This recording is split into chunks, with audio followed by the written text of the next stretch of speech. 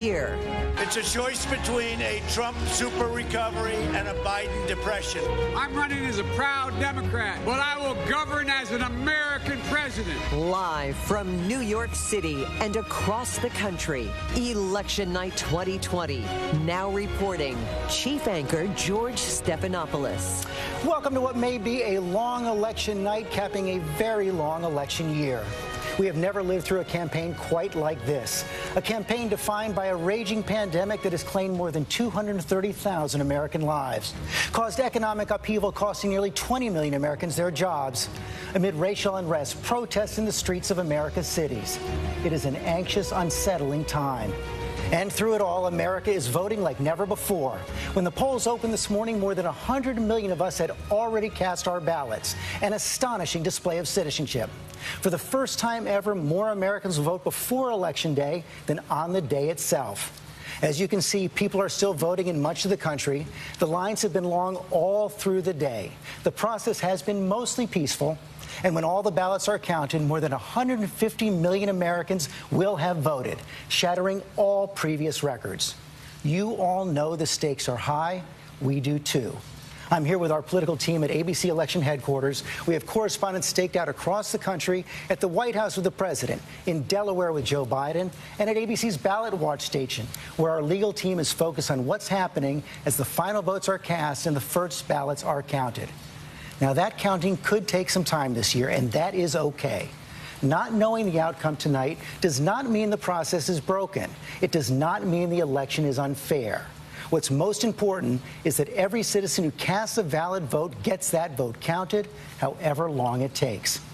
We're committed to being with you every step of the way. We'll tell you what we know, what we don't know. Straightforward reporting, fact-based analysis on the most consequential election of our lives. The polls have just closed in 6 states. Here's what we know right now. We cannot project any states right now. In the state of Indiana, the vote just coming in. Vote coming in also in the state of Georgia. That has become a battleground in recent days. Donald Trump won it 4 years ago. It is a tight race right now. State of Virginia has been trending blue over the last 3 presidential elections. We do not have enough votes to project that right now. State of South Carolina, a red state, home of Lindsey Graham, close ally of President Trump in the Senate. Again, we cannot project that state yet, nor can we project the state of Kentucky, home of the Senate Republican leader, Mitch McConnell, or the state of Vermont, strong Democratic state, of course, home to Bernie Sanders. Joe Biden beat him in the primaries. We cannot call it yet.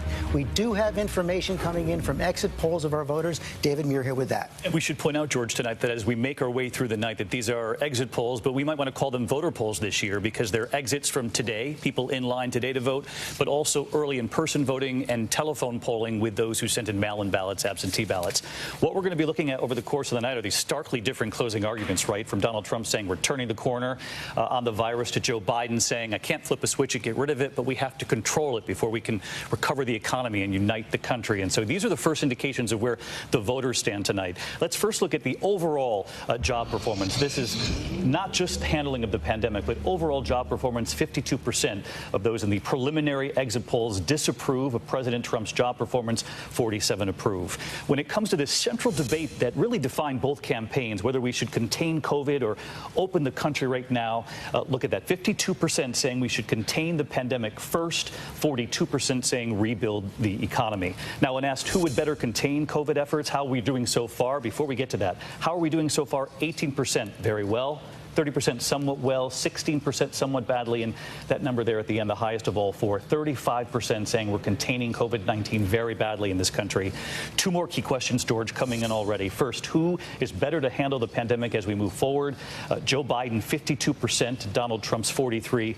And this next question is also key as we make our way through this night, because President Trump had held the edge in polling just really until it started to tighten in recent days. Look at this on the economy tonight, and these are preliminary exit polls, but right now, Joe Biden, Donald Trump, even at 49. Elections so often turn on that question. I was here with ABC News Live anchor Lindsey Davis. And Lindsey, we talk about the coronavirus. It surged in the final weeks of this campaign. Yeah, essentially an October surprise. And what a time to see the surge just in the last week. Of course, we've broken records, having more than 550,000 cases across the country. And largely these upticks we're seeing in states that President Trump won in 2016. Talking, of course, about North Dakota, South Dakota, Montana, Wisconsin. If we we drill down on Wisconsin a bit, this is a state that he narrowly won in 2016. That might have a little bit to do with why he was there late in Kenosha last night and rallying the troops on the ground. But additionally, every single day they're averaging more than 4,700 cases in the state of Wisconsin. More and more, we're starting to really see these outbreaks taking place in rural areas that could have a major role on the battleground states. Primarily, we're talking about cases that are up, hospitalizations that are up in every single battleground state. Our analysis is showing that the redder a state is, meaning the more support they have for Trump, the higher the number of hospitalizations per capita in the last 2 weeks. Lindsey Davis, thanks very much. Now I want to take a close look at the battlegrounds we're going to be looking at all night long. Tom Yamas is here with that. We've been focused on 6 key states right there where the campaigns have spent most of their time, most of their money, most of their energy. George, good evening. These are the big 6 right here: Michigan, Wisconsin, Pennsylvania, Arizona, North Carolina, and Florida. We're going to be watching these very closely throughout the night. In this column, you have 2016, the president's margin of victory. And you'll notice in the first 3 states, all less than a percentage point. That's the blue wall that collapsed for Democrats. And then in this column, this is the average of polling from our friends at 538. And there's a clear sign right there, George. You can see Joe Biden on top in every single one of those 6 states. Republicans will remind us the polls were wrong 4 years ago. Let's bring in Nate Silver from 538. Nate, talk about the forecast you had coming into election night. So coming in, we had Joe Biden with an 89% chance of winning, Trump with 10%, 1% chance of a tie. Obviously, no calls we've seen yet would change that very much. It's all things that are expected so far. But as states like Florida, we get results there, that could be quite decisive in how things go. And remind everybody where you had it going into election night in 2016.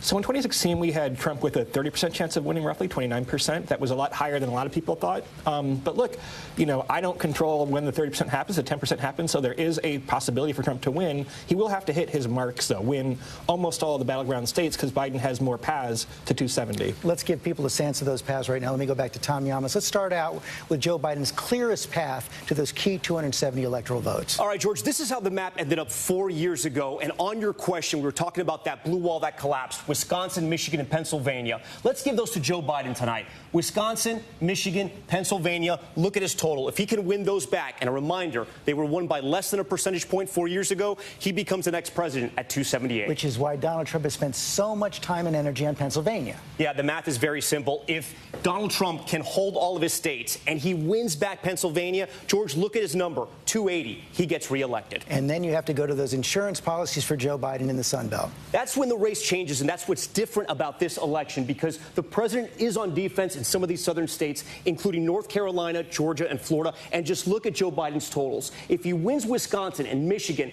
and he can pick off North Carolina, 273. Let's give that back to President Trump. What about Georgia? The polls are tight there, 274. And, of course, the biggest battleground, the Sunshine State, Florida. If Joe Biden wins that, he's at 287. Nate Silver, let's dig down on that just a little more. Show what a difference it makes in your forecast if one of those big states flips. Yeah, so we'll do Florida here. If you give Florida to Joe Biden, Biden goes, you see everything we calculate. Biden goes from 89% to 99%. You see states like Georgia become bluer. That would be potentially a Biden landslide, but Florida is a must-win state for Republicans. And how about if Donald Trump wins Pennsylvania? What does that do to your forecast? So I'm going to reset and then paint a much rosier picture for Trump. If you color Pennsylvania in red here, then Trump goes from pretty big underdog to actually a favorite here. That would be his path. He has to win Pennsylvania, win Florida, but that would make him about a 2-to-1 favorite. Yeah, it goes back to the map he had last time, or much closer to the map he had last time. Nate, thanks very much. Let me bring in John Carl, our chief White House correspondent. We should prepare everybody for another possibility tonight. The shorthand has been called red mirages and blue mirages. And let's talk about the North first. Those states, Michigan, Wisconsin, and Pennsylvania, where the early vote is not going to come in right away. Yeah, so here's the big thing. Republicans tend to vote in person on Election Day. Democrats vote more heavily by mail or early vote. So the in-person vote is going to favor the Republicans. And what happens in those states, and by the way, they're going to count pretty slowly. Pennsylvania, be prepared to be patient. Pennsylvania, Michigan, Wisconsin are going to tend to count those in-person day of votes. So we could see a big lead for Donald Trump. You could see a very big lead. That's your so-called red mirage, a very big lead for Donald Trump that gets whittled away as they count the mail-in votes. And then on the flip side, the early vote comes in fast in Florida, Georgia, North Carolina. Exactly exactly the reverse. And by the way, there's been a lot of early vote and a lot of mail-in vote in all of those states, also Texas and Arizona. And in all of those states, you're likely to see that that early vote, that mail-in vote, get counted first. And, you know, it comes in and it's going to change over the night. But you might see a very big lead, for instance, for Joe Biden early in Florida that goes away as they start away through the course of the day in vote. So we're going to be keeping an eye on that all night. Let's go to the campaigns right now. Mary Bruce with Joe Biden.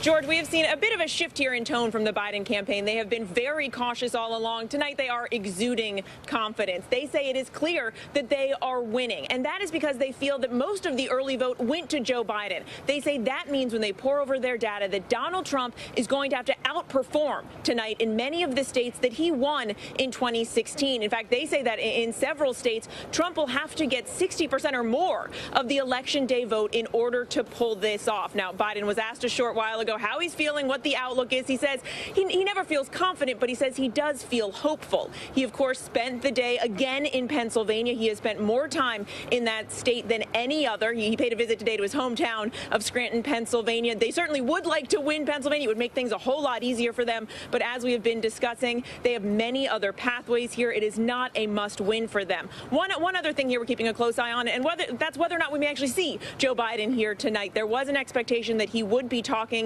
here at this drive-in rally here behind me tonight, no matter what. Now Joe Biden saying, we'll see, telling reporters just a short while ago, if there's something to talk about tonight, I'll talk about it. If not, he says he will wait for the votes to be counted and come out tomorrow. Everyone has got to be patient. Cecilia Vega at the White House. Confidence on this side, George, too. President Trump just moments ago tweeting that things are looking really good. He believes he will win more electoral college votes this year than he did 4 years ago, and he is banking this confidence on what he says is the turnout that he has seen at this blitz of swing state rallies that he's done all across the country. Publicly, aides say tonight is going to be a landslide. That's the public story, George. Privately, when you talk to aides, people on the campaign, they can see they've got a very large uphill battle to climb tonight, and it is all going to depend on Election Day turnout. Voters who showed up to the polls today. The aides are increasingly concerned about what they are seeing in Pennsylvania, a state that they know they need to win. Behind the scenes, we were hearing from sources that President Trump in recent days has really been ramping up these conspiracy theories about fraud, about an election being stolen from him. His lawyers, we know they're preparing for a potential legal fight if this race ends up being a really close one. Here's what's going to happen tonight. We know that the White House has invited some hundreds of people to show up for this an event indoors here at the White House. The White House has the campaign has 2 war rooms set up inside the White House as well. But as far as that event goes, George, we're talking about people wearing masks, people social distance, people taking tests. But nonetheless, we saw what happened at a recent event not too long ago. It became a super spreader event here. So we will see what happens with this event tonight. As for President Trump, he said he will not declare victory until there is a victory to declare. Cecilia Vega, thanks very much. The vote's starting to come in from President Trump's now home state of Florida. Most of the polls close there at 7 o'clock. They don't all close until 8 o'clock. But there you see, with about 20% of the expected vote in, Donald Trump leading Joe Biden 51-48. I want to go to our Ballot Watch headquarters right now. Pierre Thomas, our senior justice correspondent, is there. We know that the Homeland Security, FBI, were on alert in the days preceding the election and all day long for any possible intimidation at the polls, any possible violence. George, and we actually saw some intimidation in play today. The FBI is investigating the fact that robocalls went out to voters in about 6 states, to include Ohio and Michigan. In those calls, they told voters, stay at home and be safe, basically telling them not to go to the polls. So the FBI is investigating, and we know that's what they're concerned about tonight and in the days coming. If there is not a quick result known, if we don't know who the president is for a couple of days, they expect and anticipate that we will see foreign nations and others try to stoke disinformation and chaos and undermine the democracy. But to be clear, the process pretty orderly today, Pierre. The process was orderly, and a lot of law enforcement officials I spoke to today were very thankful. They did not see any sort of violence. It seems like people were able to vote easily and without any problems. Again, that is the concern going forward, just disinformation about whatever the results will be. Let's bring in our chief legal analyst, Dan Abrams. Dan Abrams, just walk through with people what would constitute illegal voter intimidation at the polls. Well, look, under federal law, that would involve coercion, threats, harassment, and that can mean a wide range of things. It It can range from anything like having a weapon and literally threatening someone to much more subtle things like a poll watcher who's not really supposed to interact with voters asking questions about their eligibility, stating false things about voting, etc. Those are all considered to be levels of voter intimidation. But I do think it is important to point out that this has been a pretty calm day. I mean, we were all talking about all of these, these apocalyptic potential that could occur today that didn't occur. And I think we should be able to take at least a deep breath to be able to say, okay, that's good. Now let's go into phase 2 here to see how the counting goes, what the results are, etc. There has not been massive systemic voter intimidation. I'm sure we're going to continue to hear more isolated examples, as we do in every election, of issues that come up at the polls. Kate Shaw, biggest issue with counting the ballots going forward? Well, there's a big question about what ballots will be counted at all. We're not going to know, how a lot of absentee voters voted tonight because states like Pennsylvania don't even allow those ballots to be opened and counted until beginning on Election Day. And when you have millions of ballots, of course, this election that is being conducted in the midst of a pandemic involving a highly contagious virus. And election officials have made all kinds of changes in order to facilitate voting in a safe way, including expanding access to absentee voting. So we just have millions more absentee ballots this cycle than we typically do. And there will be questions about, whether signatures match, whether ballots that arrive after Election Day in states like Pennsylvania. Right now, those are legitimate, valid ballots under Pennsylvania law. But we could see the Trump campaign, if it all comes down to Pennsylvania, go back to the Supreme Court to reopen that question. Polls are still open in most of the country. Kate, thank you. When we come back, we're going to hear from the Biden campaign.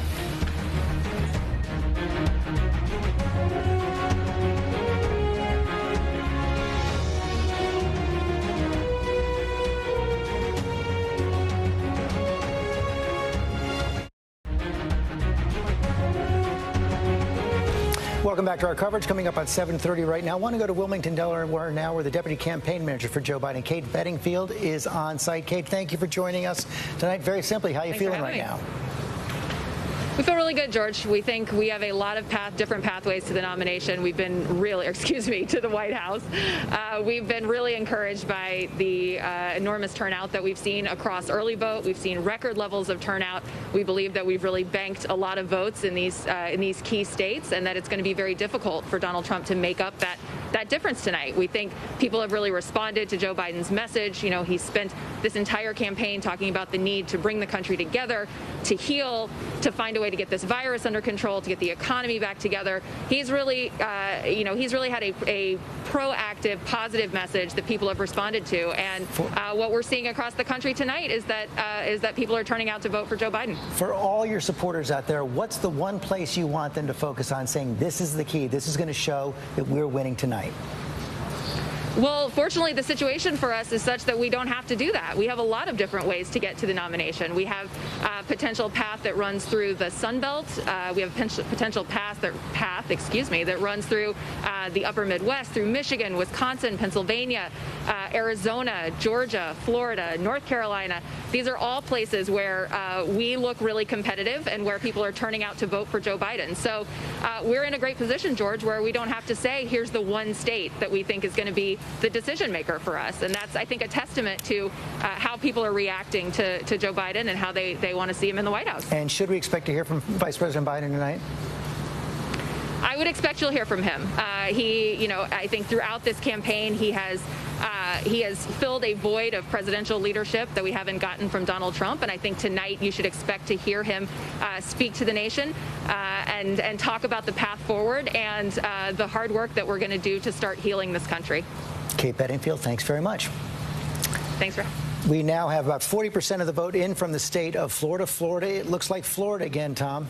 Yeah, it does. We have some great information and an early headline, even though we're still in the 7 o'clock hour. So let's dive right in. The big headline out of Florida right now is Miami-Dade County. This is the biggest county in all of Florida. Hillary Clinton came out of Miami-Dade County 4 years ago with a 300,000 vote advantage over Donald Trump. Tonight, Donald Trump is only 100,000 votes below Joe Biden. This is not a good number for the former vice president right now with 84% of the vote in Miami-Dade County. But there is some good news for Joe Biden right now. This is the I-4 corridor, Pinellas. This is a county that has older voters, a lot of white voters. President Trump won here, but barely 4 years ago. And tonight, Joe Biden is on top. He's actually overperforming from Hillary Clinton. And in right here, Hillsborough, this is the Tampa Bay area. Joe Biden on top also, and he's doing better than Hillary Clinton. That kind of news is good for Joe Biden. But the headline right now is Miami-Dade County. Republicans able to really make a dent in that Democratic wave down there, George. Rahm Emanuel, when you see that, what does it tell you?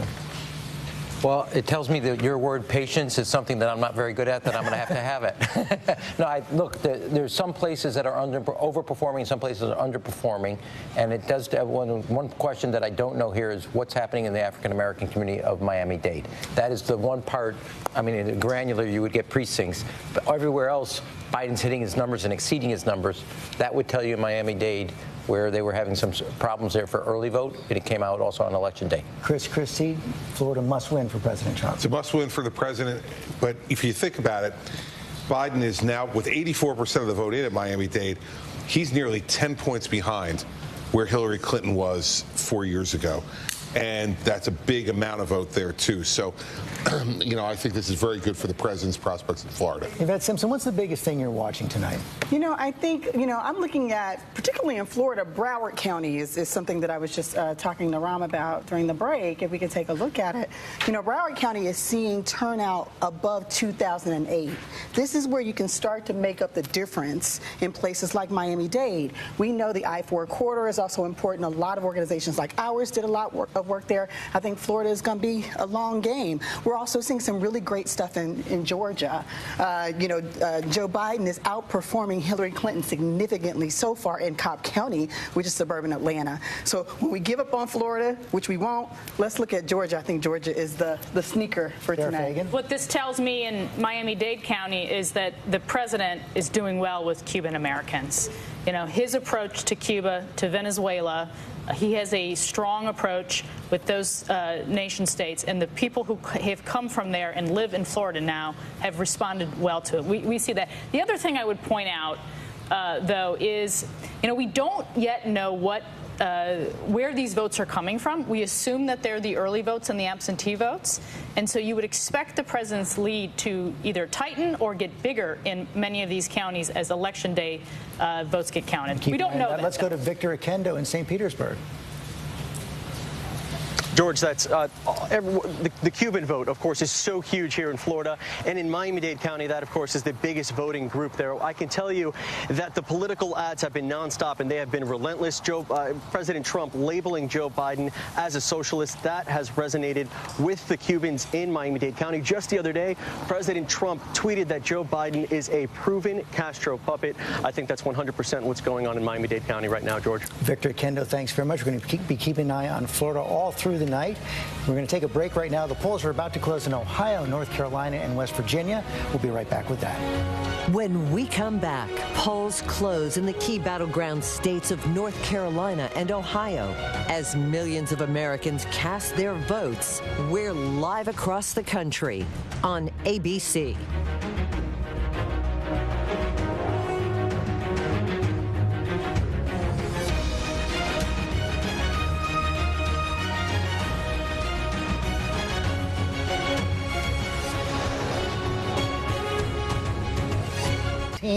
Electoral votes, Republican stronghold. President Trump won by 8 points last time around. We cannot project it yet. State of North Carolina, Democrats have fought hard here, but it went to President Trump last time around. Well, too early to call right now. Key Senate race there as well. And the state of West Virginia, we can't call it yet. 5 electoral votes expected to go to President Trump tonight. Solid state for him, but we cannot project it yet. We do want to go to Byron Pitts, who's in Raleigh, North Carolina. And Byron, they have extended the polls, keeping the polls open in several parts of North Carolina tonight. That's right, George, because there are some technical problems in a handful of precincts. Like, for instance, at one church, the copy machine broke down, so things were delayed. The expectation is that they will begin to release numbers in North Carolina about 8:15, and we expect a large amount of numbers to come out because, George, 4.5 million North Carolinians here voted early. That's 96% of the total vote here from 2016. The expectation is it'll be about a third Democrat, a third Republican, and a third independent. Historically in North Carolina, Democrats do what they do, Republicans do what they do. The uncertain area tonight will be what will independents do. This area, demographic is a big issue in North Carolina, George, because of the changing demographics in North Carolina. For instance, Raleigh, where I am tonight, is the second fastest growing city in America, only behind Austin, Texas. Every year, about 110,000 new citizens move to North Carolina. And that in part is why the state is in play. Historically, a red state. Now it's trending purple. So tonight, this is a state that Donald Trump won 4 years ago by about 175,000 votes. This year, the Biden campaign believes they can play in North Carolina. And George, as you mentioned earlier, there's an important Senate race in North Carolina that could decide which party controls the U.S. Senate. We will be keeping an eye on that tonight as well. Let's take a look at the vote coming in from the state of Georgia right now. There we see with about 4% of the expected vote in. Still quite early right there. Joe Biden has a slim lead over Donald Trump, but only 4% of the expected vote in right now. But we want to go to TJ Holmes in Atlanta. TJ. Hey there, George. The story of the day kind of was, where is everybody? We're expecting, and what we've seen here in Georgia historically, and even in recent history with the primary this summer, long lines, polling issues, machines going down, not enough polling workers, and there was some anxiety here, wondering what this day would look like, if they would be able to handle what was expected to be a huge influx, another record of people showing up. Well, it turns out they may have already shown up in the early voting. 3.9 million people voted early. The total from 2016 was 4.1 million. So many people have already voted that, get this, today the average wait time around the state of Georgia for voting was about 3 minutes. So today it has been a remarkably smooth day. We have seen sporadic issues here and there. They have had some polling places they are going to allow to stay open a little later, but by 15, 20 minutes, 40 minutes, because a poll worker didn't show up on time or because a transformer blew in another place. But small little glitches, if you will, but overwhelmingly this has been a smooth day. And the question is, who shows up today? We're expecting, a lot of people said Trump was going to need a huge day, his people to show up today late. The Secretary of State is expecting, though, still 1.5 million to 2 million people were going to show up today still. That would still set some kind of a record, but we just didn't see the issues, the problems today. So a smooth day. And as Byron just talked about in North Carolina, here as well, we have 2 Senate seats that are very important as well that could both end up in runoffs that Democrats are very competitive in. So this is a very important state, and it's been a long, long time since we've been able to say that Georgia is a battleground state, has been won handily even the past several election cycles by the Republicans. Trump won it by 5 percentage points. That's a comfortable lead. But even after that, Republicans were getting 53, 55% of the vote here in the past several election cycles. So just remarkable, George, that we're even seeing and talking about Georgia being a battleground state. Last time a Democrat won, Bill Clinton in 1992. Thank you, TJ. Let's go to Stacey Abrams in Georgia right now. Ran for governor in 2018. Stacey, you came up 55,000 votes short, I think, in 2018. Are Democrats going to do it this time? We're very hopeful. We are positioned well. We had incredibly strong early voting, absentee ballot chasing, and unfortunately, we know that the President of the United States discouraged absentee balloting. I would say that this is always going to be a close race. Georgia is a very tight state. My election, it was 1.4% difference, continuing our trajectory of moving blue. And because we were able to address so many of the issues of voter suppression, because through Fair Fight we were able to help expand the number of voting locations, make certain that we had support for the county officials, and because we saw incredible numbers of people who took advantage of our early voting and had a number of places to drop off their absentee ballots, I think it's going to be tight, but I would prefer to be a Democrat than a Republican right now. What's happening on the ground today? Are Democrats coming out today? Yes, I mean, look, there was a steady number of people voting. It was not the crush of voters that everyone anticipated. That's why I'm more bullish on our side. But again, this is Georgia. We know that things become very, very close very, very quickly. And so I'm not going to prognosticate who's going to win. But I will say that we have been pleased by turnout, both early turnout and by absentee ballot performance, as well as turnout today. Stacey Abrams, thanks very much. Let's take another look at Florida right now. 66% of the expected vote is in right now, and now it's flipped a little bit again, but it's oh so close right there, 50-49, Biden and Trump. Tom, you got anything? Yeah, we got some news. There's good news, bad news for Florida right now for Joe Biden, and we'll show you why. I want to start with some of the good news for Joe Biden at this hour. You can see through the I-4 corridor, we're going to split up Florida into three parts right here. You have South Florida, where Democrats usually do well. You have the Panhandle, where there's still a lot of vote left to be counted there. That's Trump country. And in the middle is the swing area. And right now, Joe Biden is doing pretty well. In a county like Pinellas, which I said earlier, older voters, white voters, this usually mirrors how the state does. Joe Biden's doing really well there. He's 3 points ahead of Hillary Clinton. Donald Trump underperforming in that area right there. Hillsborough right next door in Tampa, same story. Joe Biden's doing a little bit better. But I also want to show you some other parts where they're making grounds. Jacksonville, Duval, this is usually Republican territory, and Joe Biden tonight is on top. Earlier, Ron was asking about African-American voters. There's about 30 to 40% African-Americans in Jacksonville. This is also an area Democrats targeted for the suburbs. Another one of those areas was Sarasota County, a lot of retirees, but also growing suburbs as well. You can see Joe Biden may be down, but he's growing on Hillary Clinton's number. But the headline, George, we got to keep coming back to this. He's underperforming in the biggest county. This is where Democrats have to win big. And right now, Donald Trump, even though he's down, is looking good.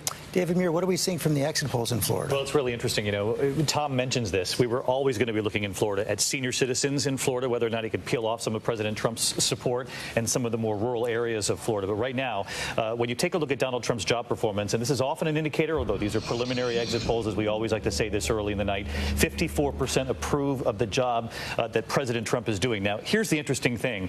On COVID, when you talk about the pandemic, 48% say Joe Biden would handle the pandemic moving forward better than Donald Trump. But as you can see, very tight.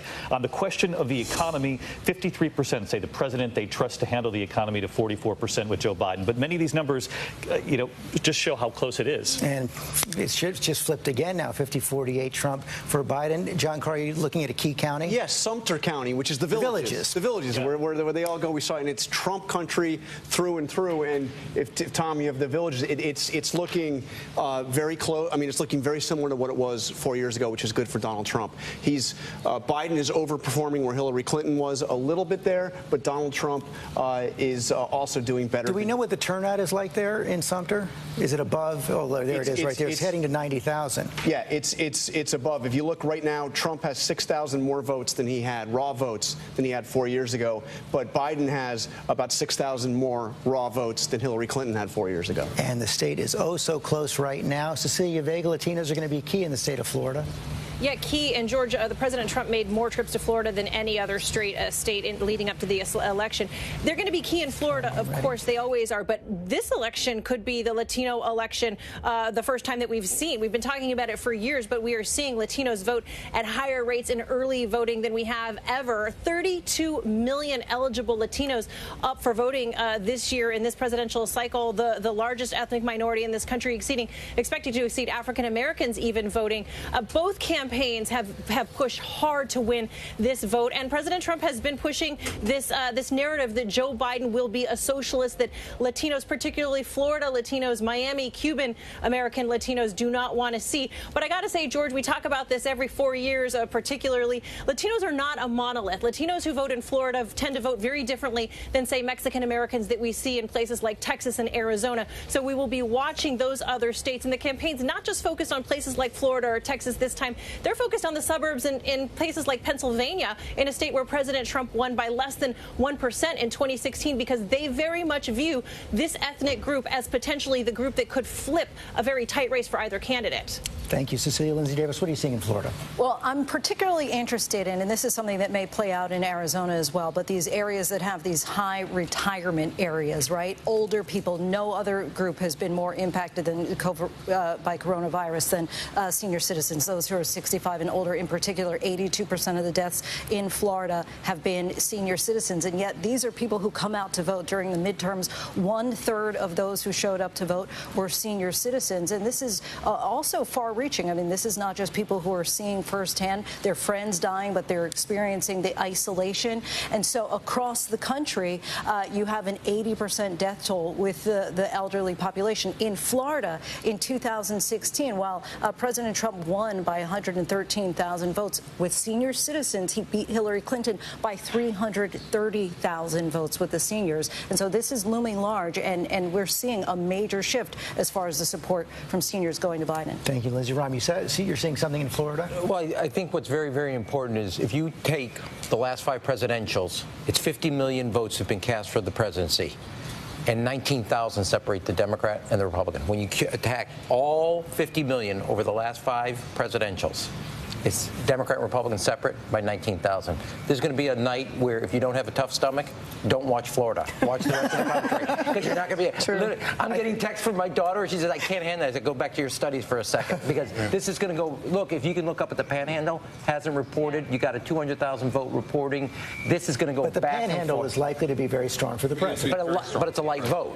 It's not a big vote. It's going to be strong for him. This is why Georgia continues in Florida, from my perspective. Unless those Miami-Dade numbers change for Joe Biden, I think he's going to have a tough time winning it. It'll be close, but he'll have a tough time winning it if he's underperforming Hillary by 9.5 points from 4 years ago when she lost to Donald Trump. We want to go to the White House now. Kellyanne Conway, the president's counselor, is there. Kellyanne, how are you feeling?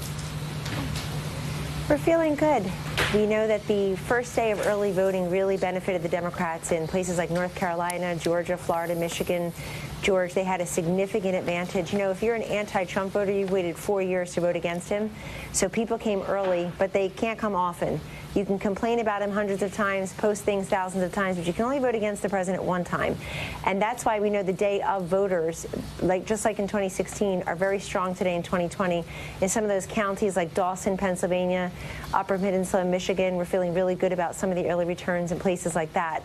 So if we can protect the 2016 map and even sacrifice a state here or there, we don't want to, we still feel like we can get over 270 tonight. The president, he's feeling great, George, because in the end, he ran the campaign these last 7 to 10 days that he knows how to run. He takes the case directly to the people, 15 rallies or so in 3 days. He wants to make sure he gets regional and local coverage as well as national coverage. And voters appreciate candidates who earn their vote. They feel like you literally show up and put up. And nobody does that quite like President Trump. So he very much appreciated the fact that he can get out there into all the nooks and crannies of these different swing states and bring the case directly to the people as the outsider incumbent. And will we hear from him tonight? Will he what? I'm sorry? Will we hear from him tonight? Yes, you will hear from the president tonight. I'm headed over to the White House shortly. We'll be joined by, I think, a couple hundred people, and the president is expected to address the nation later from the East Room of the White House. And we know that you heard from President-elect Trump at about 3 a.m. Chris Christie and I were there, 3 a.m. after Huma Abedin called my cell phone at 2:30 a.m. Things went really late into the night, and that's before we had this explosion of early voting and mail-in ballots. In a year of 2020, the year of uncertainty, George, why shouldn't the presidential election be wrapped with uncertainty as well with just a few hours to go? So we're not in a rush. We're patient people. I certainly am. But I know the president, I watched him watch returns now in 2016 and 2018. And he really gets very quiet. He watches. He's working the phones. People are running in from the war room, giving him data, giving him their best guesses, but not their wishful thinking, and I appreciate that. The president was the last one. Governor Christie will remember. He was really the last one to think he was going to win in 2016 that night, even though the returns were coming in state by state. So we're pretty confident in the competence of the ground game. We've never had nobody's ever had 2.5 million volunteers. For example, President Obama came close to 2.2 million in 2012. But the enthusiasm, the energy, and the engagement in these last 7 to 10 days belongs to President Trump. I think the polls and the political professionals definitely belong to Joe Biden. Lots of issues motivating voters this year: first-time voters, independent voters, suburban voters, senior voters. I've been watching them for quite a while during my career. And I would remind everybody something I haven't heard much of, which is in 2012, when President Obama got successfully reelected, he didn't do as well. He was down 6 points among 18 to 29-year-olds. He did less well among women. He did less well overall against Mitt Romney than he had John McCain 4 years earlier. So a president can lose some ground in some of these key groups and still be reelected.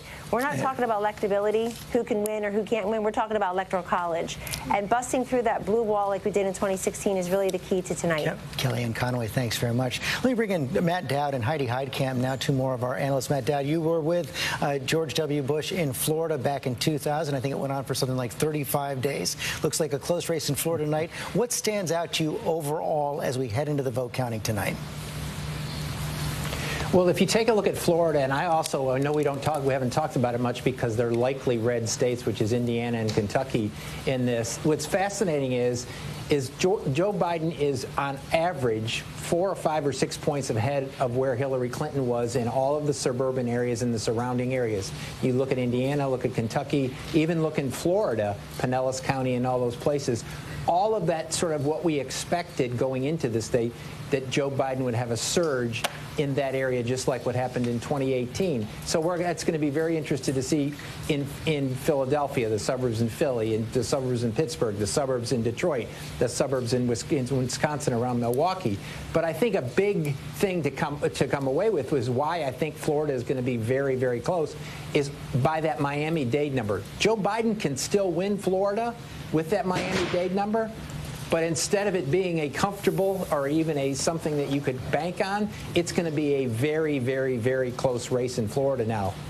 Okay, Matt Dowd, thanks. Heidi Heitkamp, former Democratic senator from North Dakota. We're seeing COVID rage in your state, across the upper Midwest, as Joe Biden and Donald Trump battling it out in Wisconsin, Minnesota, Pennsylvania, and Michigan.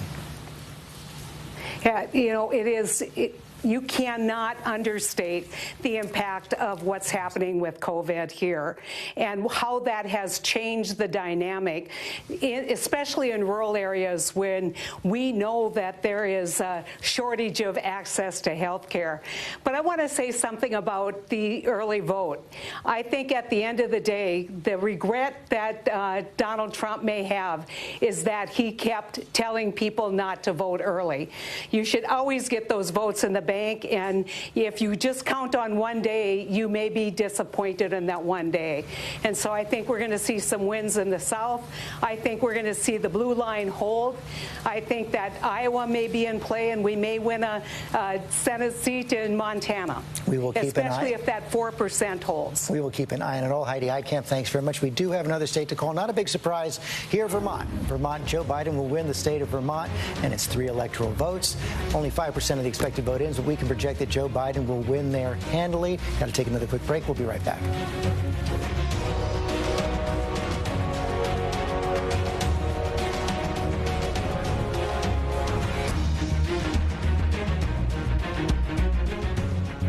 In right now, but we can project that Donald Trump will win Kentucky again. Getting more vote in from the state of Georgia right now, about 77% of the expected vote in. A long way to go there in Georgia. Donald Trump leading Joe Biden right now. In the state of Virginia, has been trending blue for some time. Right now, this could be, this is interesting. Donald Trump still ahead with about 13% of the expected vote in. The polls were not close in Virginia. Looking forward, we'll have to watch where the vote is coming in from the state of Virginia right now. As we've said, the president has already won the state with 60% of the vote in Indiana. Right there, we cannot project that yet, but the president is well ahead right there. And in Florida, we are, of course, watching the vote there in Florida with 80% of the expected vote in right there. Joe Biden and Donald Trump are battling it out. I want to go to Martha Raddatz, our chief global affairs anchor, my This Week co-anchor as well. And Martha, you've been traveling the country through this election season. About 6,000 miles since September, George, crossing the country and all the way back. And I think we really have to talk about the voters. It's so extraordinary how many people have voted in this election, how passionate they are about this election. And I can tell you many of those same people who I talked to over the last couple of months, I've talked to today. They are anxious. They are tense. One of the stories was in Kansas. I call it the tale of two farmers. Bob Hazelwood voted 2 weeks ago. In 2016, he voted for an independent. When I talked to him in September, he was leaning towards Donald Trump, but he decided he did not like his character. He did not like the chaos. He voted for a Democrat for the very first time ever, voting for Joe Biden. But his nephew told me this evening he was also leaning Donald Trump, and he voted for Donald Trump. He said he could not vote for Joe Biden. He said he didn't feel that Joe Biden supports farmers. But all over the country, everywhere I went, in the most rural areas, you would see massive signs. To Pennsylvania, where you would see every sign of Biden on one block, Trump on the next block. And many voters there who we talked to just a week or so ago also said they were switching, that they voted for Donald Trump but are now voting for Joe Biden, and most of those were suburban women. And what you hear about that time and time again, Martha Raddatz, it's the tweets, it's the character. It's exactly that. And I think really that comes down to character versus policy, and people are really trying to decide what they believe in. Like Bob Hazelwood in Kansas said he didn't like Donald Trump's character, but he loves his policy. So it's sort of personal versus policy. And Bob Hazelwood said he looked at the rest of the country and what a vote for Joe Biden would mean for the rest of the country as opposed to Donald Trump. Martha Raddatz, thanks. What about Eva Pilgrim in Pennsylvania? Eva Pilgrim has traveled across the state of Pennsylvania as well. You cut your teeth. WPVI in Philadelphia. You've been across the state, and you've seen the same thing Martha has talked about. Neighborhoods where you have Biden signs on one side of the block, Trump signs on the other. Yeah, we've seen a lot of mixed political support across the state of Pennsylvania. The thing we hear everyone talking about on both sides of the political spectrum is the concern over these ballots. A lot of people were thinking about potentially sending in a mail-in ballot, but then they got concerned because of all the confusion and speculation around the mail-in. So they decided that they would show up in person today to make sure that their vote counted. Making sure their vote counted was incredibly important to almost everyone we spoke to, George. And Eva, you sent me a note earlier that it was fascinating to me. You said we've heard so much about these shy Trump voters, people who won't tell posters they're going to vote for Donald Trump. You seem to come across what you would consider shy Biden voters in Pennsylvania. That's exactly right, George. I was actually really surprised to discover this after talking to some neighbors. They would see the Trump signs and they were concerned because they saw Biden signs that had been destroyed or windows that were broken. So they didn't want their neighbors to know that they were going to be voting for Joe Biden. George? Eva Pilgrim, thanks very much. Coming up on 8 p.m. now, and these polls are going to close in 16 states at 8 p.m. We'll be here with all the results we have when we come back. Moments from now, we're live in the battleground states as results come in. Polls are already closed in 9 states. They're about to close in the key states of Florida and Pennsylvania when Election Night 2020 continues on ABC.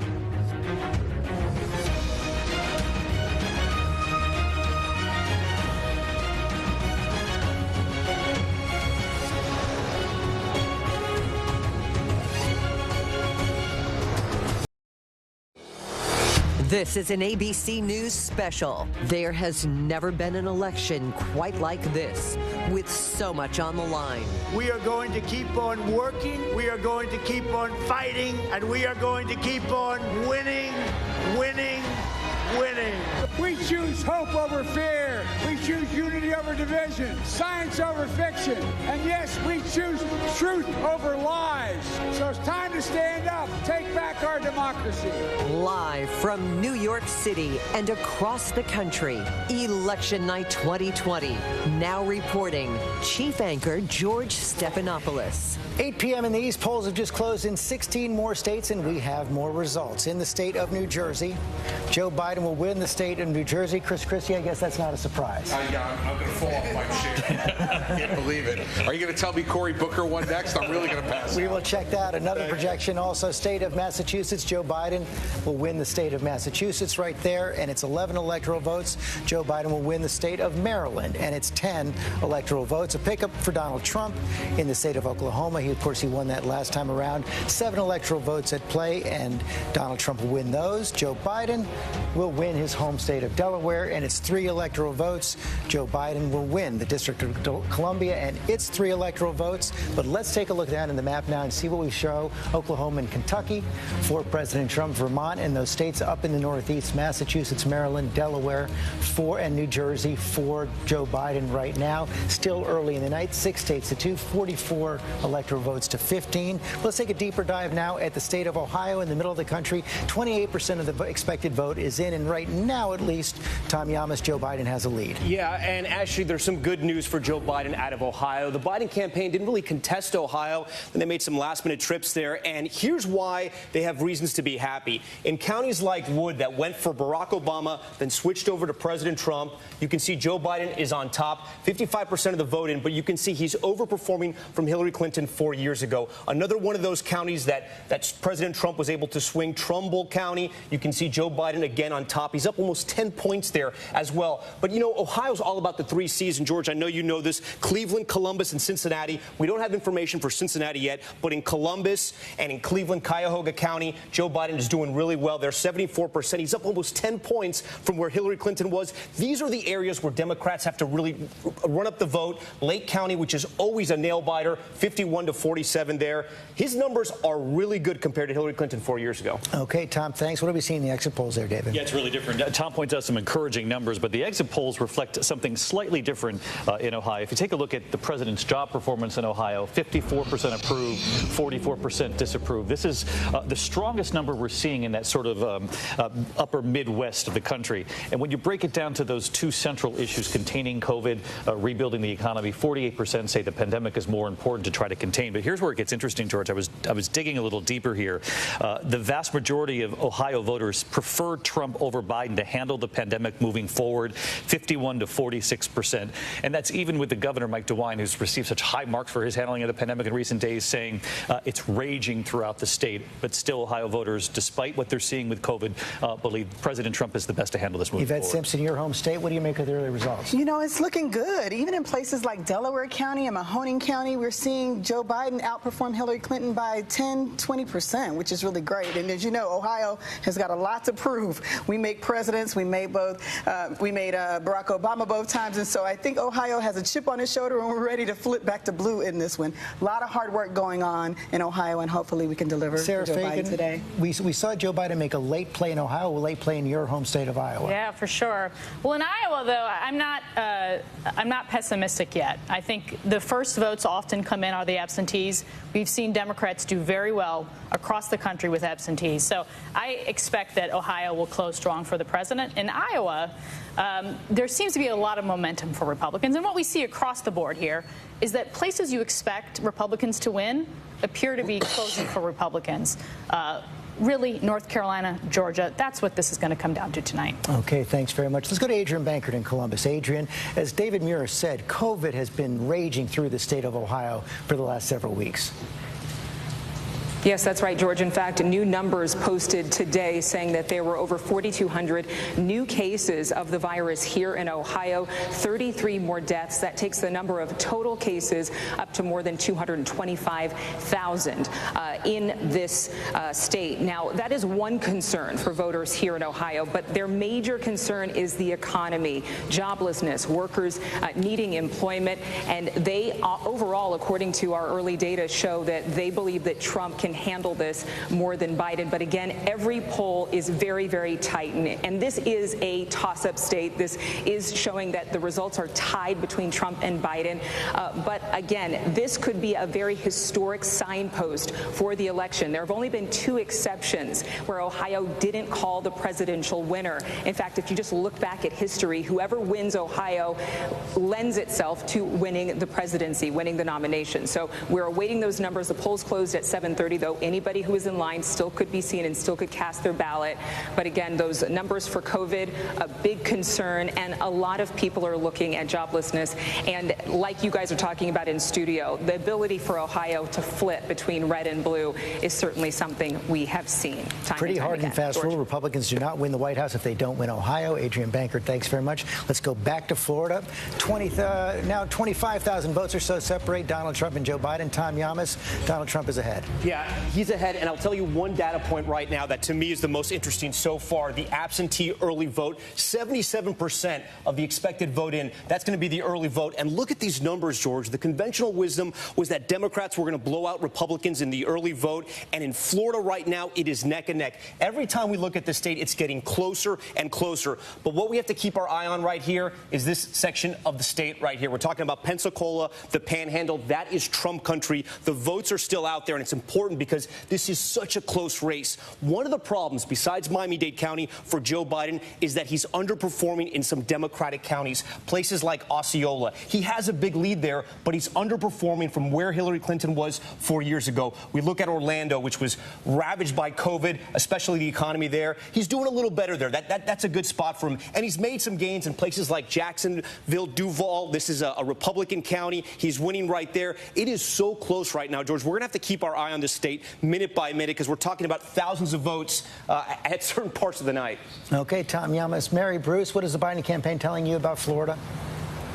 Well, all day long they have been telling us that they knew that Florida was going to be a toss-up. They, I suspect, are poring over these numbers just like we are. Look, in areas like Miami-Dade, for instance, they never expected to do as well as Hillary Clinton did there, but I suspect they are very surprised to see just how close it is in that area right now. They have spent a lot of time, really the entire Biden team, fanning out across the state in these final days. Joe Biden was in Florida today, the candidate's wife. Barack Obama, Biden's not-so-secret biggest weapon in this race in many days. Obama was in Florida 3 times in just the last 2 weeks, including in that critical Miami-Dade area. So they've put a lot of effort into trying to get out the vote there. And so much of the message there, of course, on the pandemic as they try to target senior voters. I think especially about one moment in particular, Biden, during one of his 3 trips to the state, speaking to a group of seniors and saying how many of them this year haven't been able to go out and hug their grandchildren, trying to directly tie the president's handling of this pandemic to their own personal lives, to their own families. That is a message that the Biden team is hopeful will resonate in the state. But, man, it is very close right now. I know they are looking at these numbers just as closely as we are, George. They certainly are. Cecilia Vega, the president changed his registration earlier this year to vote in Florida.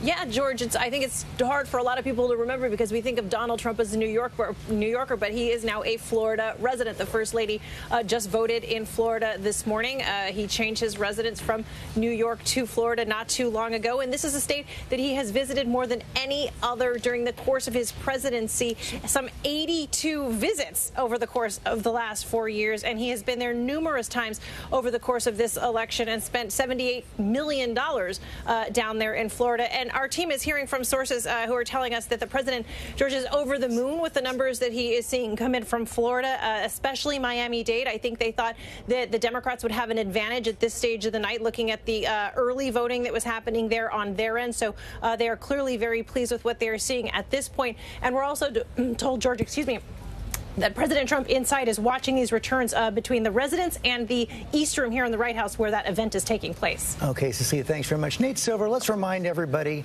what happens to your projection if Donald Trump actually wins the state of Florida. So, yeah, let's see. He's at 10%. It's going to shoot way up if he wins Florida. It's going to take a little bit of time to calculate here. But Trump, if he wins Florida, is much more in the running. He's about a 1 in 3 chance of winning overall. The one silver lining for Biden a bit is that this seems to be mostly concentrated among Cubans in South Florida. It might not translate to other parts of the country. But, Florida would be the first step toward a Trump upset. Okay, Nate Silver, thanks very much. Let's take a look at the key state of Georgia right now. Let's pull that up.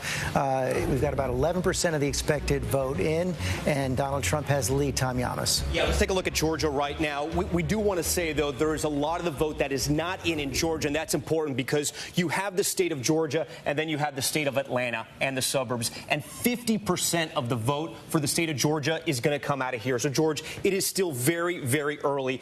Any signs for either campaign? Look, there's a lot of red counties. Georgia got redder in those red counties after 2016, but the blue counties expanded. They got bluer. So many people moving to Georgia. Right now, it's tough to say whose state this is. Only 11% of the vote in, and a lot of the Atlanta metro area still needs to come in. But we can't talk about Cobb County. Cobb County, once the home of Newt Gingrich, and at 63%, with 31% of the vote in, Joe Biden's overperforming Hillary Clinton. If he's going to win Georgia, he has to win big in Atlanta and the surrounding suburbs. And tonight, right now, if this holds, and this is the trend, that's good news for Joe Biden. One of the other ones, and I don't know if you can pull it up. Can you pull up Gwinnett County? It's not in yet. We don't have information for it yet, but that was one of the counties that Hillary Clinton flipped 4 years ago. We're going to be watching it closely so far. And the reason why we don't have information, I want to explain this to our voters, we want to make sure we have enough of a sample in to kind of say who's winning what, and the votes have been counted. We're not there yet, so we're not going to touch it, George. What are we seeing in the exits there? A couple of things out of Georgia, George, to take a look at. First of all, let's take a look at, they just switched this up on me right here. Let's take a look at Georgia's job performance. 50% approve of the job that President Trump is doing on the all-important issue. 51%, though, say the pandemic is most important. But I've been diving into some of the numbers in Georgia. The racial and ethnic makeup, minorities making up 4 in 10 Georgia voters. That matches the 2016 numbers for Hillary Clinton. When it comes to moderates, even 39%. With conservatives, that also matches 4 years ago. Now, this is interesting. In Atlanta, strong support in Atlanta brought Clinton to within 5 points of Trump 4 years ago. That is up slightly to 20% of the voters. There's a slight uptick there. But again, he's holding his own in the exit polls, the president in Georgia. They're giving him the edge in handling the pandemic moving forward as well. TJ Holmes is in Atlanta. What are you hearing on the ground? Well, we're here on the ground here, and you all made those important points there about where I am. I'm standing in this Atlanta metro area where, yes, this is a big state, 159 counties, but 50% of the vote is wrapped up in 4 counties right here in this surrounding area. And you've been talking about Cobb and Gwinnett counties. Those 2 counties, yes, Hillary Clinton lost this state by 5 percentage points, but she picked up Gwinnett and Cobb County. Those are 2 counties that are the 2nd and 3rd most populous counties in the state of Georgia. And she was the first Democrat to pick up those 2 counties since Jimmy Carter, the son of Georgia, did so back in 1976. So this is a big deal here if they can perform, if Joe Biden can perform well in this area. Now, we might not know for some time. We're expecting to start, George, getting some results here. It's 8 o'clock now, but we talk so much about all the early votes that came in. So how long is it going to take to get those? They didn't count them before today, but they started processing them before today, essentially collecting all those memory cards, essentially opening the mail-in ballots and getting them ready. So essentially all they had to do tonight, George, was click a button and to count those votes. So we should start getting some of those results of all those early ballots, all those early votes that did come in, that record-setting 3.9 million. We should start getting those pretty soon that give us an indication. But yes, it's so critical here in these 4 counties how Joe Biden performs compared to how Hillary Clinton did. She lost the state, but that's why Democrats thought there was an opening, there was a chance, there was something here. They were making some inroads once they started doing a deep dive on the numbers from 4 years ago, George. TJ Holmes, thanks very much. Georgia's neighbor, Tennessee, has just come in for Donald Trump. Tennessee and its 11 electoral votes will go for Donald Trump. Also, Donald Trump has now picked up the state of Indiana and its electoral votes. So it's still quite early in the night. We have to be patient. Every state that's gone has gone the way it was expected to go. 6 states for Joe Biden, 4 for Donald Trump. Long night ahead. We'll be right back.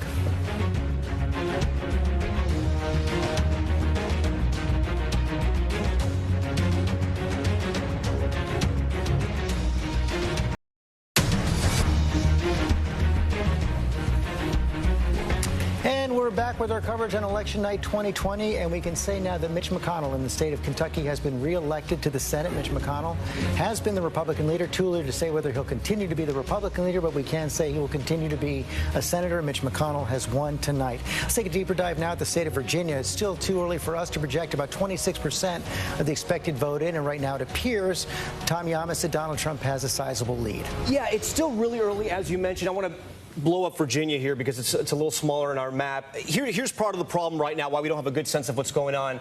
The D.C. suburbs, Alexandria, Arlington, that entire area, Fairfax, that's going to be 25% of the vote, and a lot of that so far we don't have in. But where Donald Trump is winning, he's doing really well, and he's actually overperforming in some areas. When we look at Henrico County, this was a county Democrats won pretty decisively 4 years ago. You can see 57 to 36. Tonight, right now, with 36% of the vote in, Donald Trump's on top. In the swing area down here in the Hamptons Road area, Virginia Beach, Donald Trump barely lost 4 years ago. Tonight, he's up, and he's up big. But again, it's still very early in Virginia, George. We're still waiting for a lot of the vote to come in. You see a lot of these red counties. This is the same way it looked 4 years ago, yet when the blue filled in, that's when Democrats won. Tom Yamas, thanks very much. Now let's pull up Texas.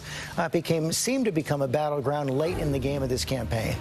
Yeah, so we take a look at Texas. A lot of the vote not in yet. What we do have, of course, the most important county in Texas, the biggest county, Harris County right here. This is Houston, 56 to 42. He's matching Hillary Clinton so far. One of the big reasons Democrats thought this area was in play, that Republicans were vulnerable, is because Donald Trump underperformed from Mitt Romney, and he did it in an area here. I actually want to check one of these counties. Fort Worth, this is Republican territory right next to Dallas. This is Fort Worth. It's neck and neck with 80% of the vote in. That's actually very good news for Democrats. Democrats have to be very happy about that number. Just north in the suburbs of Fort Worth, Denton. This is also a Republican county, 45-52. But you can see right there, George, Joe Biden, he's building on Hillary Clinton, what she had. He's overperforming there. Still a lot of the vote out. You'll remember all of East Texas, that's going to be Trump country. The border is going to be more for Democrats. We'll be watching Austin, Bexar County, San Antonio, and, of course, the ring counties around Houston. Okay, thank you. Marcus Moore is in Texas. And, of course, Marcus, Texas, one of those states where the early vote produced more than 100% of the 2016 vote with days to go in this campaign. Yeah, George, that was really the major storyline heading into this election. More than 9.5 million people casting their ballots early here in Texas, and that, as you said, surpassed the 2016 vote entirely. And so certainly there has been a lot of enthusiasm heading into tonight, and the polls just closed here in Harris County and in most of Texas, but they are still open out to our west in El Paso. So, of course, a few people know that Texas actually straddles two different time zones, and the votes are still being cast out there in El Paso. But we anticipate that in the next few moments we will see the activity here at the Harris County vote headquarters pick up quite a bit. This is where those poll workers will be bringing in the various ballots from the polling locations, nearly 800 of them in Harris County alone, and they will be counting them here tonight, George. And so far, things have gone smoothly here. Only a couple of polling stations opened late because of technical difficulties, and so that has been good news. Also, the weather was perfect here, and both sides of this campaign, the Republicans and Democrats, encouraged by that, and certainly, clearly, when we talk about the voter turnout, it has been massive here in Texas, and it is the reason why Democrats feel like they can turn this historically red state blue, and of course, time will tell if that happens, George. Marcus Moore, thanks very much. Dad, you're there in Austin. Texas has been changing. The question is how fast? Well, it has been changing. It was a state that Mitt Romney won by 16, then Donald Trump won by 9, and then Beto O'Rourke finished 2.5% behind Ted Cruz. And so it's been changing slowly. Donald Trump has speeded that up somewhat. But I think one of the key signs is this is going to be a very close race. I mean, usually, George, when we're here, we've already called Texas and we're moving on. A Democrat hasn't carried Texas as president since 1976. Denton County, which Tom mentioned, I'll just say, and I looked at the data, Denton County is 98% in. That's a county that Hillary Clinton lost by 20 points. It's a suburban county that has been traditionally solid Republican. Donald Trump is only 7 points ahead in that county with 98% of the vote in. That shows what's happening in the suburban areas. Okay, Matt Dowd, thanks very much. We can project another state for Donald Trump right now, West Virginia. West Virginia and its 5 electoral votes will go to Donald Trump. Only 10% of the expected vote in it, but that is a clear win tonight for Donald Trump. So let's take another look at the board. Right now you see Joe Biden has 44 electoral votes. Donald Trump has 42. We have a long way to go on this election night 2020. We'll be right back.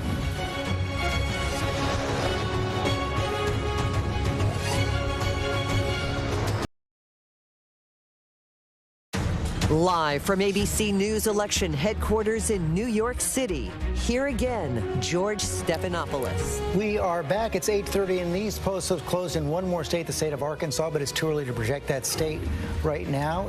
Right now, it seems like Joe Biden has, we're going to go to the state of North Carolina right now, where Joe Biden is fighting it out with Donald Trump. Tom Yamas, what's the latest we have on that? It appears to be a Biden lead right now, but a lot of vote yet to come in. Yeah, right. And a data point we want to talk about right now as we blow up North Carolina here is the early vote in. 78% we estimate will be early vote here in the state of North Carolina. And look at this, George.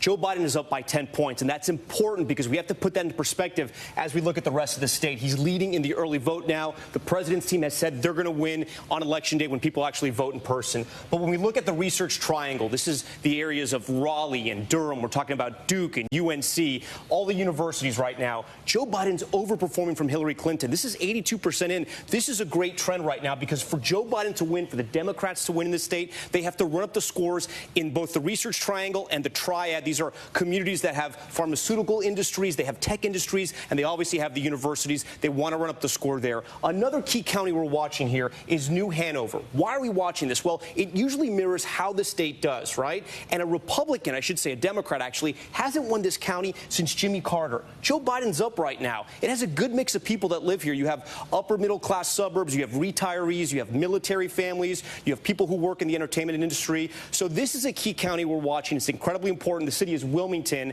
And for anything else, one of the reasons why we love this, it's a hometown of Michael Jordan, George. That's important, all right? Okay. Lindsey Davis, you're keeping an eye on 3 counties in North Carolina? Yes, that's right. These 3 counties that have the highest number of COVID cases right now all voted for Hillary Clinton in 2016. Also want to report there were 67 deaths in North Carolina from coronavirus on Tuesday. That's the highest number that they've ever reported. Everything that we measure in North Carolina is on its way up, talking about hospitalizations, positivity, cases, and deaths as well. Of course, North Carolina was famous for that dust-up, that infamous dust-up now between the popular Democratic Governor Cooper there in North Carolina when President Trump wanted to have the convention there, and cases started spiking at the time. Then he planned on moving it to Florida. The cases started spiking there, ultimately moved it back to North Carolina just for kind of the bare bones roll call. But in North Carolina, not going in the right direction. Okay, Lindsey, thanks very much. And what did the exit polls say there, David? Really interesting when you take a look at opinions of both of these candidates in North Carolina. Opinion of Donald Trump, 52% unfavorable there, underwater, obviously, from those numbers. When you look at Joe Biden, favorable, 49 to 47. And when it comes to handling the economy and COVID, 49% trust Donald Trump. Very close there, though, really negligible. But when you laser in on the pandemic, 51% say Joe Biden would be better moving forward. But a couple of key things, differences from 4 years ago. When you take a look at independent voters, right now, Biden is ahead 6 points with independents.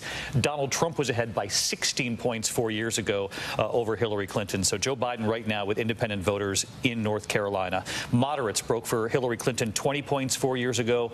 They're breaking for Joe Biden by 34 points 4 years later. He's improved upon moderates. The suburban vote, this is interesting. Right now, Donald Trump ahead. Suburban votes 58 to 40%. That includes suburban women. Going with Donald Trump, 56% to 43%. And one last little note, given what we've heard from Tom and Lindsey. In Raleigh-Durham, 20% of the votes last time. Well, right now, they're breaking 59 to 39 for Joe Biden. He's ahead by 20 points. Hillary Clinton was ahead 22 points with the exit polls 4 years ago. So he needs to make up some ground there if he wants to catch up to where the Democrats were 4 years ago. Okay. Byron Pitts, you're there in Raleigh. Well, George, I have to tell you, these vote numbers, early numbers, still early, make both campaigns nervous. The Trump people told us early on they expected to be down maybe 5 to 8 points. The Biden people said they expected to be up 10 to 15 points, and right now there's about a 9-point difference. North Carolina is vital to the Trump campaign. The president has visited this state 11 times in the last 3 months. Mike Pence 8 times, compared to Joe Biden twice, his running mate 4 times.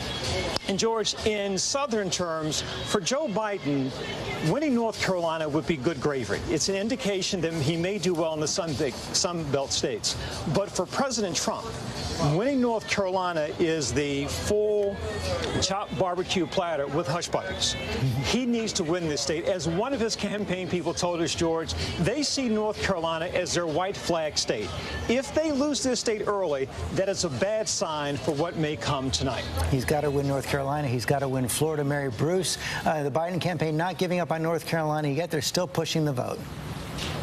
Not at all, George. In fact, we have been noticing on Twitter many Biden campaign aides urging voters to stay in line, saying, do not move, don't go anywhere. Your vote has to be counted tonight. In fact, both Joe Biden and Kamala Harris tweeting out just stay in line. This is, of course, a critical state, and it's one where the Biden team believes when they look at their data that it's a state where Donald Trump today has to overperform where he was in 2016. They say that Trump tonight has to win 62% of the Election Day vote to pull this off in North Carolina. And poring over these early results, these early exit polls, one of the figures that David just cited sticks out to me among moderates, which broke for Clinton by 20 points in 2016.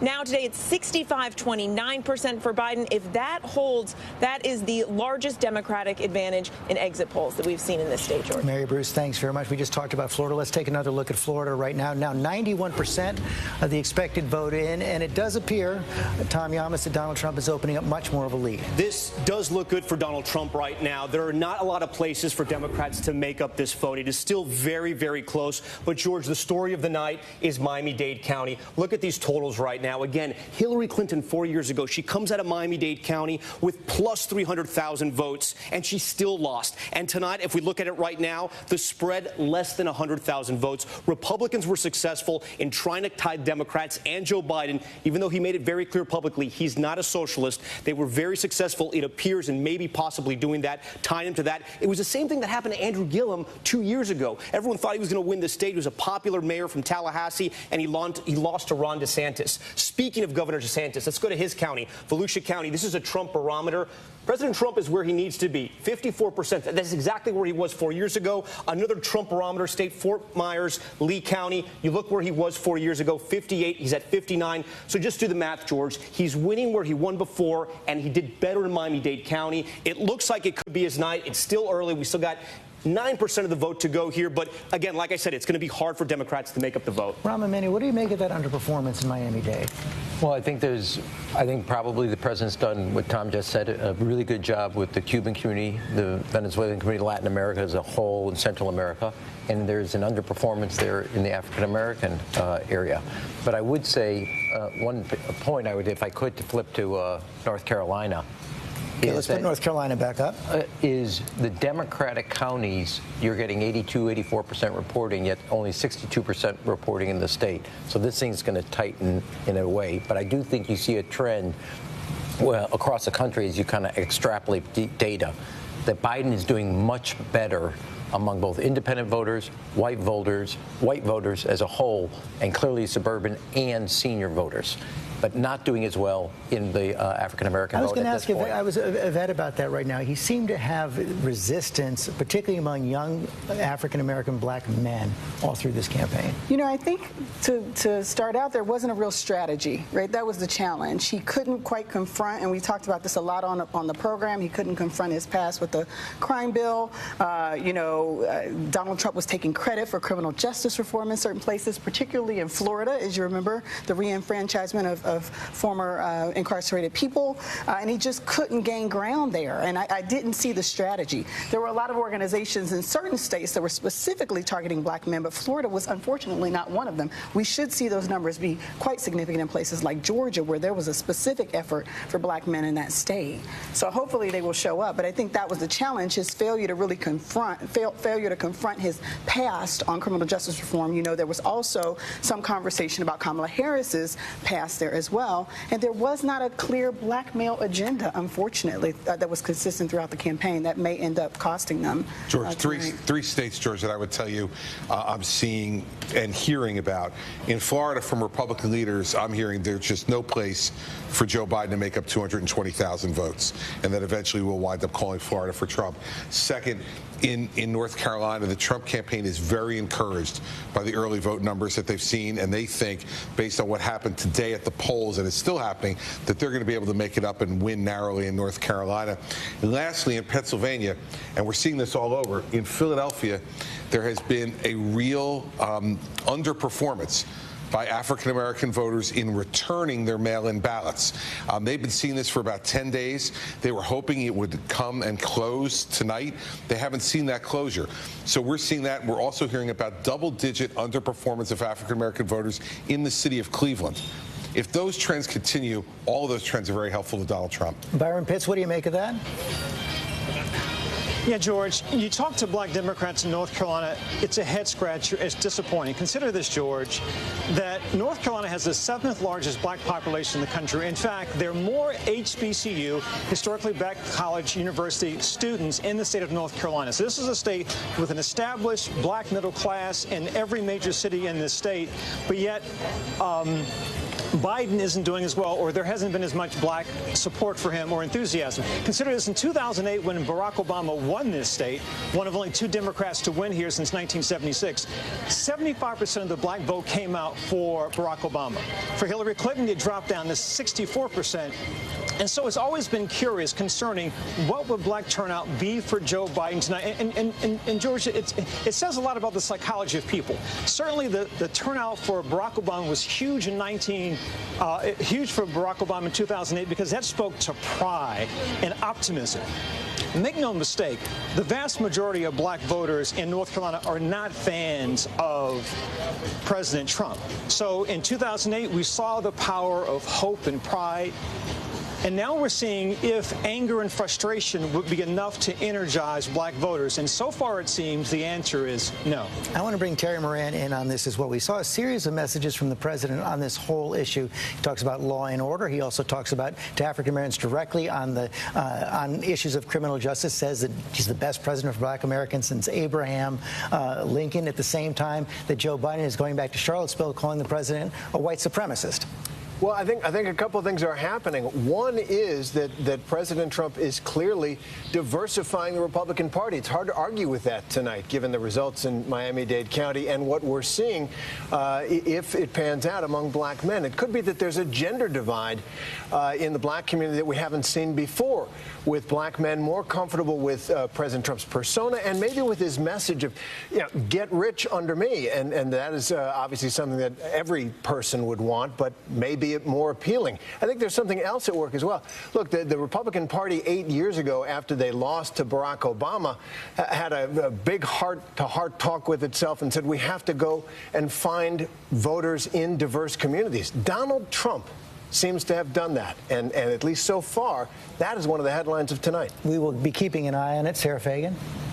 Donald Trump competed for this vote in a way that no Republican has ever done so.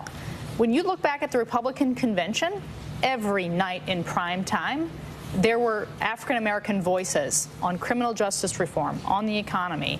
And we shouldn't forget that. He deserves credit for that. And it appears that he is maybe not getting a lot of black votes, but maybe people haven't turned out tonight, and that in some ways had an impact. Mary Bruce, what are you hearing from the Biden campaign about this phenomenon right now? Do they believe it? It's a good question. Tonight they are being tight-lipped on that, of course, but it is interesting when you look at the trajectory of this campaign. Joe Biden is often accused of taking the black vote for granted. A lot of attention was paid, especially several months ago at the beginning of this pandemic. Biden on Charlemagne the God, his radio show, saying to black voters that if they don't vote for him, quote, you ain't black. That, of course, did not sit well with many in the black community, despite the fact that, of course, it was black voters, especially female black voters, that helped in many ways rescue Joe Biden's candidacy, helped deliver him this nomination, especially in the South. And Joe Biden has continued to face this criticism. I think, of course, about the moment in our town hall in Pennsylvania just a couple weeks ago, a young black voter, Cedric Humphrey, stood up and asked Joe Biden, what else besides saying, you ain't black if you don't vote for me, are you going to do for the black community? Joe Biden gave him a very lengthy answer about his economic policies and how he plans to try and bridge some of the gaps that we see in this country. But I talked with Cedric after that, and he said that while, yes, he would be voting for Joe Biden, that it was going to be begrudgingly because he simply felt that Joe Biden was just the lesser of two evils. That's not exactly the kind of enthusiasm that may necessarily drive a lot of black voters, especially young black voters, to the polls. And, George, I can tell you, I also spent a fair amount of time this summer out in the protests in the wake of the murder of George Floyd. It was, again, a sentiment you heard a lot from young black voters saying that Joe Biden, they felt, just didn't get them. Mary Bruce, thanks. Cecilia Vega. Well, it has been a real juxtaposition from this White House over the last 4 years, George, when it comes to race relations, and speaking to communities of color. This has been a president who has been among the more inflammatory presidents when it comes to race and speaking to the African-American and Latino communities than we've ever seen in our lifetimes. He retweeted a video that showed a racist baby. There was that supporter who yelled an epithet at a rally at an event down in Florida.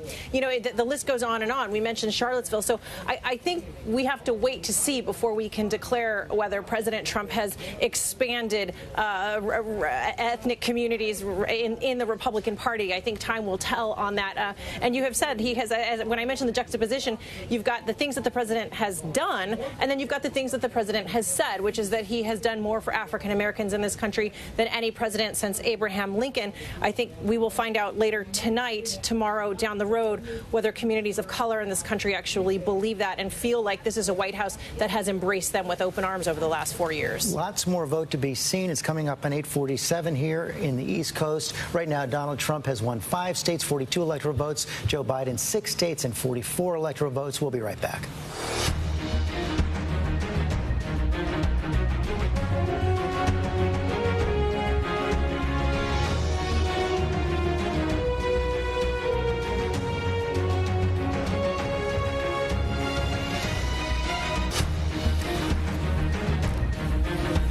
Coming up on 9 p.m. in the East, polls have closed in 26 states. Want to take a deeper dive now again on the state of Georgia. Tom, why don't you go up to the map here? Let's take a look at Georgia right now. 26% of the expected vote in right now. Donald Trump has a sizable lead. Yeah, let's take a look at the absentee early vote right now. 78% of the total vote. And you can see right now, Donald Trump, again, breaking the conventional wisdom. We only have about 31% of that early vote in reporting, but he's up nearly 10 points in the early vote. That's good news for Donald Trump. So as we take a look at the map, you see a lot of these red counties. We're going to take a close look, George, throughout the night right here.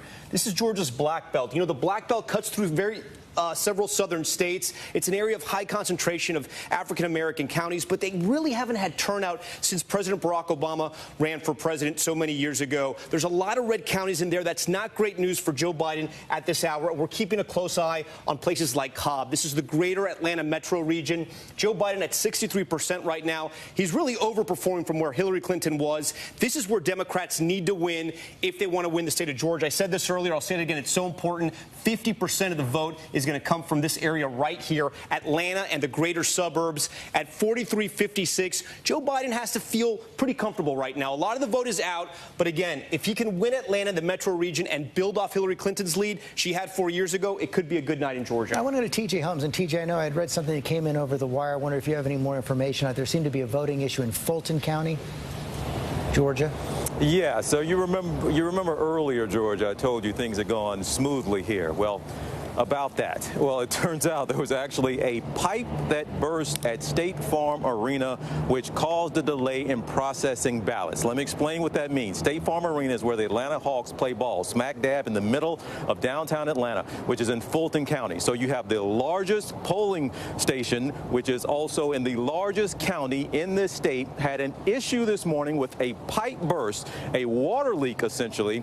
So there was a delay in processing ballots there so they could clean up the area. Now, I talked to Fulton County. Their officials say this caused about a 2-hour delay. Talked to the Secretary of State's office. They say it was about 4 hours. So we could see a delay in getting some of those numbers of those ballots. It's important to note none of the ballots were damaged or destroyed.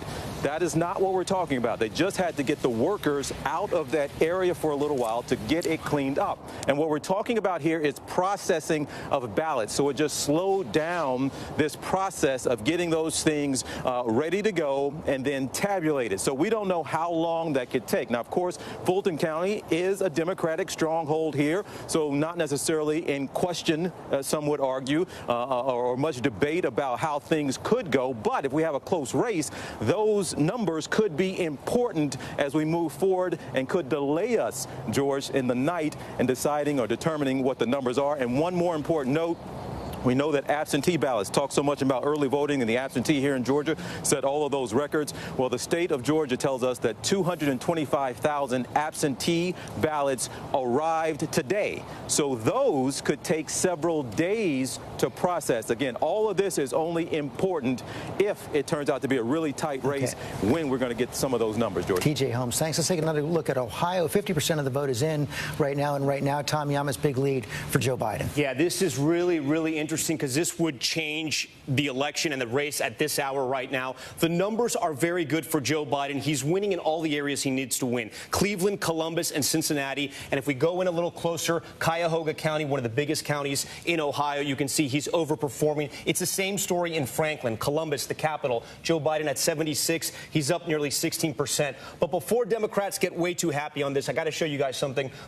Let me click back on Ohio, go to the absentee vote here. Look at those numbers, George. 20%. He's up 20 points, nearly 20 points on the early vote. That's really important. That's maybe one of the reasons why Democrats look like they're doing really well in Ohio. That being said, though, I will say I'm looking at several counties, especially in this area up here near Toledo, the Rust Belt area. These are counties that President Trump flipped 4 years ago. Tonight, I can count 4 or 5. Joe Biden's on top. Okay. Heidi Heitkamp, what do you make of what you're seeing in Ohio? Well, I think it's great news for Joe Biden because it speaks to what's going to happen in Pennsylvania, in Michigan, all up in the Great Lakes. And I think that it doesn't surprise me. I think that one thing we haven't talked enough about is women suburban voters. And we're seeing them turn out in record numbers. We're seeing this kind of wave there that's going to change the outcome, I think. Heidi Heitkamp, thanks very much. Coming up on 9 p.m. polls about to close in 14 more states. We'll be right back. Coming up, we're tracking all the results, with polls set to close in 14 more states, including the pivotal battleground states of Michigan, Wisconsin, Arizona, and Texas, on ABC.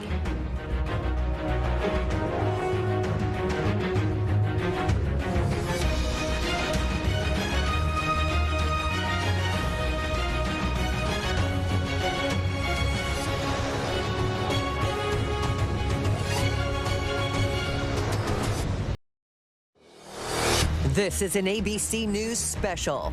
It all comes down to this. The choices couldn't be more different. We're never going to lock down again. We locked down, we understood the disease, and now we're open for business. I'm not going to shut down the economy. I'm not going to shut down the country, but I'm going to shut down the virus. Live from New York City and across the country, Election Night 2020. Now reporting, Chief Anchor George Stephanopoulos. 9 p.m. in the East, polls have just closed in 14 more states. We've said it so many times this year, 2020, it's a divided country. And at 9 p.m. in the East, it's a divided vote for president right now. Joe Biden has won 6 states. Donald Trump has won 6 states, 48 electoral votes for Donald Trump, 44 for Joe Biden. As we said, the polls have just closed in 14 more states, and we can project that that Joe Biden will win the state of New York, Donald Trump's former home state. 29 electoral votes there, not a surprise there in the state of New York.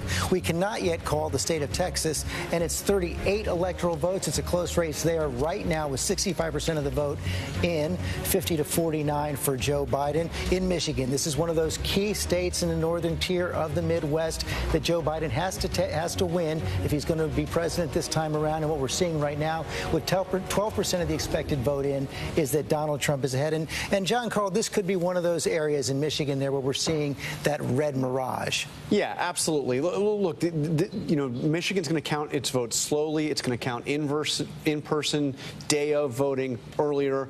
You're going to see more of that early vote counted later, which is going to be good for Biden and for the Democrats. Let's go to Juju Juju Chang in Michigan. Coronavirus has been such a big issue there in the state of Michigan. And, of course, Governor Gretchen Whitmer, who has seen protests over lockdowns. And, of course, Donald Trump, President Trump, went in there and took that on head on.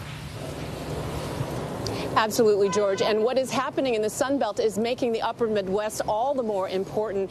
And we're seeing that it was a fight to the finish here in Michigan. President Trump's final stop was in Grand Rapids in a sort of 2016 superstitious nod to his come-from-behind victory. But it was a squeaker, only 11,000 votes. And that's where he's doubling down on his base, energizing his base. In fact, there were 15 visits from President Trump or a family member or a major surrogate in the past 2 weeks. And they're very excited about their ground game here. And yet Joe Biden is trying desperately to seal the cracks in the blue wall. And he did that in part by outspending President Trump dramatically here. $27 million in spending by Trump, $52 million by Joe Biden. And not only that, Kamala Harris has been energizing the African-American vote here in Detroit, as well as his not-so-secret weapon. President Obama campaigned with Joe Biden over the weekend to energize that all-American African vote. But what we're seeing in the exit polls is that crucial suburban vote, George. And what we're seeing is that began to shift in 2018.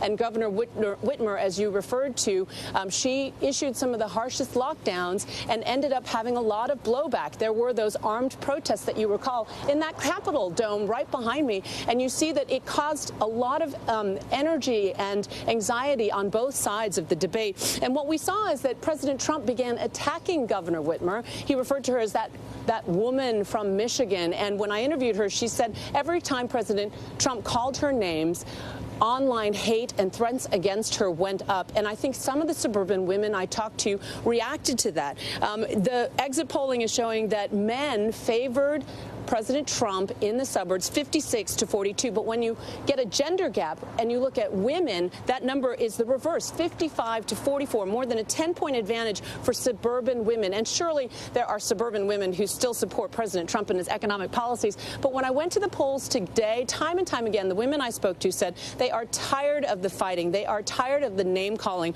One mom said to me, President Trump says and does things that if my kids did them, I would punish them. And when it came to handling of the pandemic, one lifelong Republican mom said to me, it brought out the mama bear in me, that when it comes to the health and safety of my kids, it made her turn away from the Republican Party for the first time and vote Democrat for president and vote for Joe Biden. How that will play out in Michigan, George, we'll see. Juju Chang, thanks very much. The polls have also closed in the state of Arizona. I want to take a look at that right now. It's 11 electoral votes in play. This has become a battleground state as well.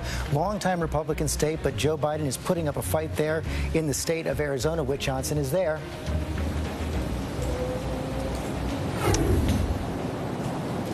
George, yes, Arizona, the polls are closing right now in Arizona, and we spoke to the Secretary of State not long ago, and she told us that they expect things to run pretty smoothly here on election night. They hope to release the first chunk of results about an hour from now after the polls close.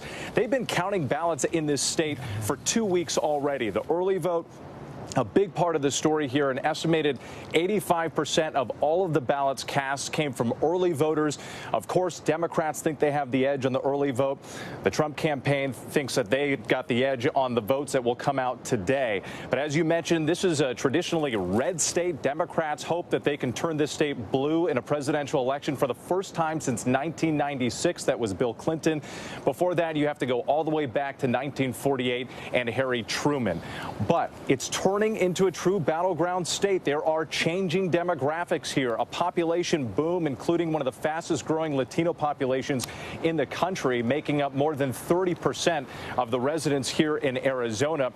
But another thing to consider, perhaps the biggest prize of the night here in Arizona, is the independent vote. 1/3 of voters here in Arizona describe themselves as independents, and that's something that we're going to watch here tonight as we start to get results. George. Okay, Whit Johnson, thanks very much. We're getting more results now. We can project that Joe Biden is going to win the state of Connecticut. No surprise there. Of course, Joe Biden will win the state of Connecticut. You see him filling in the blue up there in the northeast right now. But more polls are closing, including in the state of Minnesota. That is a state that Donald Trump made a play for. His team has said that they believe they could flip that from blue to red this time around. Alex Johnson is there. Alex Perez is there, excuse me. Alex? Hey, George. Yeah. So Minnesota really has become a sort of second-tier battleground state. Trump losing Minnesota by just 45,000 votes last time. That's less than 2% of the votes. So both campaigns have been spending a lot of time here in this state, both here just on Friday, because they really feel that these 10 electoral votes could go in any direction. Now, let's be clear. The state of Minnesota has not selected a Republican for president in about half a century, but this year things are a little bit different. You can see this mural behind me here. You can see that's a picture of George Floyd. There are murals like this across the country. What happened here in May with the death of George Floyd really motivated and inspired people to become involved, particularly young people. And so we're seeing some of that here play out in this state, especially in the blue counties, in Ramsey County and Hennepin County. You see a lot of those young people coming out to vote. And I can tell you, in talking to some of those young people, George, they're not happy with either candidate. They don't like Biden and they don't like Trump, but they realize that they have only certain options in front of them right now at this point. Now, President Trump and his campaign really playing to the law and order message to a lot of people here in Minnesota. You might remember back when those protests first happened here at the beginning of the summer after George Floyd was killed, a police station was burned down to the ground. Several blocks here in Minneapolis were reduced to rubble. And so that message of law and order, of defending police officers and what law enforcement stands for is really resonating with a lot of people here. But then you also have that other side of people who want to see change. We've talked to a lot of people, George, who say racial equality, racial justice, those are the most important things that are motivating them when they head to the polls, when they cast their ballots today. Okay, George? Alex, thanks very much. Let's stay in the Midwest now. Let's take a look at Wisconsin. 10 electoral votes at play. Of course, Donald Trump won there by 22,000 votes last time around. Deborah Roberts is there in Wisconsin. We saw those both. We've seen this COVID surge in Wisconsin over the last several weeks. Also, protests in Kenosha over the summer where the president hit hard on that law and order theme. That's exactly right, George. So it's been sort of a complicated mix here in Wisconsin. But I have to tell you, if there's a state that's going to cause a little bit of heartburn tonight, it will be Wisconsin. And that is because of absentee and mail-in votes. Usually about 6% of the votes would actually be handled that way. This time, about 60% of the votes, George, were done early, absentee, mail-in. And that means about 2 million votes now have to be handled. And unlike Georgia, which got a chance to prep some of those votes a little bit early, Wisconsin had to wait until this morning, 7 a.m. So they just got started processing all of those votes this morning. The Election Commission folks tell us it's probably going to be a late evening, but that does not mean that there are going to be problems. They are going to be working very hard.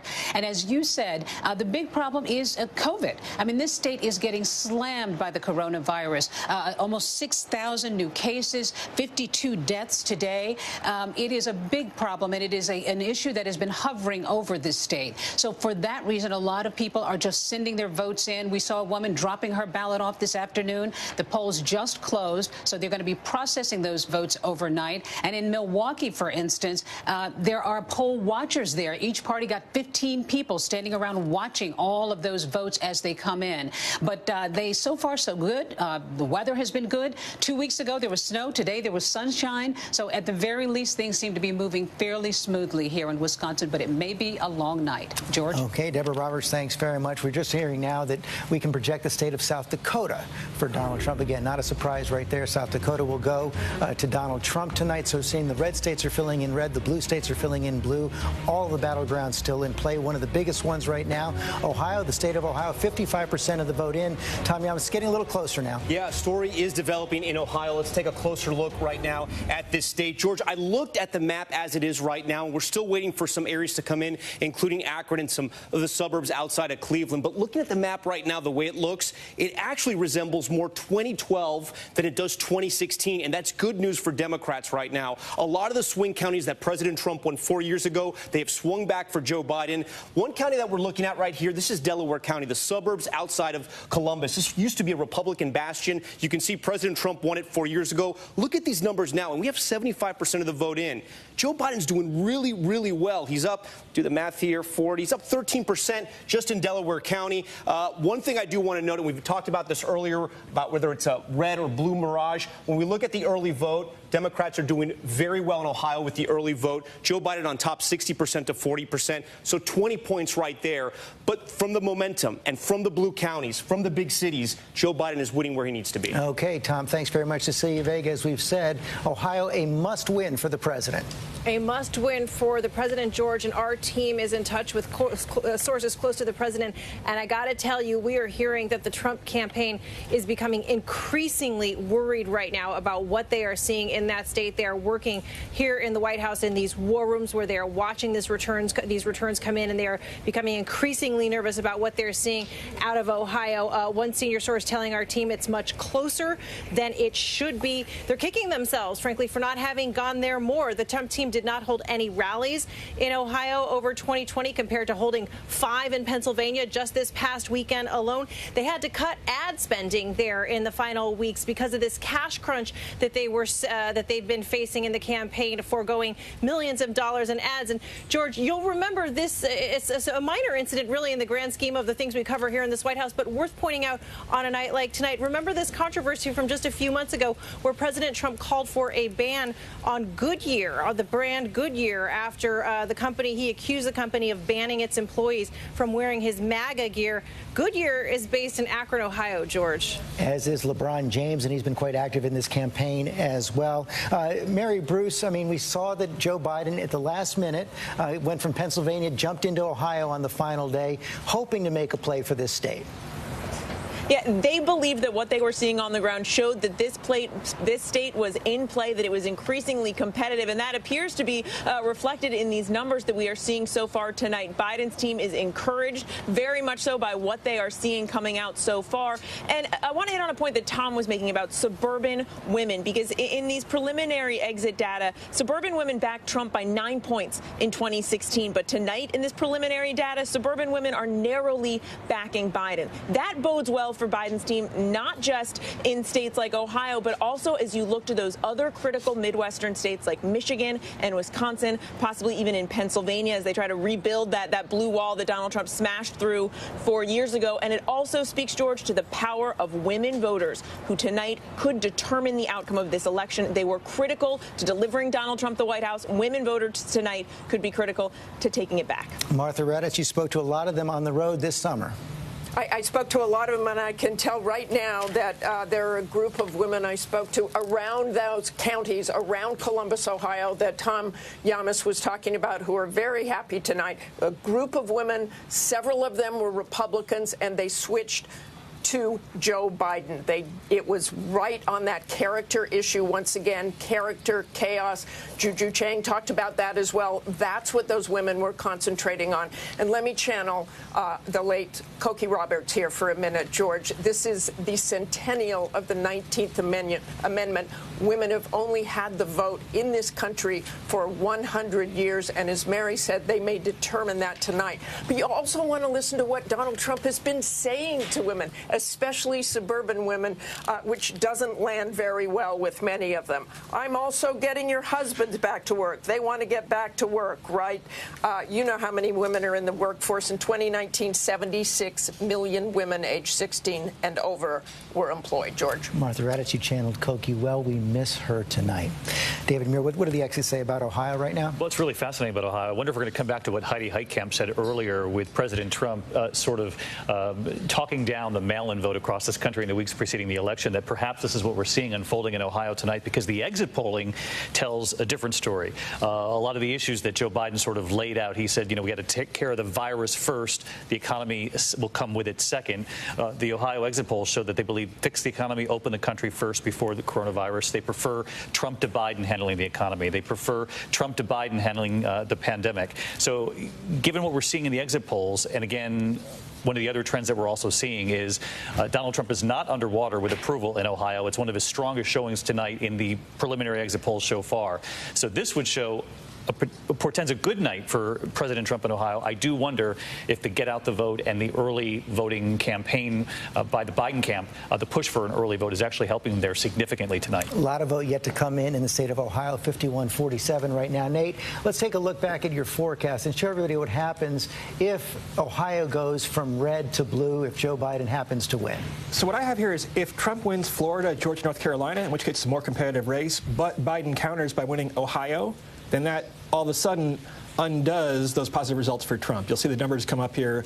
Biden's going to, I think, wind up here north of 99%, because if Trump loses Ohio, he's going to lose, in all probability, Wisconsin, Michigan, Pennsylvania, Minnesota, which are bluer states, and that makes for a losing map for him, most likely. And it really does show the importance right now, because you came into the night showing Donald Trump with about a 10% chance. So even if you give him those three key states we've been looking at in the Southeast right now, Georgia, North Carolina, and Florida, you flip Ohio and it turns everything around. Right. So he has to win both paths, right? He has to win the southern path and hold the states that he flipped from Clinton in 2016 in the north. If he only does one, then it'll be close. It will not be a Biden landslide, but Biden would still be elected president. It is so close right now. Nate Silver, thanks very much. We have to take another quick break.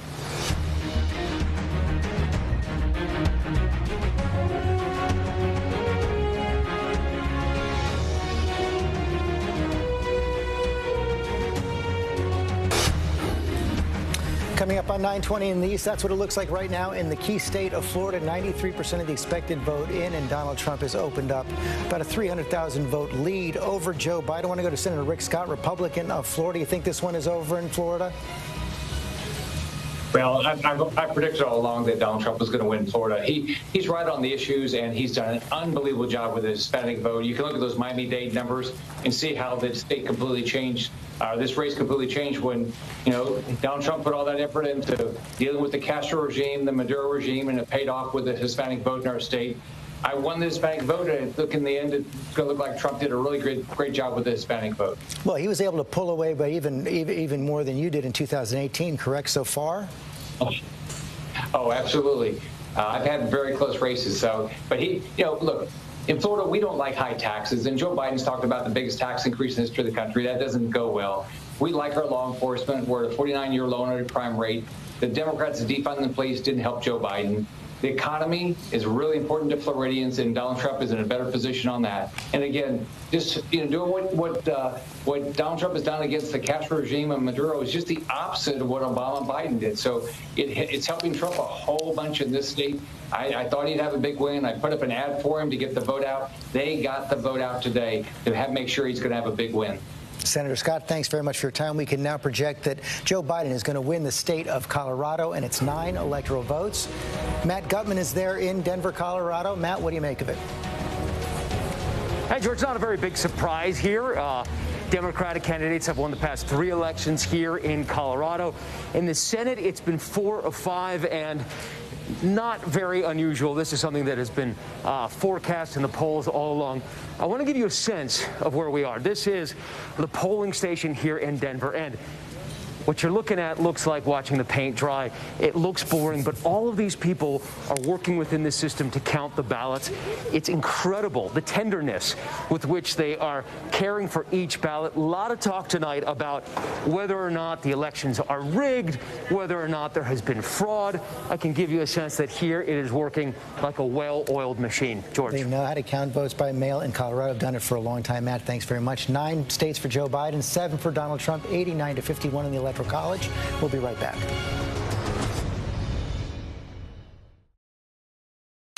Live from ABC News election headquarters in New York City, here again, George Stephanopoulos. 9:30 now in the East, and we can project 2 more states now for President Trump. Donald Trump will win the state of Alabama. He will with 10% of the vote in. Of course, that is a strong Republican state. Big Senate race there as well. Republicans hoping to pick up a Senate seat there.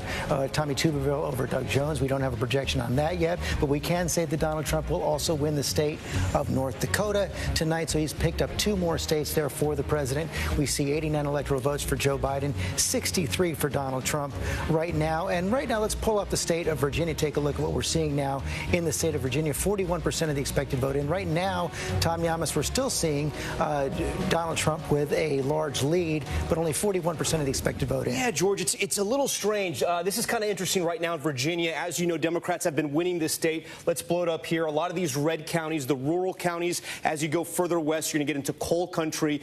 But I want to blow this up here. This is the Democratic suburbs around D.C., this area right here. You have Alexandria, Fairfax, Arlington. These are areas where Democrats need to run up the score, and that's how they end up winning the state. Places like Fairfax, it's actually pretty close when you look at 4 years ago. Joe Biden's underperforming, and that's why I say the numbers are a little strange right now in Virginia. Prince William County, here's another thing. It's neck and neck. This was a county that Clinton clearly won 4 years ago. So it's sort of interesting when we look. I was trying to see if this was part of the early vote. Maybe Republicans came out to vote early there. Unfortunately, right now, all we have is that 57% of the vote is going to be early vote. We don't see who's on top right now, George. Okay, Tom Yamas, thanks very much. Let's bring in Senator Tim Kaine.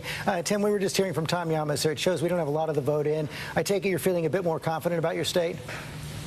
Yeah, George, the AP called Virginia at 736 because of the early vote totals are so strongly Democratic. About 70% of the 2016 total got cast early, and we know who those voters are.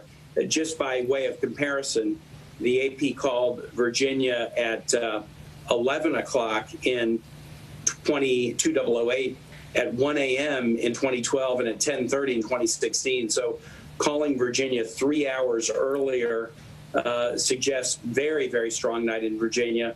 Mark Warner's won big. We feel good about our congressional races. And because Virginia is now heavily suburban, we think that also probably bodes well for suburbs in places like North Carolina, Georgia, Philly, Pennsylvania, Ohio, and the upper Midwest. So we feel really good in Virginia. We hope it sends a message and is an indicator elsewhere. Of course, you were part of the Hillary Clinton campaign 4 years ago. What feels different to you this time around? I mean, the tremendous surge of early vote. I mean, that shows not only people taking and, trying to protect themselves from COVID, but it also shows intense energy. And George, as you know, we know who the early voters are. We don't know how they voted, but if a Tim Kaine votes early, we can see, well, Tim Kaine has only voted ever in Democratic primaries. That's a Democratic vote. And we're seeing this really strong early vote in many states that gets often reported a little bit later, even if it comes in early.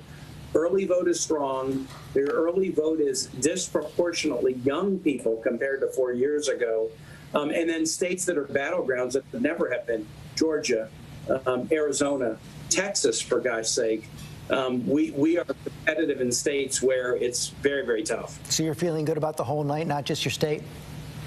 Yes, absolutely. Senator Kaine, thanks very much for your time tonight. We can project now the state of South Carolina is going to go to Donald Trump. South Carolina, strong red state. Donald Trump won it 4 years ago. He is going to win it again tonight. Janae Norman is in South Carolina. Yeah, hey, George, we expected this. This is a state that hasn't voted for a Democrat for president since 1976. President Trump's support has remained steady, and exit polls showing that the president approval rating is about 55%. But one thing that we're watching big here is, of course, the Senate race here. It is a fierce battle, and Republicans are on defense. Few places is that more true than here in South Carolina. Think about this. Lindsey Graham, he is a household name, a 17-year incumbent in a Republican stronghold. He was expected to easily win re-election a few months ago, but now he is in the fight of his political life. He has been on TV, forced to essentially beg for donations to try to beat Jamie Harrison. Jamie Harrison at one point raised more than $57 million in just over 3 months. He is one of those candidates that Democrats are hoping can help them flip some red seats blue. So that is what we're watching tonight here, George. Okay, Janae, thanks very much. We can't project that yet, but you just heard that chime time. That means we can project that in Colorado, the Senate race in Colorado, former Governor John Hickenlooper is going to defeat Cory Gardner, the incumbent Republican senator. So that is a pickup for the Democrats tonight in the Senate. John Hickenlooper has defeated Cory Gardner, John Karl. Magic numbers in the Senate: 3 if Biden wins for the Democrats, 4 if he doesn't. Yeah, and this was probably their top target to pick up. Cory Gardner tied himself quite closely to Donald Trump, actually tried to avoid comment whenever there was anything controversial. Hickenlooper, the former governor, of course, briefly ran for president, recruited to run for this seat. No surprise that this is the first pickup. They've got to pick up a few more. Matt Gutman? Just adding to what John was saying, Hickenlooper, two-time mayor, two-time governor of the state, beloved. He ran for president briefly, then decided to run for Senate. This is not a surprise, but as Janae was saying, this is a key state that the Democrats wanted to pick up to turn from red to blue. And frankly, this is a purple state that is leaning blue, George. And Cory Gardner didn't have much of a chance. He voted towards the GOP in the Senate 89% of the time in a state that we were saying is purple leaning blue. It was unlikely that he was going to win this. The polls had favored Hickenlooper all along, but this is one state, possibly another in the Rocky Mountain region, Montana, that could flip from red to blue tonight. George. Matt Gutman, thanks very much. Mary Bruce, your day job is covering Capitol Hill, and I wanted you to pick up on what John Karl was just talking about there. Cory Gardner, one of those senators who, whenever President Trump got in a little bit of trouble, he disappeared. Yeah, it was amazing how all of a sudden Cory Gardner would become very hard to find in the halls of the Capitol in those moments. Look, as John was saying, he was viewed as the most vulnerable Republican tonight. There are several others that Democrats are keeping a close eye on. And I have to say, George, Republicans know that there is a very real risk that they could lose their Senate majority tonight. In addition to Colorado, which we now know the result in, they're keeping a very close eye on Arizona. They feel very strongly, Democrats do, that they have a chance to defeat Martha McSally in that race. They're also feeling optimistic about possibly Iowa, Maine, and North Carolina. The Senate race in Georgia is now looming as a very real possibility, with actually 2 races there tonight, and both Republican senators at risk there. Democrats can see that they are likely to lose a seat in Alabama, Doug Jones's seat. That means if you go back to the math here, if they lose that seat, they would then need to pick up 4 seats. Democrats would if Joe Biden wins, because in that instance, Kamala Harris would then become the tiebreaker as vice president. If Donald Trump wins, that means the Democrats would then have to pick up 5 seats if they do lose that race in Alabama. Mary Bruce, thanks very much. Let's take a deeper dive now at the state of Pennsylvania. We've been calling that the most critical battleground of the night tonight. 19% of the expected vote is in right now. Joe Biden has a large lead. And Tom, why don't you try to run through some of the key counties in Pennsylvania that we're going to be watching tonight? You know, George, we were just looking at Pennsylvania a little closely, and the numbers are really all over the place. There's not really a narrative we can really talk about at this point. Look, for instance, I'll give you Scranton right here. Lackawanna, Donald Trump is on top in Joe Biden's hometown, and he's overperforming there for Republicans. We go just south, Lucerne County. This is Wilkes-Barre. This is a swing county that Donald Trump won 4 years ago. Tonight, Joe Biden's on top, but again, only 29% of the vote in. On the big cities where Democrats really have to win, Allegheny, Pittsburgh, you can see how high Joe Biden's there. That's the type of number Democrats want to make sure they can hold in Pennsylvania, not only in Pittsburgh, but also in Philadelphia. Let me open this up a little more as we get to Philadelphia and the suburbs. George, look, I don't want people to have a freak out here. 93%, that's obviously incredible, but there's only 9% of the vote in at this moment. Let me squeeze this down a little bit. We'll look at one of the suburb counties, the exurb counties around Philadelphia, where Democrats have to run up the score. Look, Joe Biden's doing good, but again, George, it's so early. There's nothing really to pull from. Do we have anything from Erie County? And then I want to bring John in. Yeah, Erie County, we have Donald Trump, barely won this. Just by a percentage point 4 years ago, but it was one of those swing counties that Obama won. And you can see right now, I mean, John, it's neck and neck, but 4% in.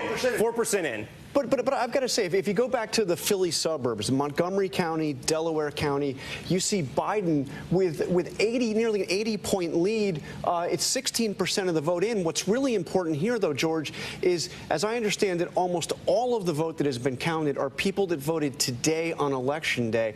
Pennsylvania didn't start counting in those collar counties of Philadelphia. Yes, this is day of voting, so they still have to count all of the mail-in vote. They didn't start opening the envelopes until today.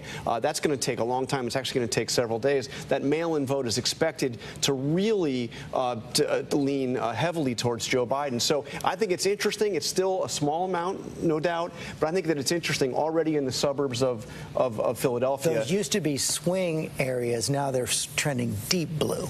I mean, early indication, again, 17% of the expected vote in, but it's day of vote. We have some exit polls for Pennsylvania? Yeah, you know, Pennsylvania, when you compare it to Ohio, Michigan, Wisconsin, Pennsylvania actually in the exit polls showed Donald Trump's worst performance so far tonight when it comes to his approval rating. Let's dive in here and see what the exit polls show us. Again, these are preliminary, but the exit polls, as we mentioned earlier in the night, do reflect both, as John Carl was mentioning, people who voted today and those who were voting early in person. As you can see, let's try to refresh that and see if the job performance comes up. 52% disapproving of Donald Trump and his performance.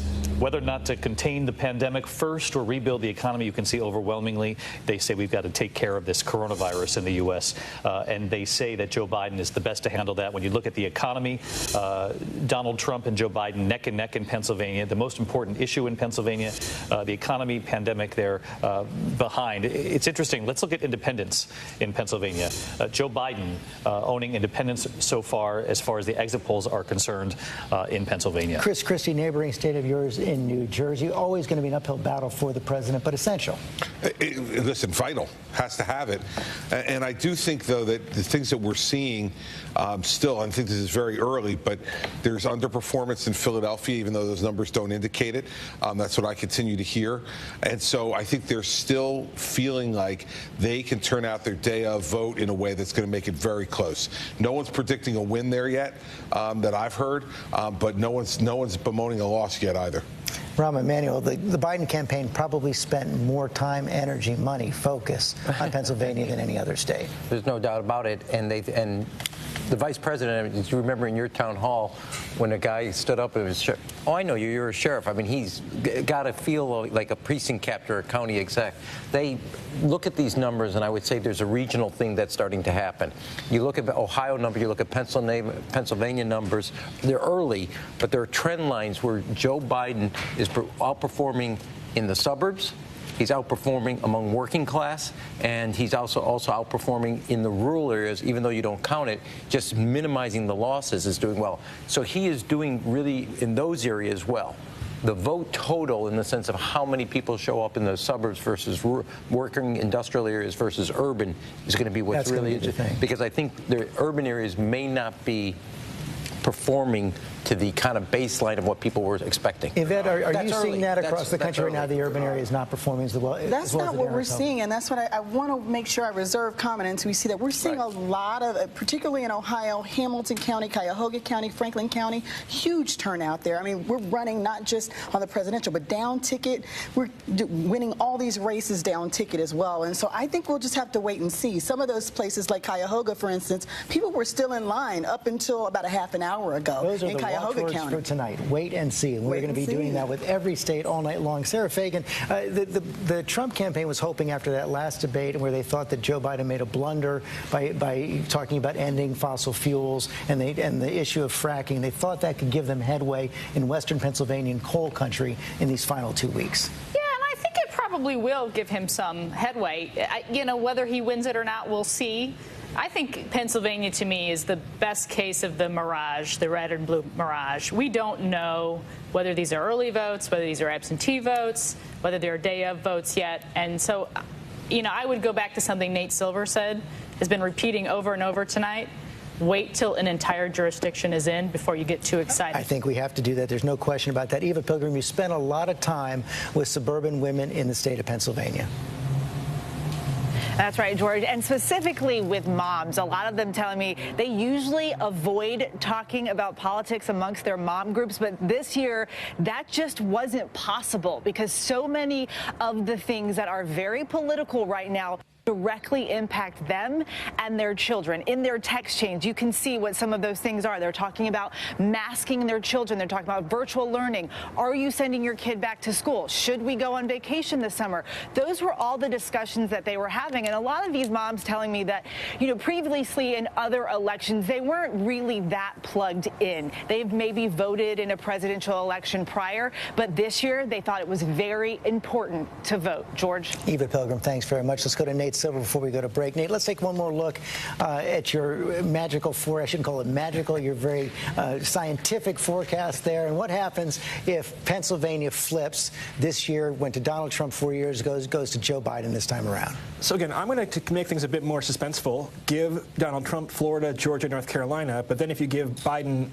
Pennsylvania, it's going to show as the numbers going up. We'll see where it calculates here in a second. It's not quite the same as Ohio because it's a little bit of a more purple state. But you see Biden's up to 91% despite losing the South. If he wins back Pennsylvania, he'd have to hold the Wisconsin and Michigan. So that's really interesting. It kind of brings you back to where you were at the beginning of the night. It narrows the range, right? If Biden wins Pennsylvania, things are not going to fall apart from in the Midwest. He's also not going to have any type of landslide victory. But it would bring the probability back. It would mean that you have a close election where Biden is favored, but it's this kind of wide range of possible outcomes. Chris? Just heard from Republican leadership in Ohio that Trump has now pulled ahead in Ohio and that they believe Trump will win between 1.5 and 2 points. Right now, what we're seeing on our board right now is 64% of the expected vote in. Joe Biden just ahead by a little bit, but you're saying you're getting that from your sources right now inside Ohio. They're looking at the vote that they're still waiting on, and they believe, at least, we're not ready to say that, they believe that Donald Trump will win the state of Ohio. Have to take another quick break. We'll be right back.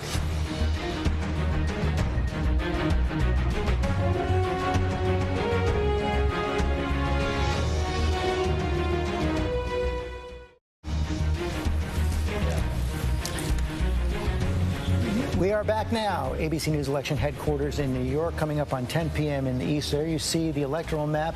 Joe Biden has won 9 states, 89 electoral votes. Donald Trump has won 10 states and 72 electoral votes. All the big swing states still in play right now. Let's take a look now at the state of Georgia, one of the key battlegrounds at the end of this campaign. 16 electoral votes, 46% of the vote in right now, and Donald Trump has a fairly sizable lead right now. Tom Yamas, what more can we say about where Georgia is right now? Look, we can't stop talking about Georgia yet because it's still very, very early. And the reason why I say that is because look at Atlanta right now. We're still waiting for a lot of the vote to come out of some of these huge counties where Democrats are going to run up the vote. Joe Biden's doing well in these counties around Atlanta where he needs to win. He's building off Hillary Clinton's lead that she had here. He's expanding the map even further. The problem for Joe Biden is at the red counties, President Trump's base, and this is something we're seeing throughout the country, at least in some of the big battleground states. President Trump's base is showing up and they're voting. And a lot of this, you see all the red around here, almost the same as 2016. The blue counties are the same. What we have to find out, what we have to figure out is what the count is at the end of the night in the Atlanta counties. If Joe Biden can run up the score there, he can tighten this up. But President Trump has got to be happy with this number at this hour right now. But again, a lot of the vote out in Atlanta. Lindsey Davis, what are you seeing in Georgia?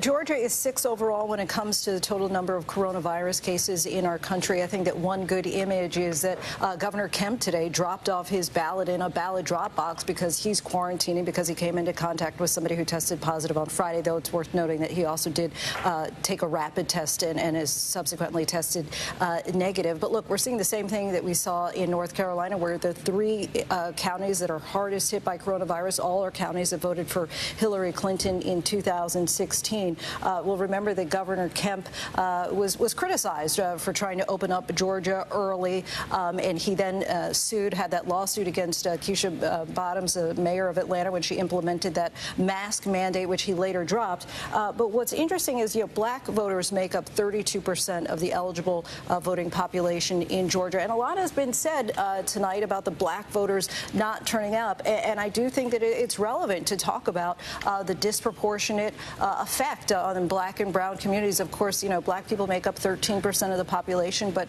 20% of the COVID deaths, 1 out of 900 black people have died as a result of coronavirus. Okay, Lindsey Davis, thanks very much. Let's take another look at the state of Texas right now. Not expected to be a battleground this year, but it is close right now with about 76% of the expected vote in. Donald Trump has about a 2-point lead over Joe Biden right now. Tom, on what stands out. Yeah, well, what stands out for me, George, as I put Texas here in the middle of the map so we can see it a little bigger, absentee, basically neck and neck, George. Look at that right there. Democrats had to build a lead on the early vote, especially in a state like Texas, but Republicans showed up early as well, and they voted there in Texas. Look, a lot of red counties. Texas has been Republican for a very long time. Jimmy Carter was the last Democrat to win this state. Some things that are good for Democrats are around the Dallas County suburb areas, and we'll show you why. So Fort Worth, which is usually a Republican stronghold, let me clear this out here. Tarrant County, 49%. It's neck and neck. President Trump won this by almost 10 points 4 years ago. We go a little bit higher here to Denton County. It's the same story. President Trump underperforming there. But here's something that's interesting. In Houston, Harris County, the biggest county so far, it's essentially the same race as it was 4 years ago. Harris County, Houston, is an area where the Democrats have to run up the score even more if they have any chance of winning in Texas, because you go to one of these red counties, George, look at that, in East Texas, it's 3-1, and it's like that all across East Texas. Matt Dowd is in Texas. Matt, it looks like John Cornyn is going to be returned as a Republican senator from Texas, but in the final days of his campaign, he started to break a little bit, uncharacteristically, from President Trump. Well, I think he saw the numbers in Texas and the changing nature. He's catching up to the changing nature of the state of Texas, which, as we've talked about earlier, has gone from a solid red state to now, I think, a slightly red state. I think in the end, Biden's going to get really close in this state as I look at the numbers, very close, closer than any presidential candidate in 40 some odd years. But I don't think he's going to have enough. It's those last 2 or 3 points that are really hard, but he'll get really close. The other thing I'm going to say is what's played out in Florida is not playing out in Texas. So I think I'd counsel everybody to not interpret one place as meaning it's going to affect another place. The Hispanic vote here went really well for Joe Biden, much better than Donald Trump did here last time among the Hispanic vote. So I just counsel everybody that one state, Florida, may be about Florida, but it may not necessarily be about others.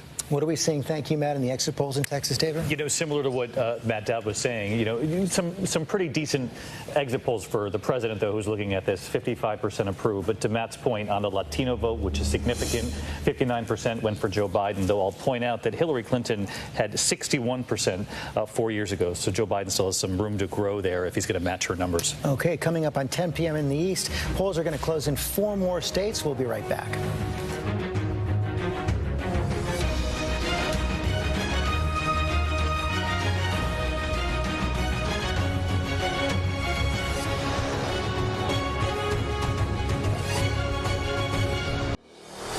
This is an ABC News special. America is voting in record numbers. So who will be your next president? I'm the candidate of police officers, the middle class, law-abiding, hard-working American patriots, and others. There will be no blue states or red states, just the United States. I'll work as hard for those who vote against me as those who voted for me, because that's what a president's supposed to do. Live from New York City and across the country, Election Night 2020. Now reporting, Chief Anchor George Stephanopoulos. Coming up on 10 p.m. in the East, and we have a long way to go on this Election Night 2020. That's where things stand right now. Joe Biden has won 9 states, 89 electoral votes. Donald Trump has won 10 states, 72 electoral votes, but all of the big battlegrounds are still out there right now. The polls have still just closed in 4 additional states. Let's take a look at that right now. State of Iowa, key state in the middle of the country, 6 electoral votes, key Senate race there as well. We cannot project a winner right there, but Kana Whitworth is on the ground for us in Iowa tonight, where she's focused on the rural vote. Kana. Yeah, hey, George. So 75% of rural voters cast their ballot for Donald Trump in 2016. It was certainly the case here in Iowa. And this is a place where they are focused on the economy and job security. And 1 in 5 of those jobs is in agriculture. And some of those people are really hurting right now, particularly the farmers. Their crops were decimated by weather. First, they saw the drought and then the windstorm. They're battling COVID-19 and, of course, Trump's trade wars with China. China. Now, the federal government dumped $37 billion into aid to American farmers, but some that I spoke with here in Iowa simply said that's not enough. It doesn't make them whole, and their vote cannot be bought. One farmer in particular said he simply cannot overlook the lack of civility in the White House, and he cast his vote for Joe Biden. Now, it's important to note here that, of course, Donald Trump has a lot of support. He was made an honorary member of the Iowa Corn Growers Association, which is a big deal here. I also spoke with one farmer who said, finally, someone is standing up to China. He said, quite frankly, that is something that the Obama-Biden administration didn't do, and so he was happy to cast his vote, of course, for Donald Trump. And, George, as you mentioned, we have a really tight Senate race here. It is neck and neck. The Republican incumbent, Joni Ernst, pulling ahead in recent polls. She's trying to fend off her Democratic challenger, Teresa Greenfield. Now, some surprised that it's such a battle here for Joni Ernst. She's a rising star in the Republican Party, and Teresa Greenfield, relatively unknown. She describes herself as a businesswoman and a scrappy farm girl. But the Democrats, George, dumped $94 million into her campaign, trying to flip that seat. Keena Whitworth, thanks very much. The polls have also closed in 3 more states. Polls have closed in the state of Nevada. 6 electoral votes in play. A lot of early voting in that state, but we cannot project a winner yet. Polls have also closed in the state of Utah. Again, a vote-by-mail state, but we cannot call that yet. 6 electoral votes. And the polls have closed in the state of Montana. 3 electoral votes. Key Senate race there as well, but not enough vote in to make a projection yet. So we want to take another look now at one of the key states in that so-called blue wall for the Democrats, the state of Michigan. Right now, 23% of the expected vote is in, and Donald Trump, it appears, Tom Yamas, has a huge lead right now. Yeah, okay, so spoiler alert, it's a little funky right now in Michigan, okay? Let me show you why. The big reason, George, is because we don't have the early vote yet, okay? We don't have the early vote in yet, so we can't sort of work that into our numbers so far. But here's one reason why these numbers at this point don't make sense. Wayne County, you have Donald Trump on top, but there's only 3% of the vote in. Macomb County, which is one of those really key counties that President Trump won 4 years ago, the home of the Reagan Democrats, he's way up, but he's way up from where he was 4 years ago. So again, there's not enough vote in. We're going to be looking at places like Grand Rapids. This is Kent County, where President Trump won 4 years ago. But again, these are all areas that 2 years later, Gretchen Whitmer came in that blue wave, and she was able to turn those counties back to blue. John Carl, this, of course, we saw all the polls leading up to the election day in Michigan. Joe Biden was leading consistently by anywhere from 5 to 10 points in that state. This could be one of those red mirage states. Yeah, it's either the polling was way off and a lot of pollsters should be fired, or we're seeing a bit of a red mirage here. And remember, in the state of Michigan, there's a lot of mail-in voting, and the state, in most of the state, they don't even open the ballots until today. In some jurisdictions, they started opening them yesterday. It takes time. It takes a long time. They had warned us that the vote in Michigan is likely to take well beyond tonight. So I would expect, as that mail-in vote is counting, that's Democratic vote, that margin, those numbers change pretty dramatically. Let's take a look at the state of of Wisconsin as well right now. Let's pull that up. 30% of the expected vote in. A little bit closer there, Tom. More of the vote has been counted, but Donald Trump is slightly ahead. Yeah, slightly ahead. This is one of the states he won. You know, it was very close here, 23,000 votes. We're going to be talking about Milwaukee. This is so important. 15% of the total vote. Joe Biden is where he needs to be, but he's got to bring that number up a little bit. We only have about 30% of the vote in, so he can catch up there. We're also going to be talking about the WOW counties. This is Waukesha, Ozaukee, and some of the others, Washington as well. In Waukesha, President Trump won 4 years ago. This is actually a pretty good lead for him at 60% in. He's holding what he had 4 years ago. That's exactly what he has to do. Still not enough vote in. You know, like some of these swing counties I can take a look at here. Price, a tiny county, Donald Trump on top, building on his lead there, but only 12%. So it's a little hard to sort of pull data out of here. In Green Bay, Brown County, you know, Donald Trump's sort of performing where he needs to be. But again, it's so little here. Kenosha, of course, we want to talk about as well because it had such a big role. We were talking about the social justice that swept across the country with the Jacob Blake shooting there. Donald Trump on top. He won this just barely 4 years ago. He has a big lead right now. But again, I just think that there still needs a lot of vote to come in. While we're looking at the blue wall, let's pick up Pennsylvania again. Let's take a check back in and see where Pennsylvania is. At this point, 23% of the expected vote in. All right, we got a lot more vote in here, George. So let's take a look. We'll start with Scranton, Joe Biden's hometown, Lackawanna County. President Trump on top right there. He's going to like those numbers. Joe Biden is not. Just south of that, Lucerne. This is Wilkes-Barre, PA. Joe Biden behind again there. You know, he's doing better than Hillary Clinton. That's some good news. But President Trump still on top. And we got to talk about Philadelphia again. We're still waiting for a lot of the vote to come in here. Philadelphia, giant margins. But this is what John Carl was just talking about. George, we just don't have the vote in, only 9%. Those counties around, this is Bucks County. This is kind of one of Montgomery, excuse me. Let me see if we can find Bucks over here. Philadelphia. Let's go over here. Yeah, Chester. Oh, we don't have Bucks yet. Chester's another big suburbs around the Philadelphia area. Joe Biden doing well there. So, I mean, look, George, 23%, and it's hard to kind of pull any kind of narratives at this point so early in the night. Pittsburgh, we'll look at this because this is where Joe Biden has to run up the score, and there he has at 80%.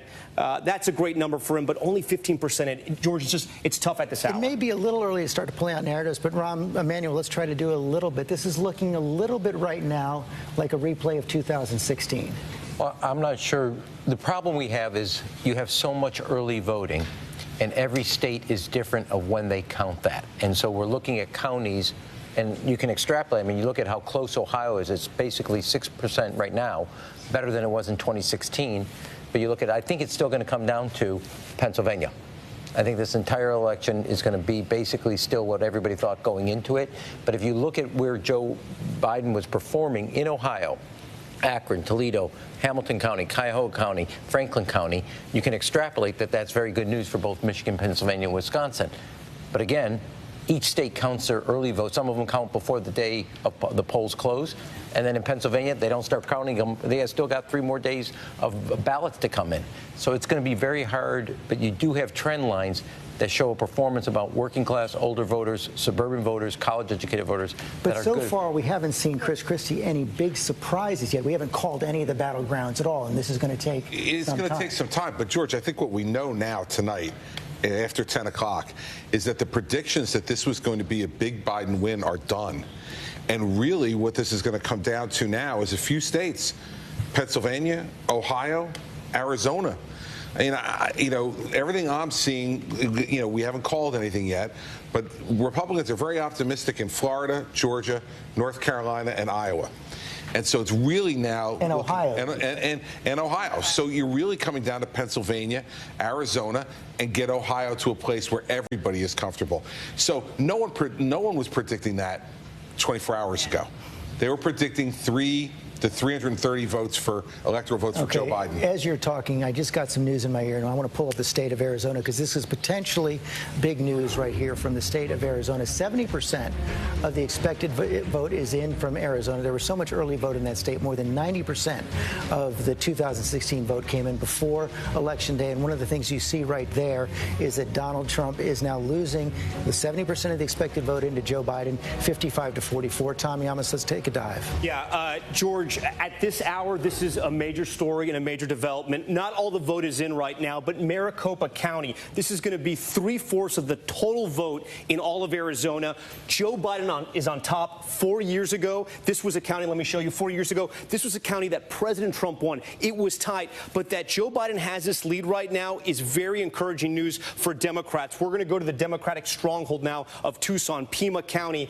This is where Look at this number, George. I mean, these are the kind of numbers that Joe Biden would want in some of those other battleground states with 80% of the vote in. I'm going to go to this county right here, Yuma. President Trump barely won this. This is a border county. You have conservative agricultural families, but you also have the Latino vote there as well.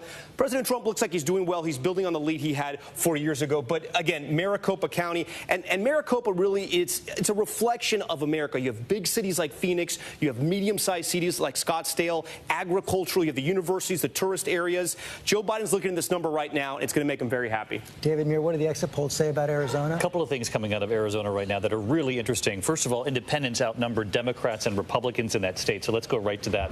52% of independents, according to the exit polls, are going with Joe Biden. And when you go down some of these numbers, President Trump's job performance, 53% disapprove of his handling of the job as president. The opinion of Trump, 54% have an unfavorable view. So underwater, and more so than many of the states we looked at so far. Look at Joe Biden. Biden 50% favorable. And when you start getting into some of these key areas, COVID, Joe Biden has the edge in handling COVID. The economy, though, is Donald Trump's strength, it appears, in Arizona, at least according to the exit polls. Got a 3-point lead there, but still very close. One more key area, George, Hispanic and Latino vote. Joe Biden with 63% of the Latino vote tonight in Arizona. According to the exit polls. John, Carl, we know there are national trends at play here, but Arizona has been a deep red state. Yep. But as what Tip O'Neill used to say, all politics is local as well. John McCain, the late Senator John McCain, a target of Donald Trump for years. Sidney McCain endorsed Joe Biden. Jeff Flake, former senator from Arizona, Republican conservative, endorsed Joe Biden. They both endorsed Sidney McCain, spoke at the Democratic convention, and those attacks on John McCain were relentless. He resisted taking the flag down to half staff when McCain died. None of that played well in Arizona. But I do want to have a note of caution on Arizona.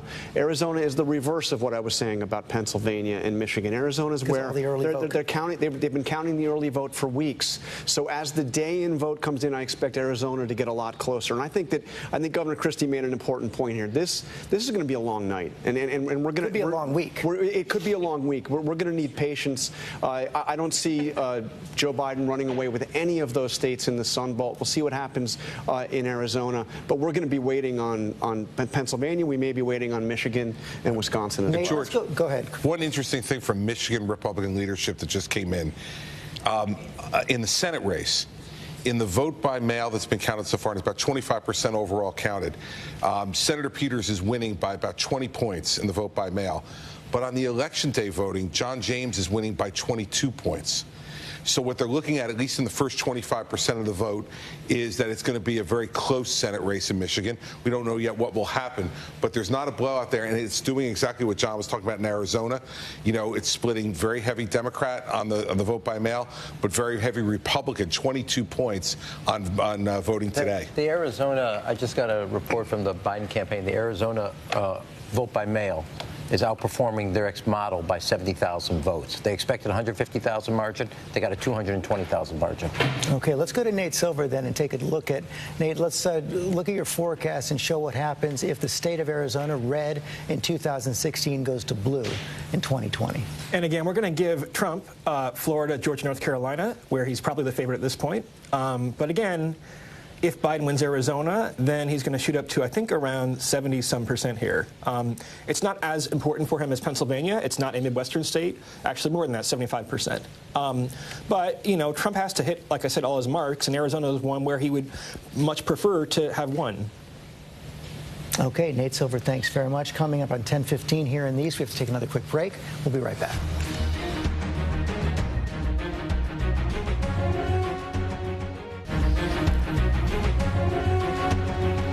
Back here at ABC News election headquarters in New York around 10:18 Eastern time. And we want to take another look at the state of Ohio right now. 72% of the vote is in right now. And Tom Yamas, Donald Trump has pulled ahead now of Joe Biden in the state of Ohio. Yeah, George, we're going to need a neck brace for Ohio. I told you earlier in the night it was looking like 2012, the map. Now it's looking like back to 2016. Donald Trump has gained control of Ohio. He's swung back a lot of those counties that were looking blue, places like Wood, Ohio, this county just south of Toledo there. You can see Donald Trump on top. He's actually doing a little bit better. But the big question is the 3 Cs, Cincinnati, Columbus, and Cleveland. This is where Democrats are going to have to run up the vote. All the votes not in Cuyahoga County yet, and Joe Biden is doing really well there. He's overperforming. It's a similar story in Columbus. 66% of the vote is in, but he's up 10 points from where Hillary Clinton was. And Cincinnati, Hamilton County, this used to be Republican stomping grounds. It switched over with Obama, and tonight Joe Biden has a very significant lead there. George, the story is this. He's going to have to run up the vote in the big cities. The rural counties are sticking with Donald Trump tonight. Well, that seems to be the question, that the margins are good in the cities for Joe Biden, but are enough voters coming out for him? We've seen significant turnout in the 3 Cs. I mean, not just early vote, but on election day. I mean, they were predicting at about 2 o'clock in Hamilton County, we were at 60% of our total registration number, which is a really big deal. And they were projecting to beat 70% of our total registration number, which doesn't happen happen all the time. I think the big thing is these urban centers, they're counted slower. That's where most of the votes are, and they'll come in later. And I think they will make the difference, particularly because he's overperforming Hillary Clinton by so much, which means that the work is working, that the message is getting out to those folks. The other big question, Matt Dowd, might be are Donald Trump's voters coming out in record numbers as well? I think that's clear. I think it's even if you look at the total numbers that we think are going to be cast, it's definitely true. It was true in Florida. It looks like Donald Trump is going to get more votes in Florida this year, not only percentage-wise, but more total votes by far, by hundreds of thousands that he did last time. So it's absolutely clear. I disagree on part of this. It's not as if the African-American vote's not turning out and there's a problem. They're turning out. But the counter to that is Donald Trump's supporters are turning out even in greater numbers than they did in 2016. Okay, let's take a look at John Carl. I mean, you just have to say, look at those rallies that he did. He did 17 rallies over the past few days. He did something like 27 over the past week. They always, the Republicans talked about their turnout operation. They talked about how they had invested in it for the past 3.5+ years. So, I mean, clearly we are seeing increased turnout in some of those areas, rural areas. There's no question about that. Okay, let's take another look at the state of Georgia. 52% of the vote. Expected vote is in right now, and Donald Trump has quite a wide lead with that 52% of the expected vote, Tom Yamas. Yeah, I know, George, but this race is far from over, and I'll explain why right here. We've been talking about the state of Georgia and, of course, the state of Atlanta. The city and the ring counties around it, so important. About 50% of the vote is going to come from there. Right now, the spread, if you look at it on top here between Trump and Biden, you're looking at about less than 400,000 votes, right? The problem with that is in DeKalb County in Atlanta, there's about 250,000 votes that Hillary Clinton got 4 years ago. Here in Gwinnett County, we only have 17% of the vote in, but Hillary Clinton ran up the score there, too, with 150,000 plus. So there's a lot of the vote out in the Atlanta metro area that could help Joe Biden. The story for Donald Trump, counties that he swung, counties like this, tiny little counties like this. I'll give it back over to you. Give it back to me. We have a Senate projection right now. It's in the state of Alabama. And Tommy Tuberville is going to be the next senator from the state of Alabama. Republican, former Auburn football coach, defeated Senator Doug Jones, a Democrat who was seeking his first full term. Of course, he won a special election in 2017. John Carl, the president had a lot of personal interest in this race. He did. This was Jeff Sessions' seat, and Jeff Sessions left the seat to become Donald Trump's attorney general and to become Donald Trump's hated attorney general. And when Sessions tried to get his seat back, the president endorsed Tommy Tuberville and worked very hard, actually, to get Sessions to lose. Not a surprise that Doug Jones is losing here.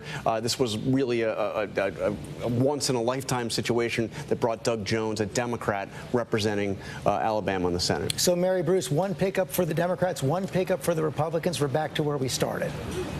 Exactly. We are back to ground zero essentially here tonight. If you look at the math, then, in order for Democrats to be able to flip the Senate, they now need a net gain of 3 seats if Joe Biden wins. Again, that's because Kamala Harris would then become that tie-breaking vice presidential vote. If Donald Trump wins, then they would need a net gain of 4 seats tonight. Democrats, though, of course, are very optimistic that they can still tonight gain the majority. Coming up on 10:30, a long way to go on this election night 2020. We'll be right back.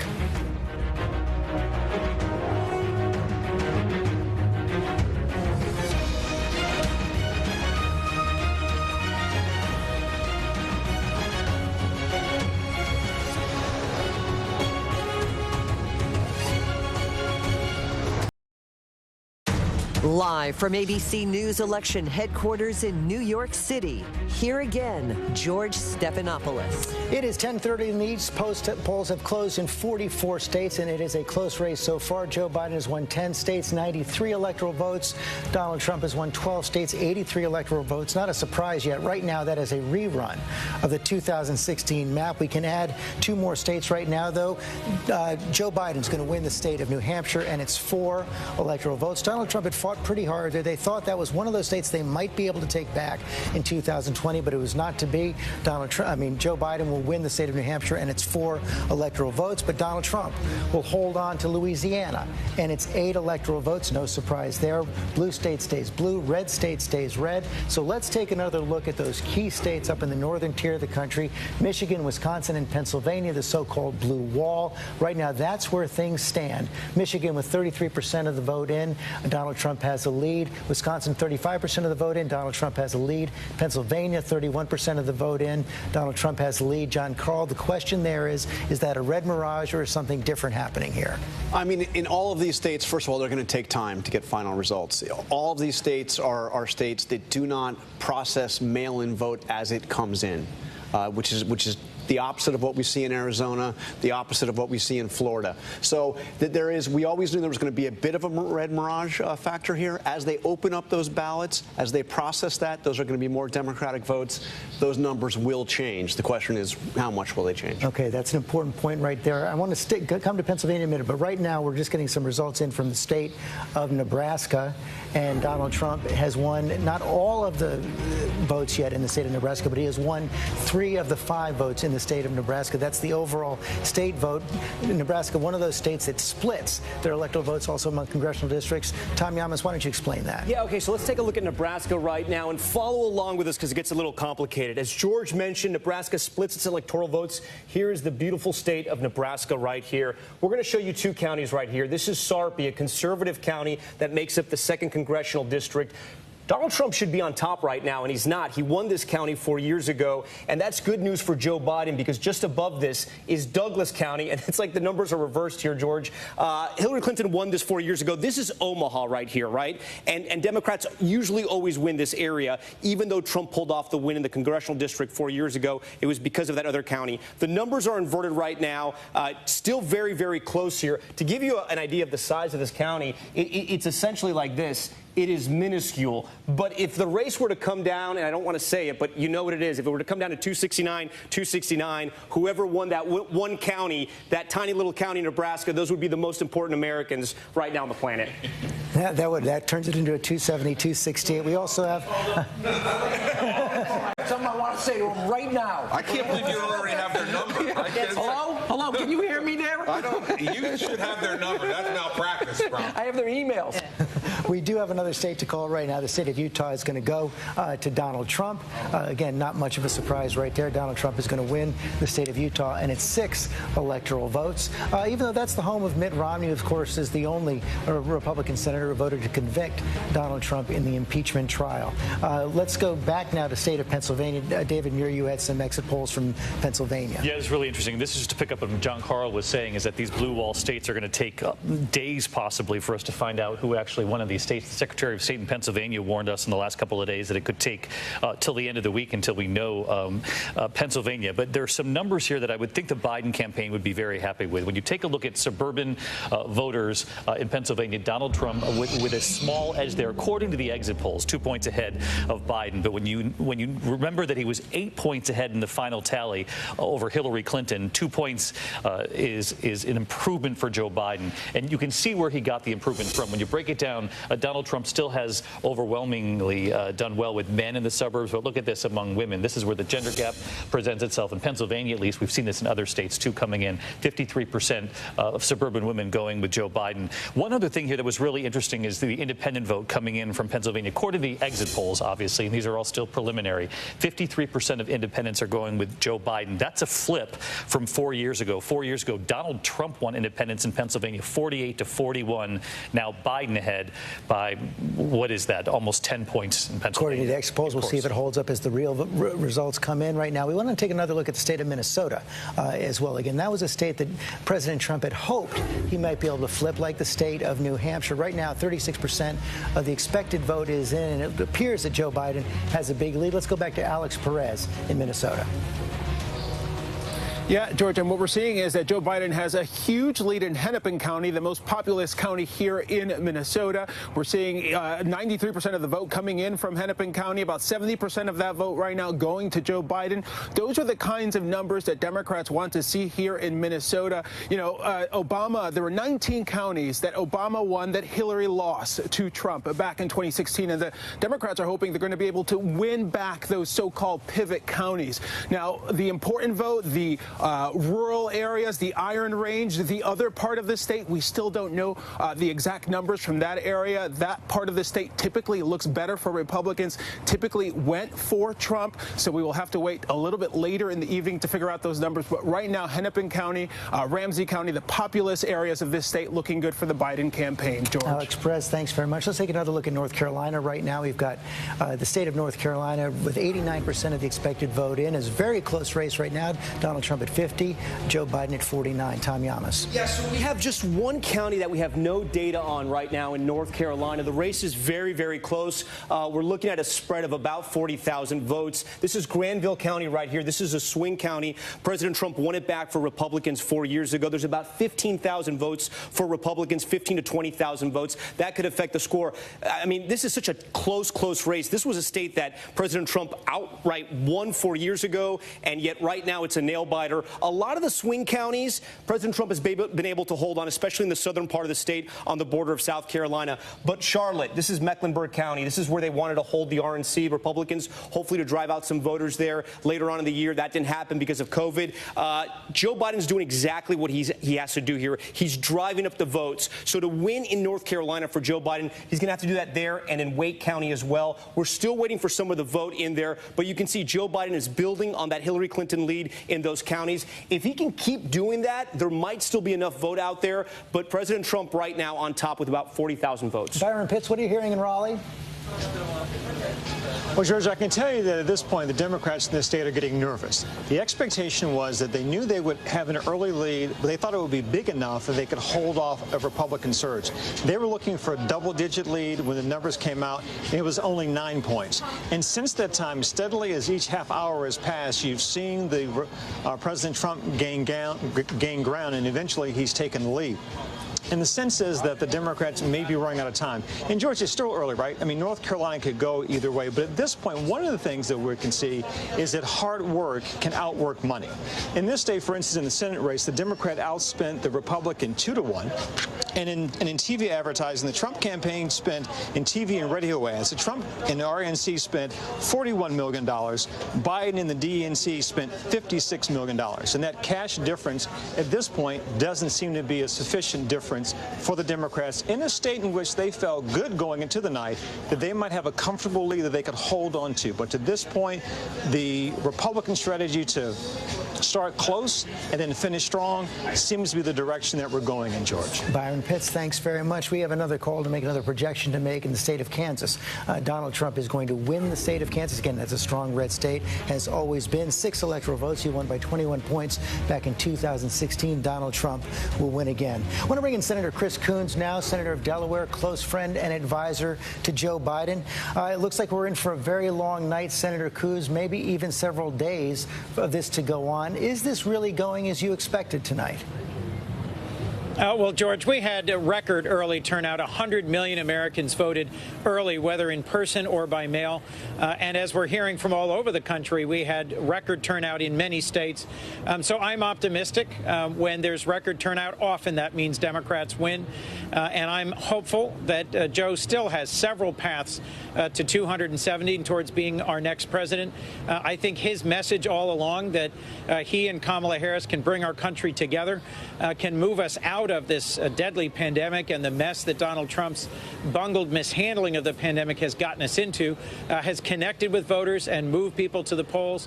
I've been checking in with local elected officials, colleagues in the Senate, the labor leaders in several states, and I'm still optimistic about a number of key states that haven't come in yet.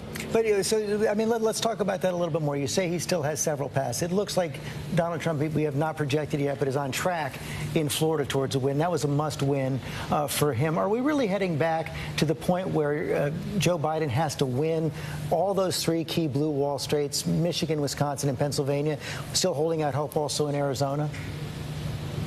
Arizona, I'm optimistic about, given what I'm hearing from a number of elected officials and local organizers there. And I think that means there's several different paths. It doesn't all come down to Pennsylvania. But I will remind you, George, part of why Joe was a great candidate from the outset is he's someone who was born and raised in Scranton, Pennsylvania, and Claymont, Delaware, has always been close to the people of Pennsylvania, and I think has run a terrific race in Pennsylvania, as well as in Michigan and Wisconsin and Arizona. Those are states I'm optimistic about this evening. Senator Coons, you still think we're going to hear from Vice President Biden tonight?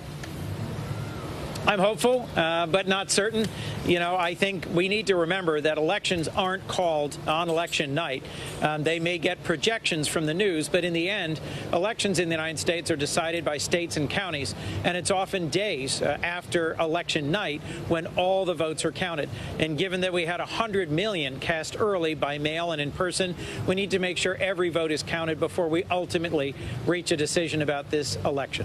And an important reminder, no question about that, Senator Coons, thanks very much for your time tonight. I want to go back to Cecilia Vega at the White House. What more are you picking up now, Cecilia, about whether or not President Trump will speak?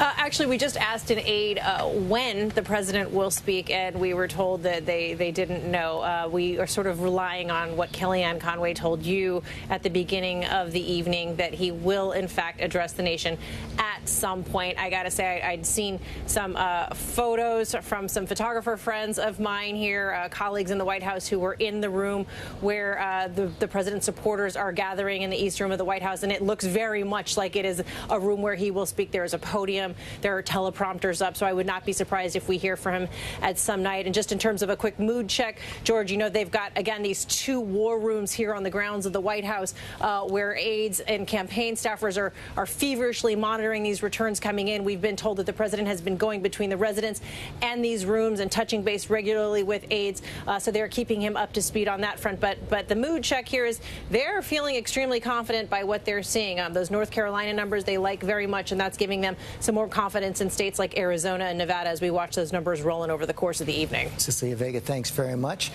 ABC News can now project the Democrats are going to retain the House of Representatives. Not a surprise here. Democrats went into the night with a healthy margin in the House, but we can now say the Democrats will keep that margin. Mary Bruce, that means likely that Nancy Pelosi, who I think had not spoken to President Trump in over a year, will return as Speaker. That certainly does seem to be the case, George. We know that they have had this incredibly fraught relationship. There is still that fraught relationship continuing. I think specifically about the fight over COVID relief, which continues to be ongoing, even given the state of this pandemic. The two of them still, the two sides have not been able to come together and pass a COVID relief bill in these last recent weeks. It seems that certainly is not going to happen anytime soon. And yet Nancy Pelosi will continue. If Donald Trump continues to be president, Nancy Pelosi will continue to be his foe on Capitol Hill. Okay, Mary Bruce, thanks very much. Take one more look at the board here. 95 electoral votes for Donald Trump right now, 93 for Joe Biden. That is because we have just added the state of Kansas for President Trump as well. And Terry, as we look at that 95 to 93 at 10:44 on the East Coast, 270 winners. As I said, it looks like we're doing a little bit of a replay right now of 2016 with all those big battleground states still out there. America about as divided as ever.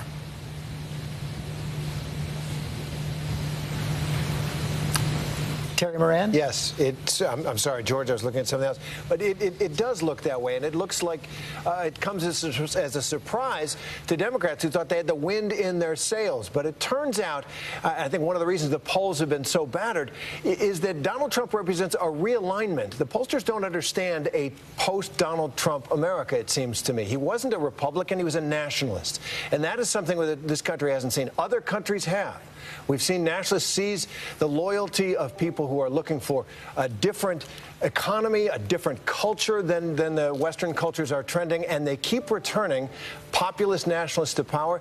Donald Trump is that person. I think it does come as a surprise, certainly to pollsters and to many Democrats as well. There's a lot of things, however this race comes out, for Democrats to do when it comes to the white working class and the working class among many of the minorities as well. Thank you, Terry. Another state has just gone to Joe Biden, Illinois, and it's 20 electoral votes, solid Democratic state, won by Hillary Clinton in 2016 by 17 points.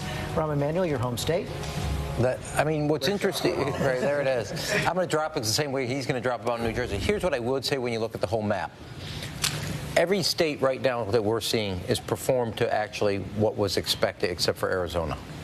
That's the only one that's outperformed, that is different than what happened in 2016. Well, no, but that's an important distinction. You say to 2016, not necessarily to the wealth of polls we saw coming into this election. No, that's what I was going to get to next. I appreciate the lead-in right there.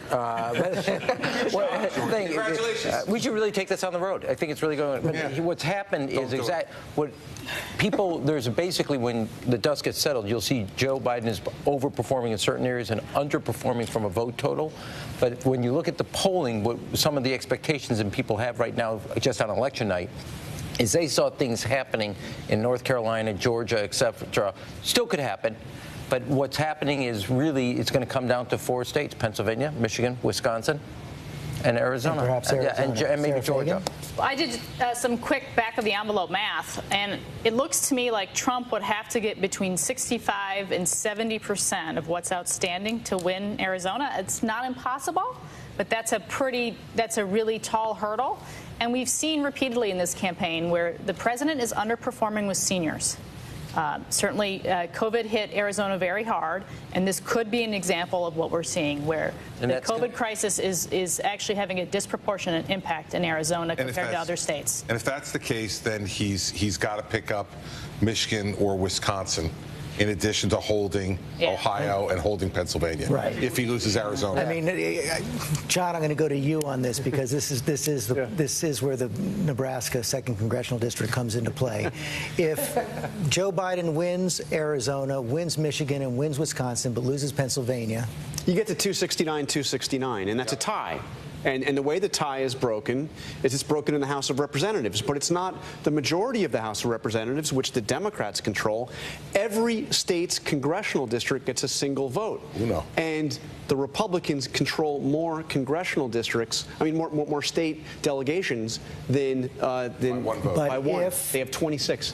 If Joe Biden wins that 2nd Congressional District in Nebraska, 270, and by the way, we call it, it's got a nickname. It's called Obama-haw, because Obama won it when they started splitting the delegate. So, it is a district that I would say Biden is favored to win. You do not look at this person and ever think of the word patience, but I'm actually going to advocate it. This is going to be a long week. It's going to take a while. It's going to come down to 4 to 5 states, and that's what's going to happen. I was going to say we have a very competitive congressional race going on in NE2. Kari Eastman and Don Bacon, and as you know, this is a rematch. Progressives and Democrats came together to support Kari Eastman. So if it comes down to that, I think we might win it. Okay, we got to take a quick break. We'll be back. George.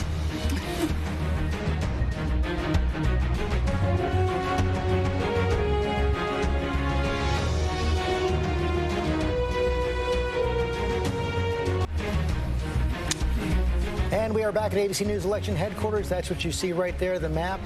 11 states won by Joe Biden, 113 electoral votes. 16 states won by Donald Trump, 108 electoral votes.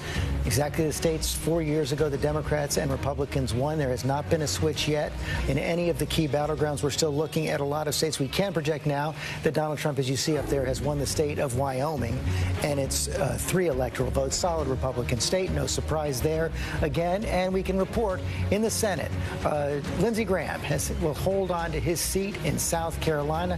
Faced a fierce, surprising challenge from Jamie Harrison, who raised tens of millions of dollars in the final weeks of this campaign. It wasn't enough to put him over the top. Janae Norman in South Carolina. Yeah, George, Jamie Harrison spoke not long ago conceding the race to Lindsey Graham, a hard-fought race that Lindsey Graham hadn't originally anticipated. As you just mentioned, Harrison raised record-setting amounts of money, and he pushed this idea about the New South, hoping a surge of black voters and growing diversity in this historically red state could help propel him to victory. But Republicans remained optimistic that conservatives would choose Lindsey Graham. That's one thing the state's GOP chair talked with me about earlier today. He said demographics are not ideology. Demographics are not philosophy. He told me it is conservative ideals that have given Republicans a majority here in South Carolina, and that has helped Lindsey Graham in recent weeks, even though he has changed his stance on Supreme Court nominations in an election year by supporting the nomination of Amy Coney Barrett to the Supreme Court. He has been able to tout those conservative conservative values, and that has helped him a lot. He struggled more this time around with women and independent voters, with women seeming evenly split between Harrison and Graham, and independent voters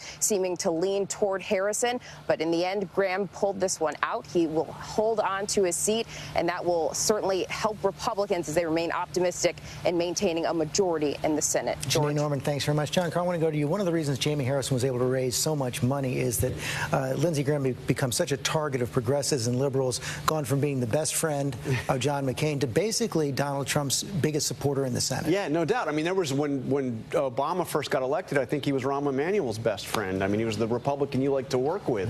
He was, but he hitched himself. He hitched himself to Donald Trump thoroughly and totally. After calling Trump a racist, he attacked Trump in the most vicious terms during that Republican primary and turned right around. And you know, Jamie Harrison was able to raise presidential level money in a Senate race, but not enough to win in South Carolina. No, and Mary Bruce, Lindsey Graham was such a key player in the confirmation of both Brett Kavanaugh and Amy Coney Barrett to the Supreme Court. He is the chairman of the powerful Judiciary Committee. Lindsey Graham just got a very big win in the confirmation of Amy Coney Barrett, but it was yet another example of the really just astounding 180 that Lindsey Graham has done in recent years. Of course, he came out in the end of Obama's term saying he would absolutely never consider a Supreme Court nominee this close to a presidential election. He went back on that promise, of course, leading the charge on the Hill to get Amy Coney Barrett confirmed. Lindsey Graham has really gone from being one of the president's opponents, one of his fiercest foes, to being his absolute top ally on the Hill. I can tell you, anyone who covers Capitol Hill knows in Washington, if you want to know what the president is thinking, you go and find Lindsey Graham in the basement of the Capitol. And he is not hard to find because often it works the other way around, too. If he wants the president to know what's happening on the Hill, he often comes and finds us to telegraph through the media. It has been just a remarkable run for Lindsey Graham, and I think it was one of the reasons, of course, why you saw Jamie Harrison raising so much money. Lindsey Graham was pummeled in this race by ads for his flip-flopping on his positions. And when it comes to the president, Jamie Harrison raising that astounding $57 million. That is presidential level money, but ultimately not enough. Lindsey Graham, it appears, will continue to be the president's top ally, closest friend on Capitol Hill. Mary Bruce, thanks very much. Chris Christie, now the Senate battle is going to come down to North Carolina, Iowa, and Maine. Yeah, and the Republicans have to win 2 of the 3 there. And I think they're in good shape to do it. I continue to hear from North Carolina Republican leadership. They're getting more and more confident as the night goes on that Tom Tillis is going to win a narrow race there and that the president will win the electoral votes. And in Iowa, spoke to a couple of Republican leaders there who think that Joni Ernst is going to be in good shape tonight. We are going to keep an eye on it. We're going to be back in just a minute. Some of our stations are going to go to the late local news right now, but our election coverage continues in just a moment.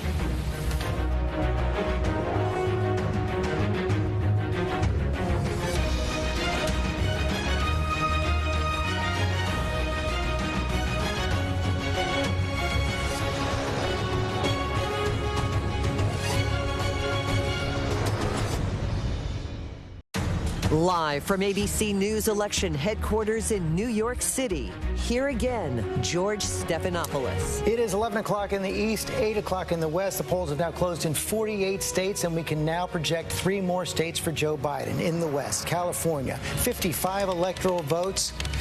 Won by Hillary Clinton by 30 points back in 2016. Joe Biden will win its 55 electoral votes in 2020. He will also win the 7 electoral votes in the state of Oregon, and he will win the state of Washington as well, and it's 12 electoral votes. You see that entire Pacific coast. No surprise there. It is going to go to Joe Biden. So right now at this hour, Joe Biden has 187 electoral votes. Donald Trump has 114. Again, right now it is a complete repeat of the 2016 map. All the big battleground states are still in play, and one of the key ones, this could be a new state in play for 2020, is the state of Arizona. Let's take a state at that. It's been a long time Republican state. state. But right now, with 75% of the expected vote in, Joe Biden has a lead over Donald Trump. Tom Yamas. Yeah, so, George, the first data point I want to show our viewers right now is on the early vote. We've talked so much about the early vote now, but you need to talk about this number if you talk about Arizona at this hour.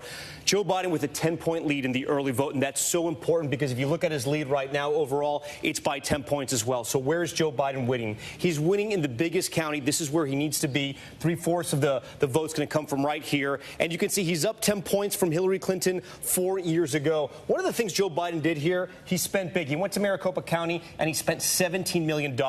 Democrats looked at the map after 2016. They saw that Donald Trump had underperformed from Mitt Romney. Kyrsten Sinema comes in a Senate race 2 years later and she wins. And we got to talk about Tucson as well, Pima County. So you can see here, Joe Biden is on top. He's overperforming there. And we haven't talked about this a lot tonight, George, but that's the home of Mark Kelly. He's on top too. His range, 10 points as well in that Senate race against Martha McSally. Some people said this could be a reverse coattail effect. Of course, Mark Kelly, former astronaut, husband of Gabby Giffords, the congresswoman from Arizona who was, of course, tragically shot back 10 years ago. I want to go to Whit Johnson in Arizona. Whit, what are you hearing there? George, I can tell you the Biden campaign is feeling really good about these early results and what they're seeing, although this is very much what they expected early in the night. Remember, we had the huge early voter turnout here. About 85% of the ballots were cast early. Democrats knew that they needed to take an early lead. But on the flip side, Republicans were counting on today. The Trump campaign told us that they had data that showed them that they would outnumber Biden supporters at the polls on election day by a ratio of 4-1. And George, I can tell you, just talking to voters here, Trump has strong support, especially among independents as well. David was talking about the independent vote being so important in Arizona. We spoke to 3 self-proclaimed independent voters who voted for Obama previously, but this time voted for a second time for President Donald Trump. And one of them actually split the ticket. And you might be hearing quite a bit about that here in Arizona. He voted for Donald Trump, but also voted for the Democrat, Mark Kelly, for the Senate.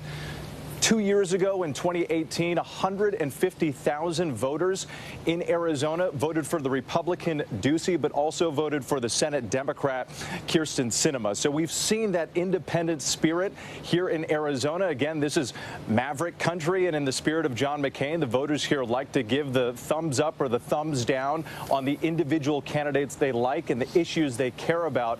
But I don't want to forget about that Senate race, too, because it is huge. This is one that Democrats have really been eyeing across the country. You have the astronaut Mark Kelly against the combat pilot Martha McSally. Kelly has maintained an edge in the polls, and if he were to win, this would be the first time that the state of Arizona would send 2 Democrats to the Senate since 1953. That's about 68 years. And I can tell you, George, again, this is that Senate seat that belonged to John McCain. His wife, Cindy, endorsed Joe Biden. But the voters we spoke with throughout Arizona here over the past couple days didn't care much about any of the endorsements. Whit Johnson, thanks very much. Let's go to Cecilia Vega. 2 big issues in Arizona, COVID and its impact on the Latino community. COVID impacted on the Latino community, and of course we've been talking about this for so long now. This is a community that has been hit disproportionately hard. Some experts say that this is a community that has been devastated by COVID. George. Okay, we now are going to hear House Speaker Nancy Pelosi is coming out to speak to the cameras, and we're going to see her right now. Thank you for joining us. I know that transportation is always challenging in this time of coronavirus, but thank you for joining us virtually here this evening so that I can praise you for retaining our House Democratic majority. Under your leadership, Madam Chair, we have held the House, and now after all the votes are counted, we'll see how much better we will do than that. We are in a situation where some of the states have just said we're not counting anymore until tomorrow morning, and of course the West Coast has not chimed in yet, so there's more to come. Our race this time was all about health care. This was Vote Your Health. We had that in the last election. Our For the People agenda was we're going to lower health care costs by lowering the cost of prescription drugs, preserving pre-existing conditions. It became the issue of the 2018 election under the leadership of the policy committee that that Madam Chair was a co-chair of then, carrying that message into this election because it is of concern to the American people. It is amplified by the coronavirus. So our purpose in this race was to win so that we could protect the Affordable Care Act and that we could crush the virus, that we could stop the spread of it, that we could reward our workers who risk their lives to save lives and now might be losing their jobs, and that we can put money in the pockets of the American people. So I'm very, very proud of the fact that tonight, relatively early, we are able to say that we have held the House. It is something quite spectacular because... And there's House Speaker Nancy Pelosi claiming victory in the House tonight. Democrats will retain control of the House. Cecilia Vega, sorry about that. We interrupted you. Finish your thought on Arizona. Thank you, George. I appreciate that. We were talking about COVID and the impact on Latino communities, and as we've seen in polling heading into today, COVID is among the top issues of concern as Latinos head to the polls, as well as the economy and healthcare. But what we saw time and time again from President Trump in multiple visits to this state, and he made very many, and this campaign, the Trump campaign particularly, was heavily focused on Arizona. This is a state they do want to win. They were focused, one of the messages that they kept hitting over and over again was immigration because of the state's location along the border there. And he talked about the wall repeatedly and repeated the mistruth that Mexico is paying for the wall. Mexico is not paying for the wall. American citizens are paying for the wall. And as we've seen in the polling heading into today, immigration is very far low on the list of issues that are important to Americans heading into Election Day. And when you talk to Republicans in Washington and on Capitol Hill specifically, they get very frustrated with the president's continual focus on this issue because it's not one that is necessarily a winning argument for their base heading into the election. They wanted to see him expand that conversation in states like Arizona to focus on COVID, to focus on the economy, but immigration was a message that he drilled in on time and time again. Cecilia Vega, thanks very much. Lindsey Davis, it's a recurring theme of the night. This election defined in many ways by the pandemic. Sure. You know, going into tonight, I think that one big question that loomed large was how were Americans going to respond to this increase in infections? Were they going to see that as a failure of the Trump administration and then vote for Joe Biden, or were they going to stick with the president despite the surge? 1,000 people died today of coronavirus, and yet when we're looking at the map, we really don't see that much has changed as far as the way people generally, we haven't again heard from the battleground states yet, but we haven't seen a lot of change from how people cast their votes in 2016. There really couldn't be much more daylight between these two candidates as far as how they've said. Well, yeah, I want to take that to Jen Ashton because, Jen, we've seen all through this campaign such different visions on how to handle the pandemic from Joe Biden and from Donald Trump as the entire country, basically, more than 42 states are in the grip of this second wave. Absolutely, George. And we heard Dr. Deborah Birx in an internal White House memo citing that we're going into the most dire period of the pandemic to date. She is expecting to see 100,000 cases a day in the next week. And we have seen different approaches. We've seen different approaches when it comes to testing. We have seen some missteps. We've seen a series of broken down communications and mistrust in the biggest and most powerful public health organizations we have, the CDC, the FDA, the World Health Organization.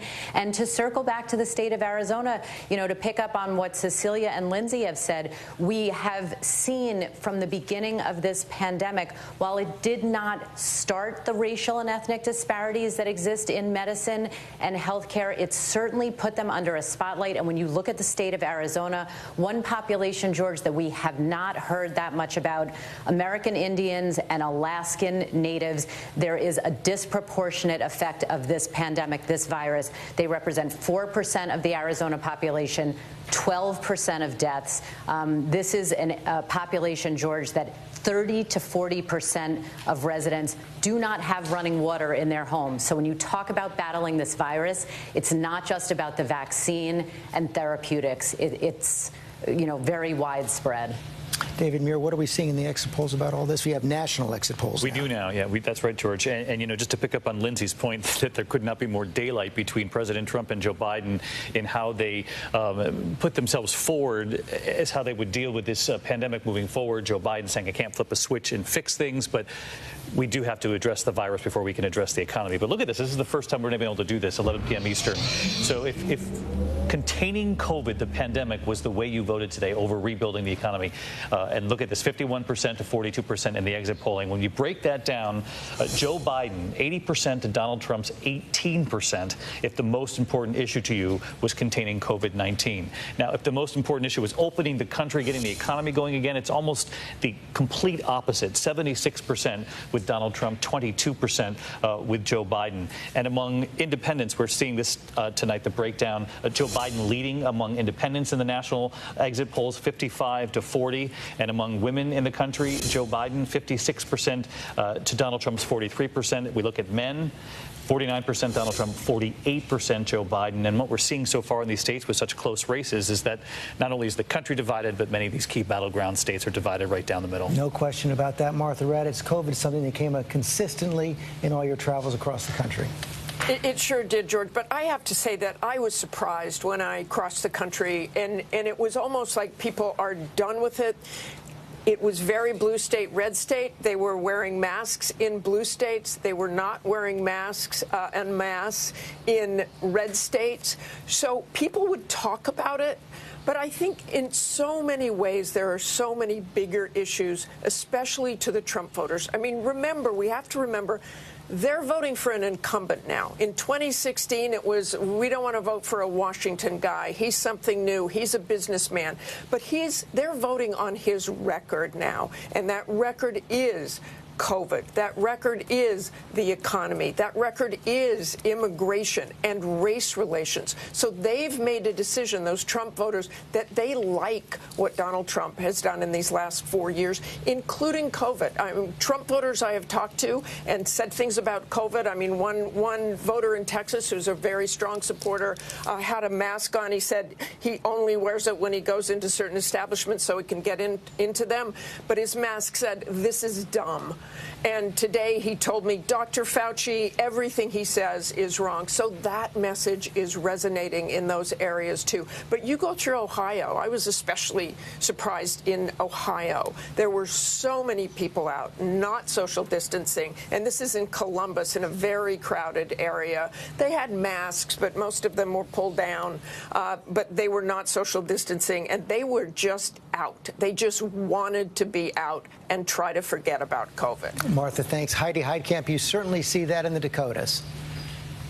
Well, I think what's happening is people have bought into herd immunity. It's the only way to control it.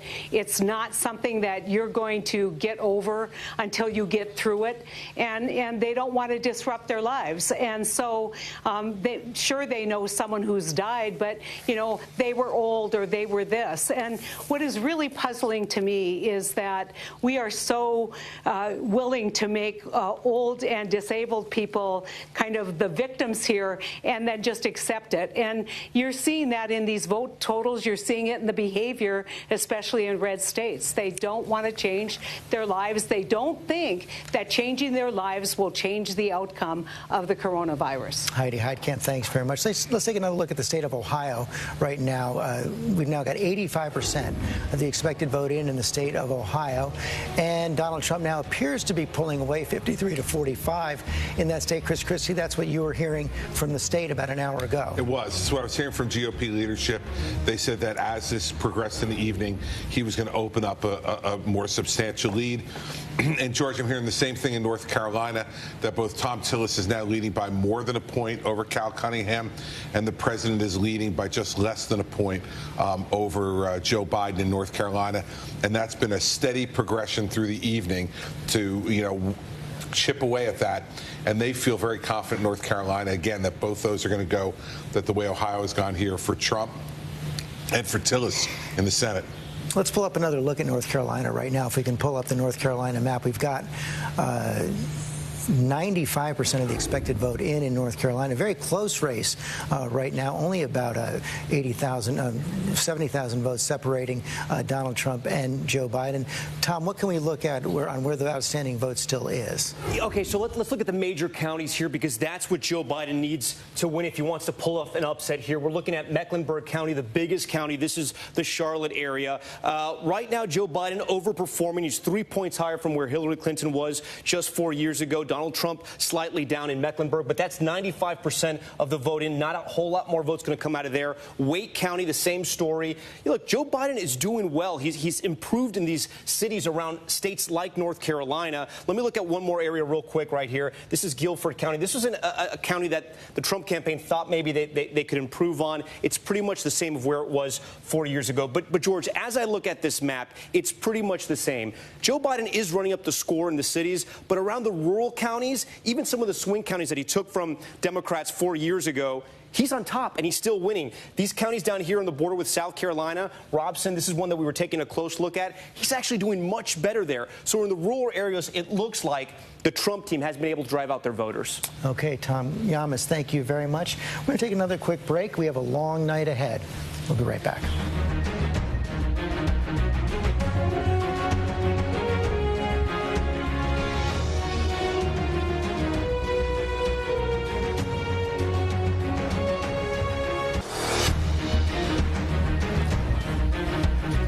Back now at ABC News election headquarters in New York, coming up on 11:20 in the East. I want to bring in Nate Silver right now. Nate, as we've been talking about so far, every state that has been projected so far tonight has gone exactly the same way as it went in 2016. As you look at all the data, and you've seen more data than probably anybody else in the country, has anything surprised you tonight? I mean, obviously Miami-Dade County in Florida, and the big question is that indicative of a polling error in other parts of the country, or is it isolated to South Florida? The fact that Biden has won New Hampshire, for example, might make you say, well, actually, it's part of Florida, but maybe not a problem elsewhere. The fact that Arizona looks okay for Biden. So, look, it's going to be a long night. I think we're in a scenario now where we're talking about this might take days to get resolved. But still, how much is that an isolated incident in Florida versus a national polling problem kind of like we saw in 2016? Yeah, and we still don't know how the popular vote is going to come in. Of course, we expect to see millions and millions of votes coming in from the Pacific West Coast, especially California. Yeah, I mean, Biden will probably win the popular vote, but that doesn't make you president. And so, you know, I mean, look, it feels a little bit like 2016, but also a bit like 2018, where Florida went very badly for Democrats, but they had a good night in the end of the day. The fact that in different corners of the country, the fact that New Hampshire went for Biden and Arizona looks okay for Biden would give Democrats quite a bit of hope, I would think. But, you know, if they lose Pennsylvania, then we probably have a second term for Trump. So it's going to take a long time to know what happens in Pennsylvania, what happens in Wisconsin, what happens in Michigan. We'll know more about Arizona probably by, 2 or 3 in the morning tonight. But it's going to be a while here. Well, and we should just emphasize that. We said it at the beginning of the night. We'll say it again right now. We have to have patience. We have to wait until all the votes are counted. We know it's going to take some time to count the votes in Pennsylvania and Michigan and Wisconsin. It is looking increasingly clear that we are not going to know who the next president of the United States will be tonight, and we're just going to have to be patient as we go through this process in the coming hours and perhaps the coming days. Let's take another look at the state of Georgia right now. 67% of the expected vote is in, and Tom Yamas, Donald Trump appears to have a fairly healthy lead right now. Yeah, we're talking about 340,000 votes, and I want to show you one data point right now because this is interesting. Donald Trump actually winning in the early vote in the state of Georgia. So we talked about the spread, almost 400,000 votes. Donald Trump's holding what he needs to hold. The swing counties he took from the Democrats 4 years ago, he's winning again. Places like Peach County. We wanted to look at Peach County because, as you can imagine, they got peaches there. But it also has a good breakdown in the state. They have 50% white, 44% African-American. It's a place that Donald Trump won 4 years ago, and he's holding on to the same lead. But this was a county that Barack Obama also won. The big question, George, and this is maybe for other people on the panel, but the big question is, can they find those 300,000 votes in this area? That's what's going to need to happen, because in the rural areas, in northern Georgia, southern Georgia, the Piedmont area, Donald Trump is winning. His people are turning out. Are those 300,000 votes still there?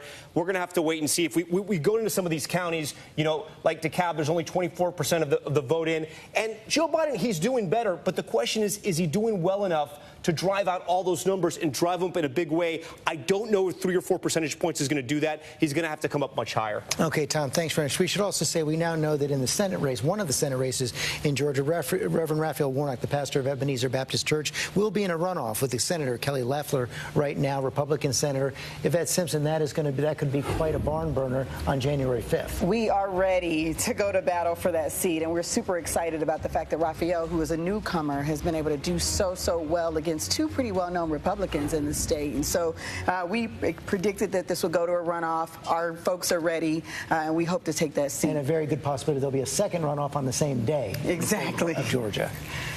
Yes. Let's pull up now Michigan, Wisconsin, and Pennsylvania. Of course, those are those key blue-tier states. Blue wall for the Democrats was taken away by Donald Trump in 2016. Right now, 44% of the expected vote in Michigan, Donald Trump is ahead. 52% in Wisconsin, Donald Trump is ahead. 45% in Pennsylvania, Donald Trump is ahead. John Carl, we're going to repeat this again right now. This is not necessarily unexpected. Yeah, this is not unexpected. Remember, the mail-in vote, which we expect to be overwhelmingly Democratic, didn't even start counting. The process didn't start counting until today. So I fully expect that Biden's numbers will increase as it goes on, and not just tonight, but over the coming days. I mean, in Pennsylvania, they have told us that Friday is the very earliest. In fact, Pennsylvania will still accept absentee votes that come in as long as they were postmarked by today until Friday. So this is going to take some time. But, George, looking into some of the details here, particularly in Michigan, I see signs that should be concerning to the Democrats. I see Donald Trump performing in these early returns quite well in places like Macomb County, which he won last time. He seems to be potentially putting up numbers bigger than he did 4 years ago. And also in Kent County, Grand Rapids, which is where he held his very last rally of this campaign. Juju Chang is in Michigan. Juju, tell us more about what you're hearing about how the counting is going, how long it's going to take.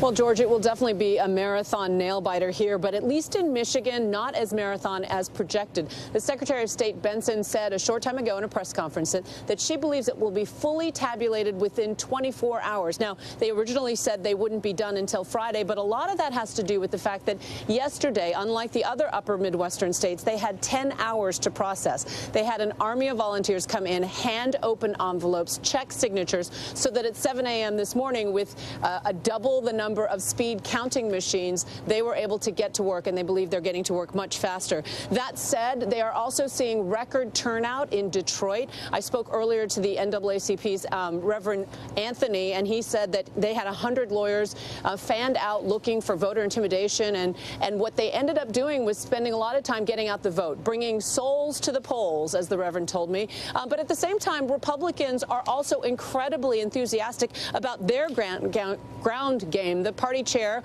Laura Cox, told me that they had 9 million voter contacts during this season, that every time they were out canvassing, they never saw any Democrats, and they cannot tell you enough about the enthusiasm that they see and they viscerally feel every time there are these giant rallies, so many of which took place in the battleground state of Michigan. And, George, don't get me started on the lawn signs, but, you know, you see them all over. You know you're in a battleground in these suburbs when there's a Biden sign on one side, the Trump signs on the other. I went to a Trump volunteer meeting, a packed room, and the organizer said, how many of you have had your lawn sign stolen or vandalized? And almost the entire room's hand went up. It says something about just how tense the battleground is here out in the suburbs, George. It sure does. I want to go to Mary Bruce right now. Mary, you picking up any concern in the Biden camp, picking up what John Carl was saying about the way the votes are coming in Michigan and how they're coming in? The read from inside the Biden campaign right now is urging caution and patience. They say, look, they are feeling fine, and that is because this was expected. They knew that many of these key states, especially the blue wall states, were going to take some time. That said, there has been a bit of a shift in tone. Given the real enthusiasm, the real confidence that we were hearing from members of the Biden team heading into tonight, now you hear more the words hopeful, optimistic, but they were really bullish earlier earlier in the night. Now, not so much of that. But, George, I have to tell you, behind me, they have started to bring in the cars here to this drive-in rally. If I'm really trying to pick at the tea leaves here, not sure what that means about whether we may or may not see Joe Biden later tonight. But, of course, he sort of changed his tune there, saying he may actually not speak until tomorrow. But perhaps they will be ready for him to speak. We're going to keep an eye on that. And, of course, we're going to be here as long as the votes are being counted tonight. We're going to take another quick break right now. Election 2020 coverage continues right now. Joe Biden has 187 electoral votes. Donald Trump 114 electoral votes. It's a close one.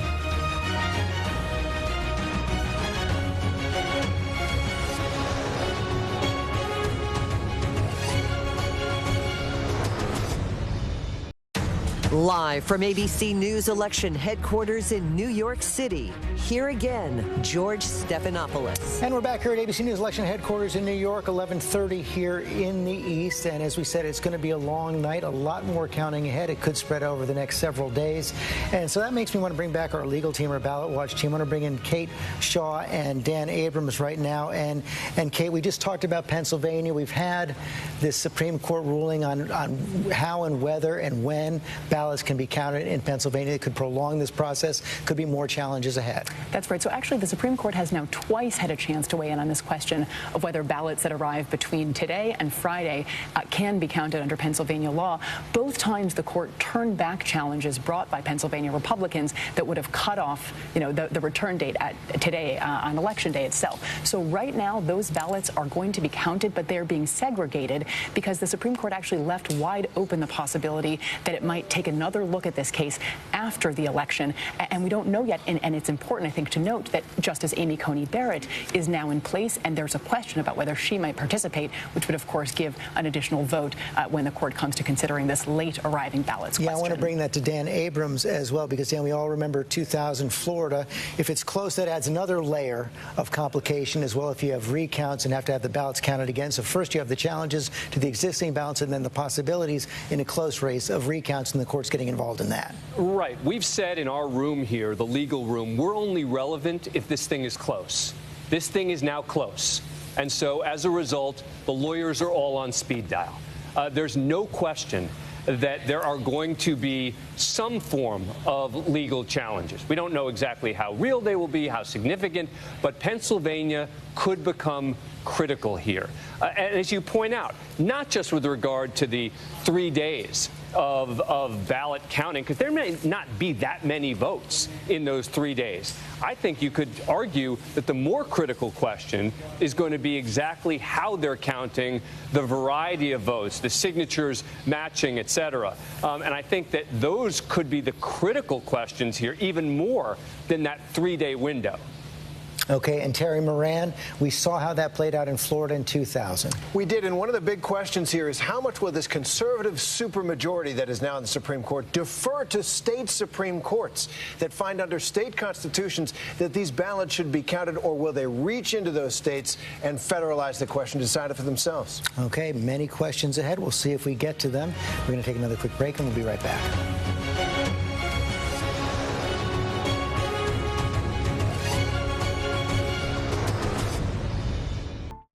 Live from ABC News election headquarters in New York City, here again, George Stephanopoulos. And we are back. Let's take a look at the electoral map right now. So far, Joe Biden has won 14 states, 187 electoral votes. Donald Trump has won 17 states, 114 electoral votes. So far, at least, according to ABC News, every state that Hillary Clinton won in 2016 has been won by Joe Biden. In 2020, same goes Donald Trump, repeating his wins in the red states.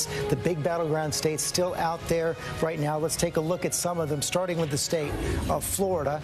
And there, with 94% of the vote in, Donald Trump has a relatively healthy lead, Tom Yamas. Yeah, he does, George. And I think when we look at Florida at this hour, it's really just some simple math, and I'll walk you through it. When we talk about the vote difference right now, plus 5 million, so huge turnout in Florida. We have to acknowledge that. We're talking about a 400,000 voter gap, right? I told you 4 years ago, Hillary Clinton comes out of Miami-Dade County with a 300,000 plus advantage. What happened tonight? Let's go to Miami-Dade County. And look at this, George. We're talking about less than 100,000 difference right there. This entire state, you could bank it on this one county right here. Republicans were able to make inroads with voters there. Donald Trump, even though he lost, he actually won. Okay, David Muir, what are we seeing in the exit polls in Florida? A couple of the really key things, George. Let's laser in on the Latino vote in Florida. As you can see, look at this.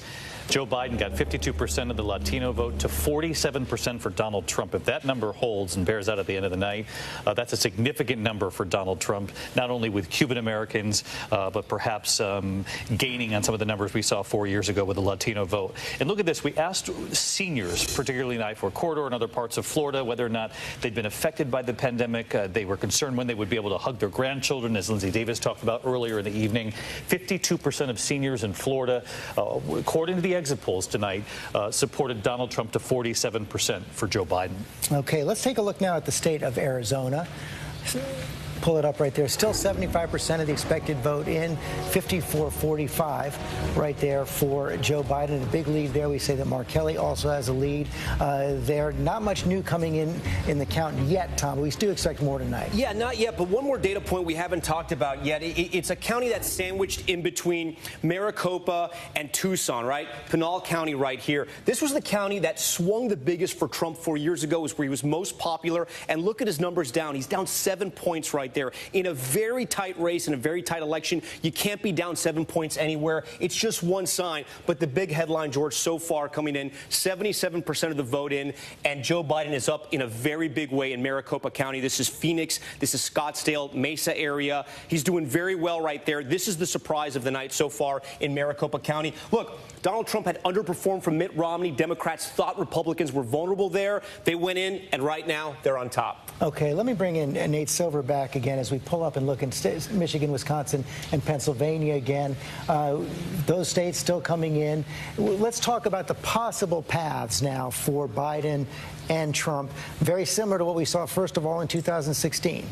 Yeah, so if we can speculate a bit. So what happens if Donald Trump wins Florida, wins Ohio, wins North Carolina, but then Biden wins Arizona? We actually think it's a decent map for Joe Biden. He's about an 85% favorite. There is also a chance of electoral college tie. But Trump, if he loses Arizona, he could actually win Pennsylvania and then get to 269 or 268. That would not be enough. It could come down to the 2nd Congressional District in Omaha, Nebraska, or the one in upstate Maine.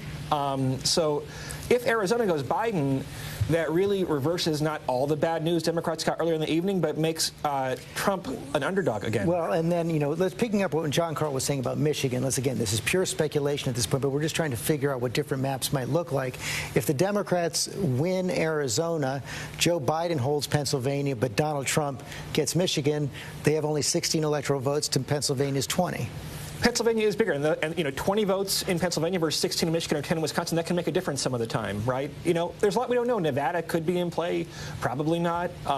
Georgia, I think, is not going to be called tonight. So there are other scenarios, but we are looking at a lot of photo finishes, and in a photo finish, Arizona becomes a pretty important state. You mentioned Nevada, and I wonder, Tom, if we can I'm talking to the control room right now. Can we pull up Nevada and take a look at what we're seeing in the state of Nevada right now? They're going to take time because they have all the early vote, and we just don't have anything coming in on that yet. So let's go back to Wisconsin. Deb Roberts, I want to go to you in Wisconsin right now. What are you hearing about the possibility of when the count will be continued there and when it will be finished?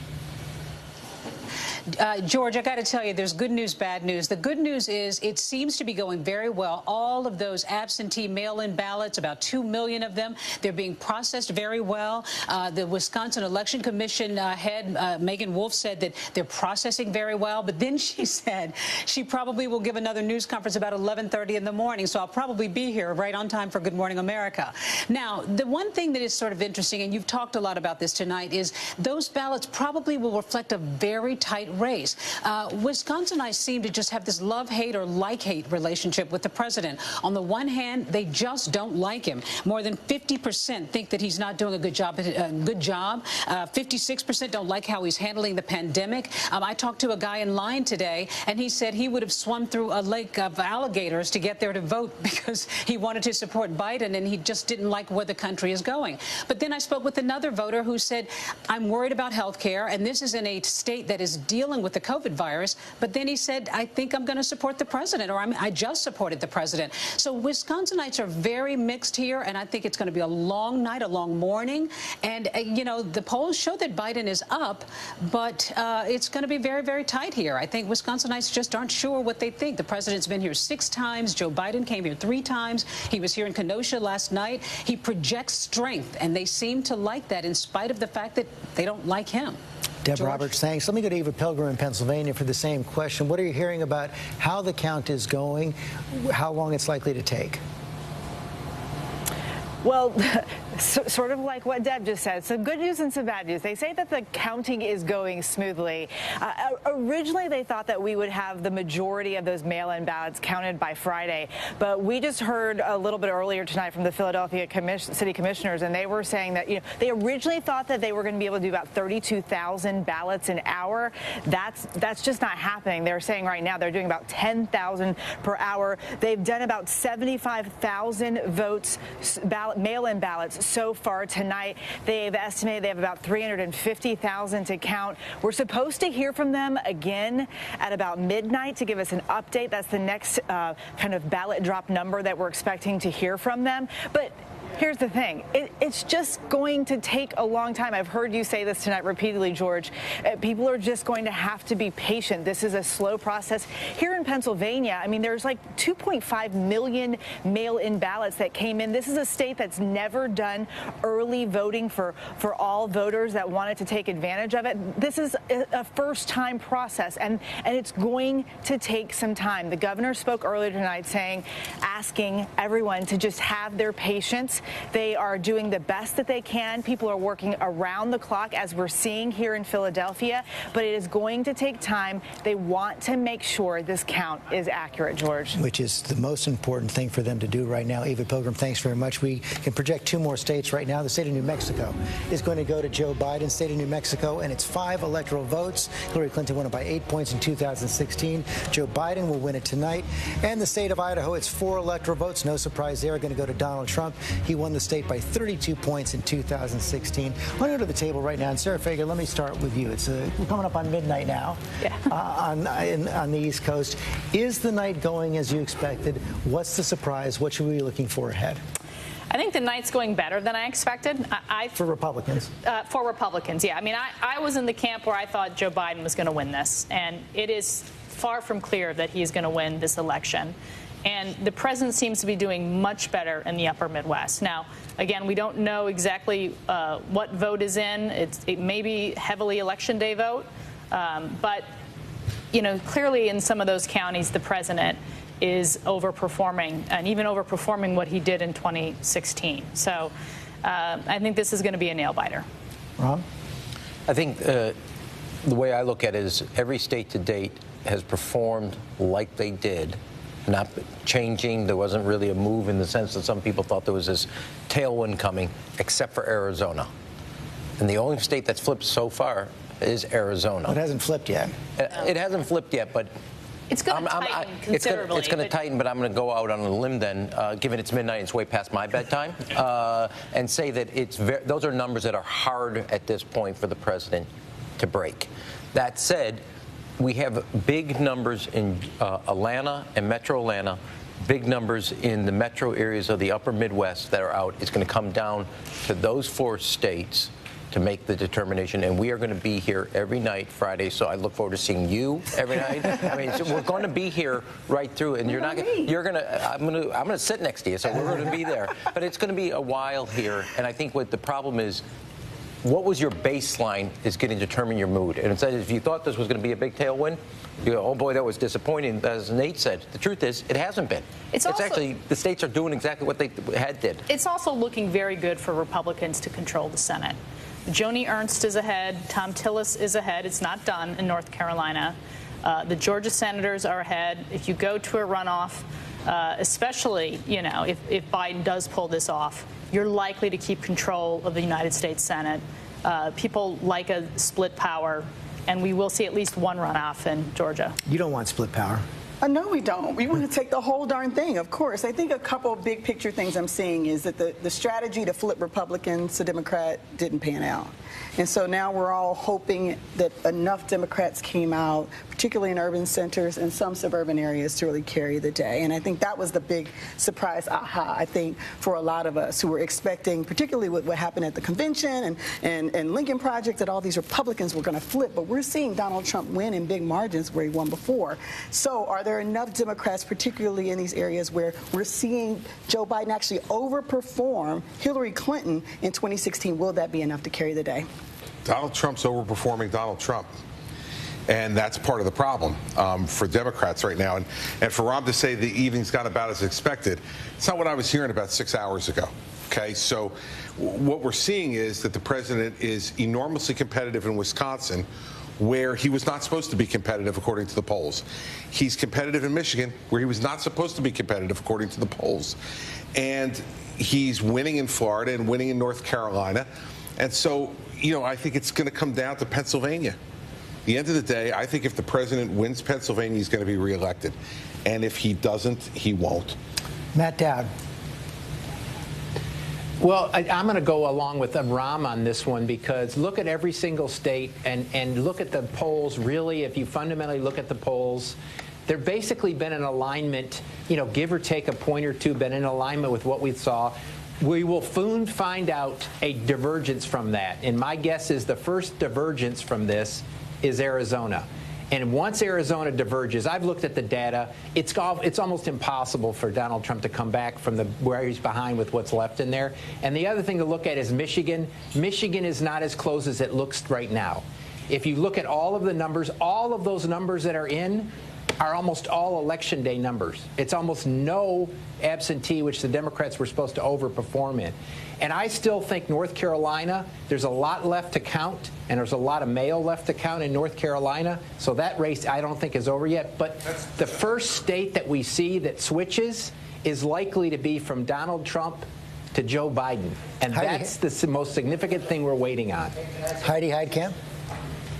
I totally agree with Rahm and with Matt, but I think the story that we haven't talked about tonight, which is the popular vote. How much is Biden going to win the popular vote and still see this enormous challenge in the Electoral College? And that's going to reignite all of that dialogue again. If this is a 5-point win in the popular vote, I think that there's going to be a lot of challenges in this country holding the country together. 7 out of the 8 last elections won by Democrats in the popular vote. John Carr, you get the last word here. Well, I think there are dangers out there for Joe Biden in Pennsylvania by looking in Ohio. I want Tom, if you can pick up 2 counties that border Pennsylvania in Ohio, Trumbull and Mahoning. In both these counties, Donald Trump seriously outperformed what he did 4 years ago. Now, that's in Ohio. Ohio's one state, but right on the other side, key counties in Pennsylvania. We are going to be watching it all day, all night, perhaps all week long. We'll be right back.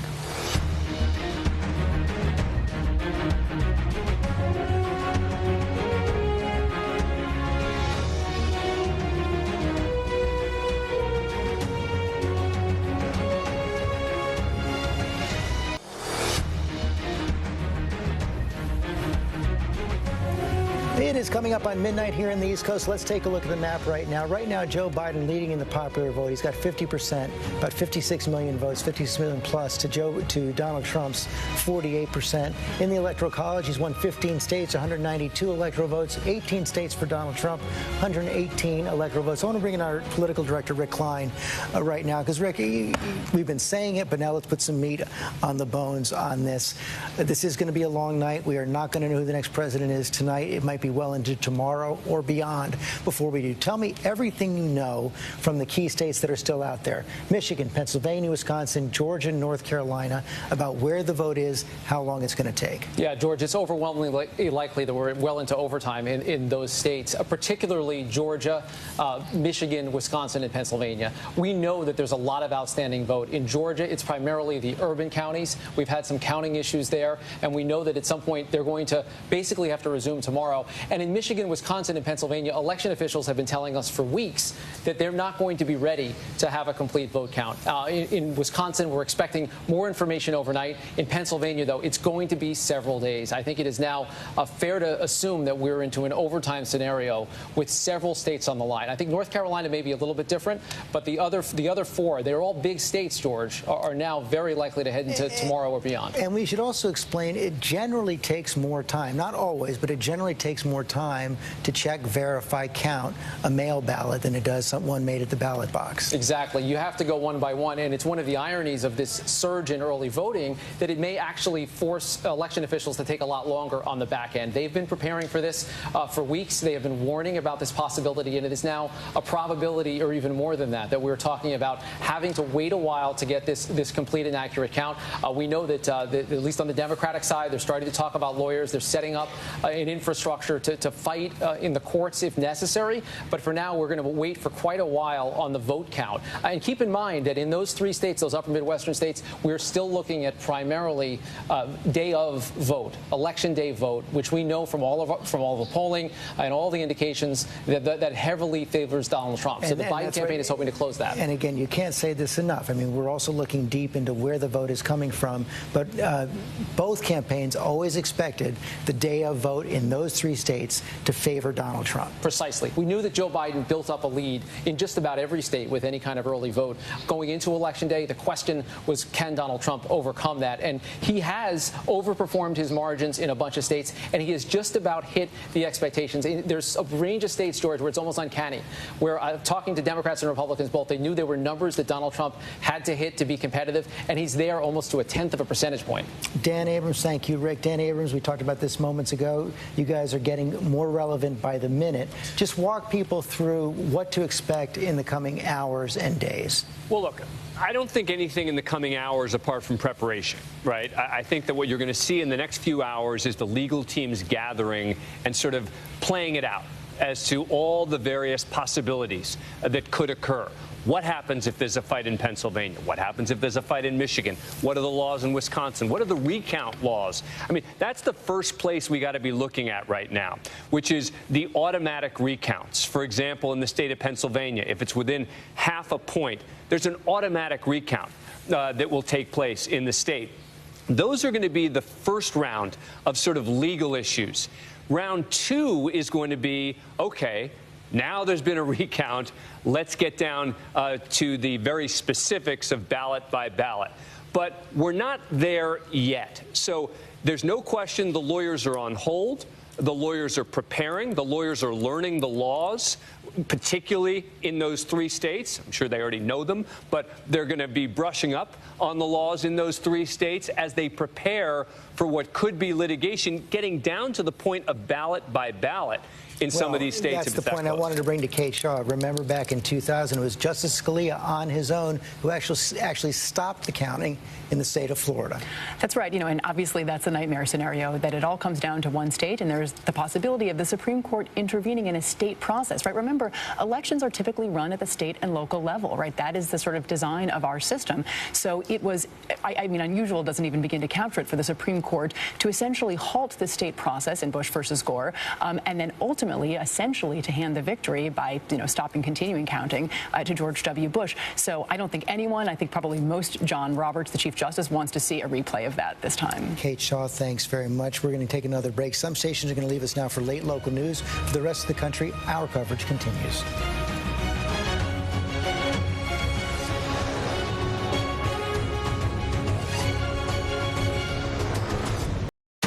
Live from ABC News election headquarters in New York City, here again, George Stephanopoulos. It is midnight here in the East, and we are here at ABC News election headquarters in a very tight race for president right now. Let's take a look at the map. Joe Biden has won 15 states, 192 electoral votes. Donald Trump has won 18 states, 118 electoral votes so far tonight. Every state that Joe Biden won was won by Hillary Clinton back in 2016. Every state that Donald Trump is winning tonight, he won in 2016 as well. Let's take a look at the state of Virginia right now. Let's pull that up.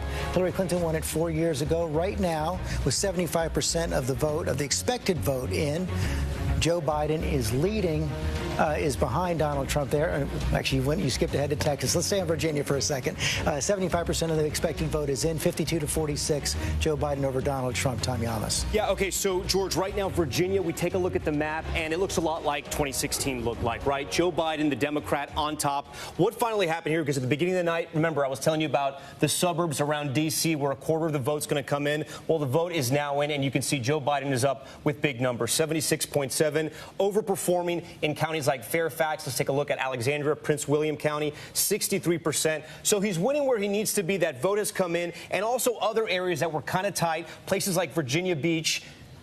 Donald Trump on top there right now, which is a good sign for the president because it was razor thin just before that. We look at Chesapeake. This was a swing county before. Now it's swung back to Democrats. Look, Virginia wasn't a big story. People thought it was going to go for the Democrats. The votes come in outside of D.C. It's going for Joe Biden. Right now it is. Let's pull up Texas now. Let's pull up the state of Texas. Stay up at the board right now. Let's see how much of the vote is coming in. 88% of the expected vote is in right now, and Donald Trump's starting to pull away. Yeah, he is, George. And something really interesting about Texas. John Carl and I were just talking about this. If you look at some of the big counties like Harris County, Houston, so Joe Biden in Houston, the biggest city, he's basically doing what Democrats did 4 years ago. I'm going to give it back over to you. You got to do that because we are now projecting that Donald Trump will win the state of Ohio. Donald Trump will win the state of Ohio tonight. It's 18 electoral votes, excuse me, go to Donald Trump. He won it 4 years ago. He will win it again tonight. Chris Christie, I guess that's not a surprise, but still an important win. Really important because there was no way for the president to win without Ohio. And as we know, no Republican president has ever been elected without Ohio.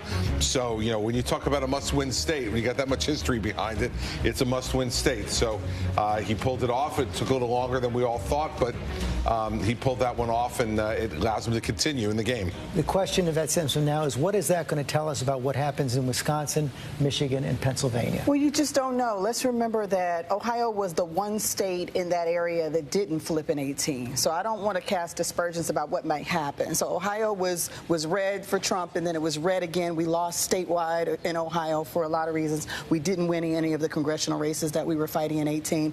But Michigan, Wisconsin, Pennsylvania, they all flipped, presumably, in the midterm. So I still hold out hope for those other three states, even though, unfortunately, my home state of Ohio did not come through today. Rahm Emanuel, Donald Trump is getting out his vote. Yeah, I mean, so we can start to extrapolate certain information, and that is that Donald Trump is in the race of Donald Trump versus Donald Trump's beating 2016 Donald Trump.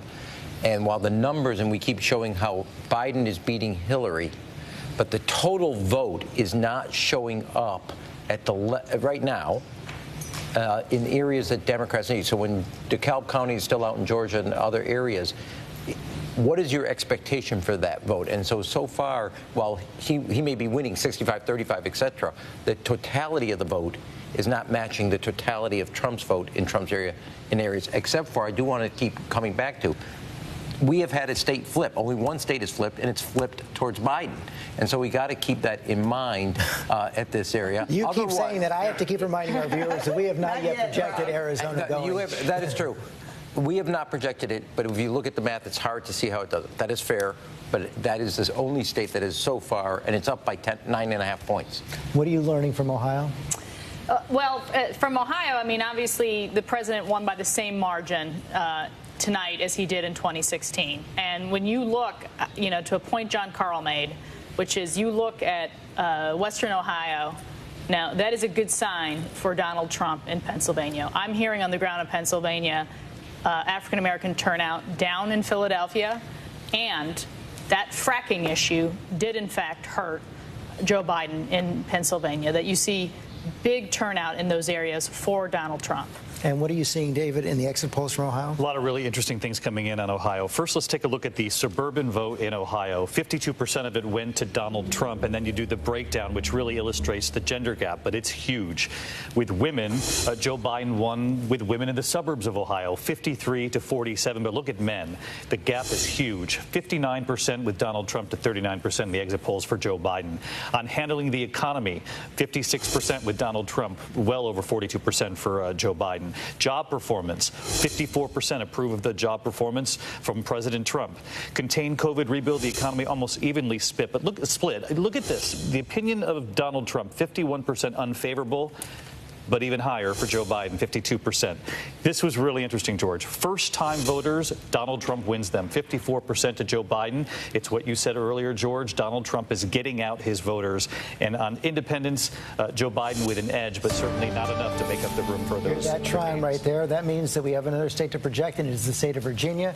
It is going to Joe Biden. It's 13 electoral votes. Again, not a surprise, but now it's been officially projected by ABC News. Joe Biden will win the state of Virginia. The blue states are filling in blue. The red states are filling in red right now. Let's go to the state of Wisconsin. Take a look at that. This is one of the states that Joe Biden will have to flip if he wants to be the next president of the United States. 64% of the expected vote is in. Right now, Donald Trump is in the lead, Tom. Okay, so I'd like to acknowledge the gentleman from New Jersey on this one. About half an hour ago, you said the Trump campaign was feeling good about Wisconsin, and they should be.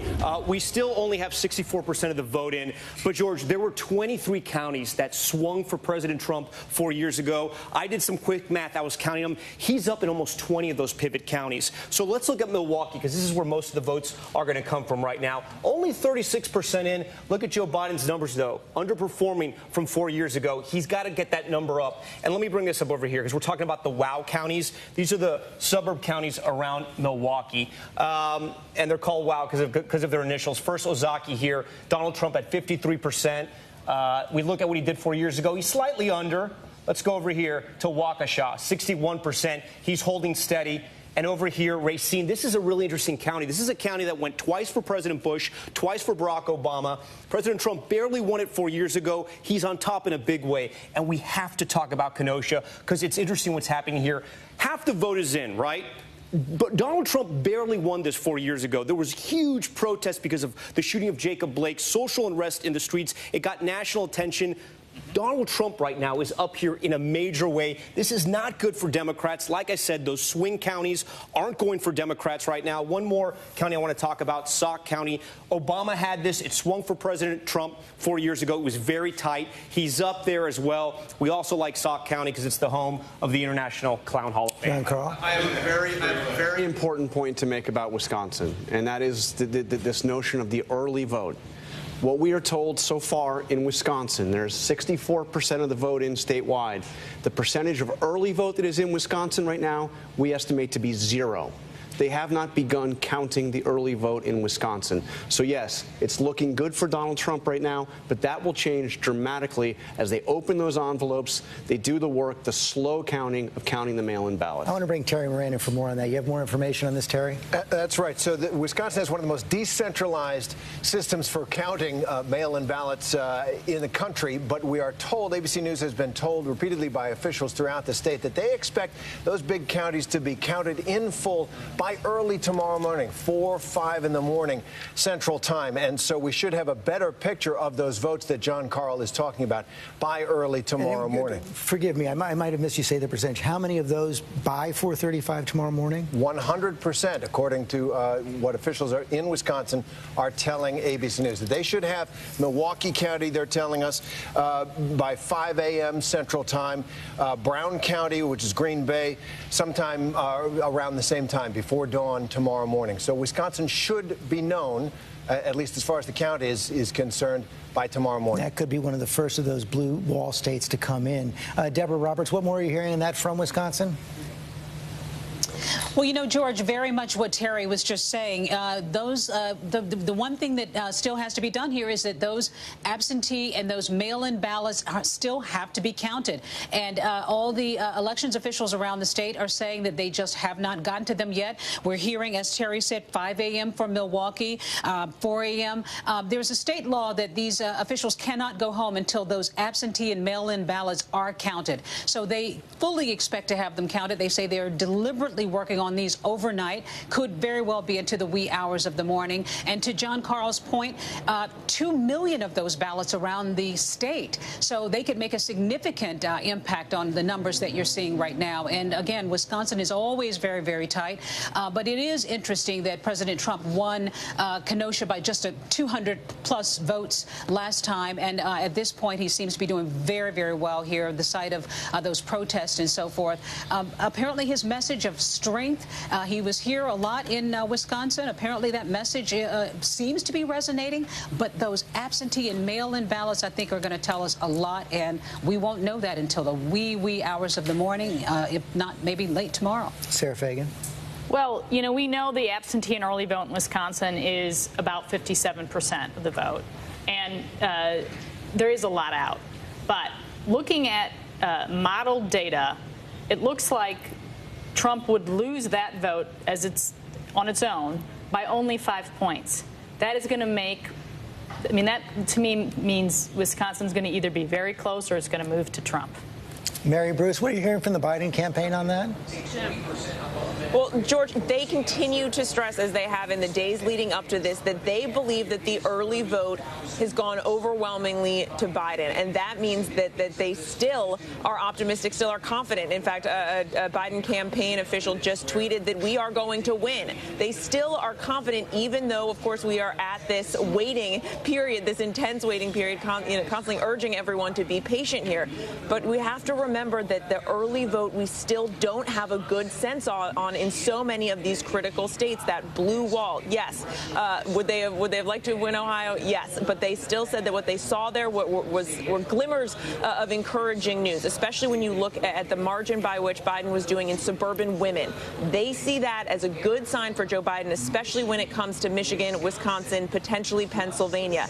They are urging us to be patient as all of these other states come in. I can tell you the supporters behind me here are still holding out hope, very enthusiastic. There's just a lot of cheering and applause and honking because that is how we hold an election night rally in this pandemic. The Biden team here, when they called Virginia, they are now blasting out results here on the screens behind me. But the Biden team, cautious, but still feeling very confident, George. Bruce, thanks very much. Nate Silver, I want to bring you in right now. Just give us a sense, as you're poring over all the data coming in right now, of what you're looking at, what you're thinking, what possibilities are most present in your mind.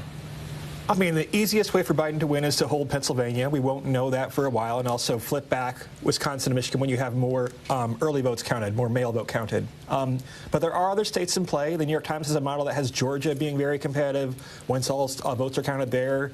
Arizona looks pretty good for Biden. I think it would be premature to call it at this point. But, you know, it's not a map where you necessarily have, or a night when you have a neat narrative. It's not quite 2016. It might wind up being 2016. It's not quite 2018 yet. We're somewhere in between. Can you tell yet whether the popular vote is going to come in fairly close to where most of the national polling averages was? I think you had it, between 8 and 9% at the end? Our best guess is that Biden's going to underperform by somewhere on the order of 2 or 3 points, but he might win by 5 or 6. It's a very early guess, but it's regionally correlated, right? So in Florida, Biden has a bigger disadvantage of that. He's going to lose Florida by several points, we think, in the end. In Arizona, he might hit his numbers or beat his polls potentially. In New Hampshire, he's very close to his polls. So it's very regionally driven, and the question is what happens in Pennsylvania, where he was ahead by about 5 points. If you had a Florida magnitude polling error there, then that would be a photo finish going to the court, frankly. Nate Silver, thanks very much. We have to take another quick break.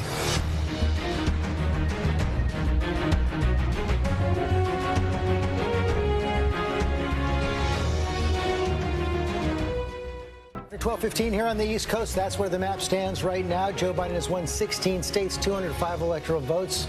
Donald Trump has won 19 states, 136 electoral votes. You see that familiar red and blue. Every red state was won by Donald Trump in 2016. Every blue state was won by Hillary Clinton in 2016. So far, a repeat. The big battleground still out there right now. We're going to talk to the former governor from perhaps the most critical state in the country right now, the state of Pennsylvania, Ed Rendell. Thank you for joining us right now. And Governor Rendell, can you just give us a sense of where you think things stand in your home state right now?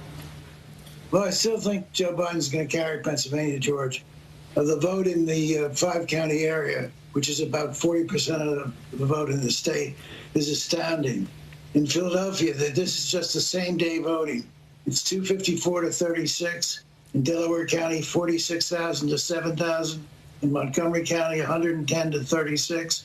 And the mail vote, if the mail vote splits, Democrats have voted 1.6 million. Republicans have voted only 550,000. I think Donald Trump will be down in the mail vote about 900,000 votes. So I don't think he can carry Pennsylvania, although he's doing better than most of the polls reflected. What's your sense of how long it's going to take in your state?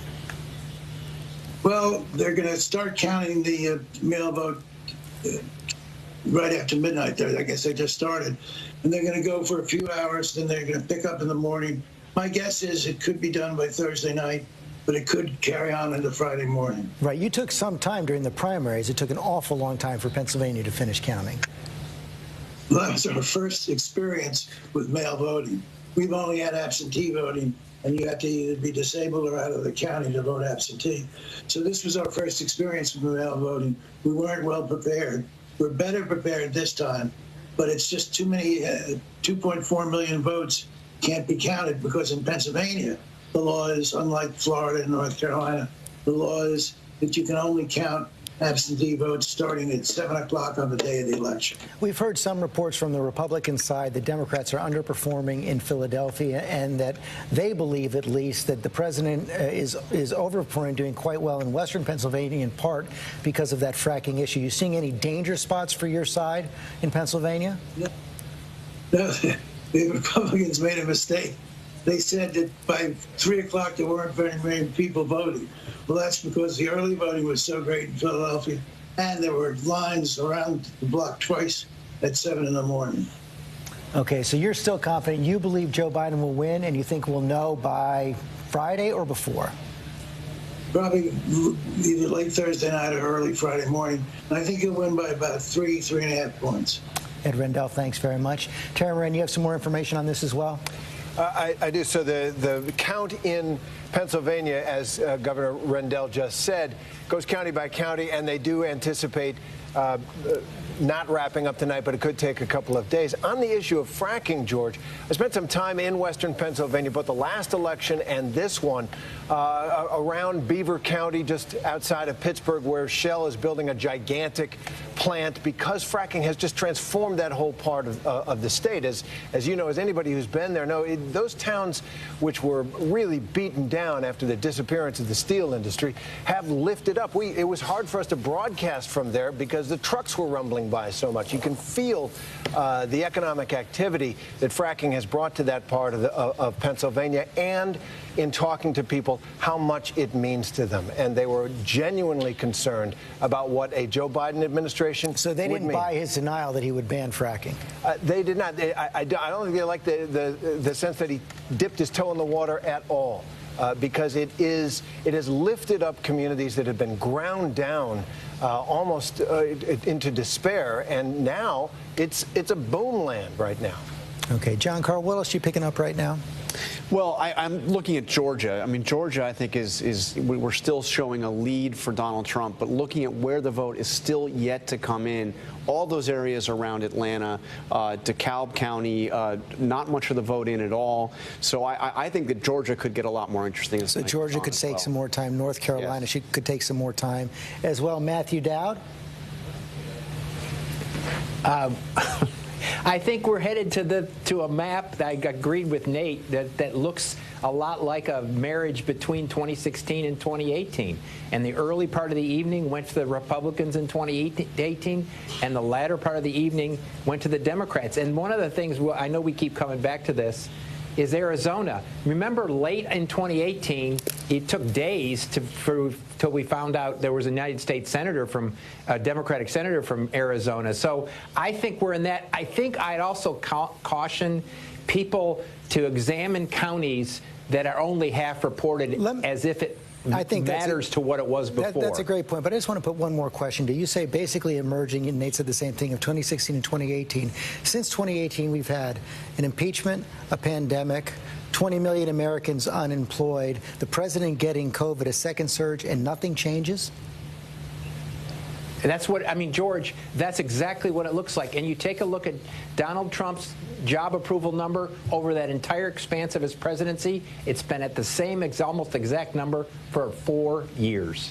Matt Dowd, thanks very much. We have to take another quick break. As you've just heard, it's going to be a long night, a long week. Stay with us.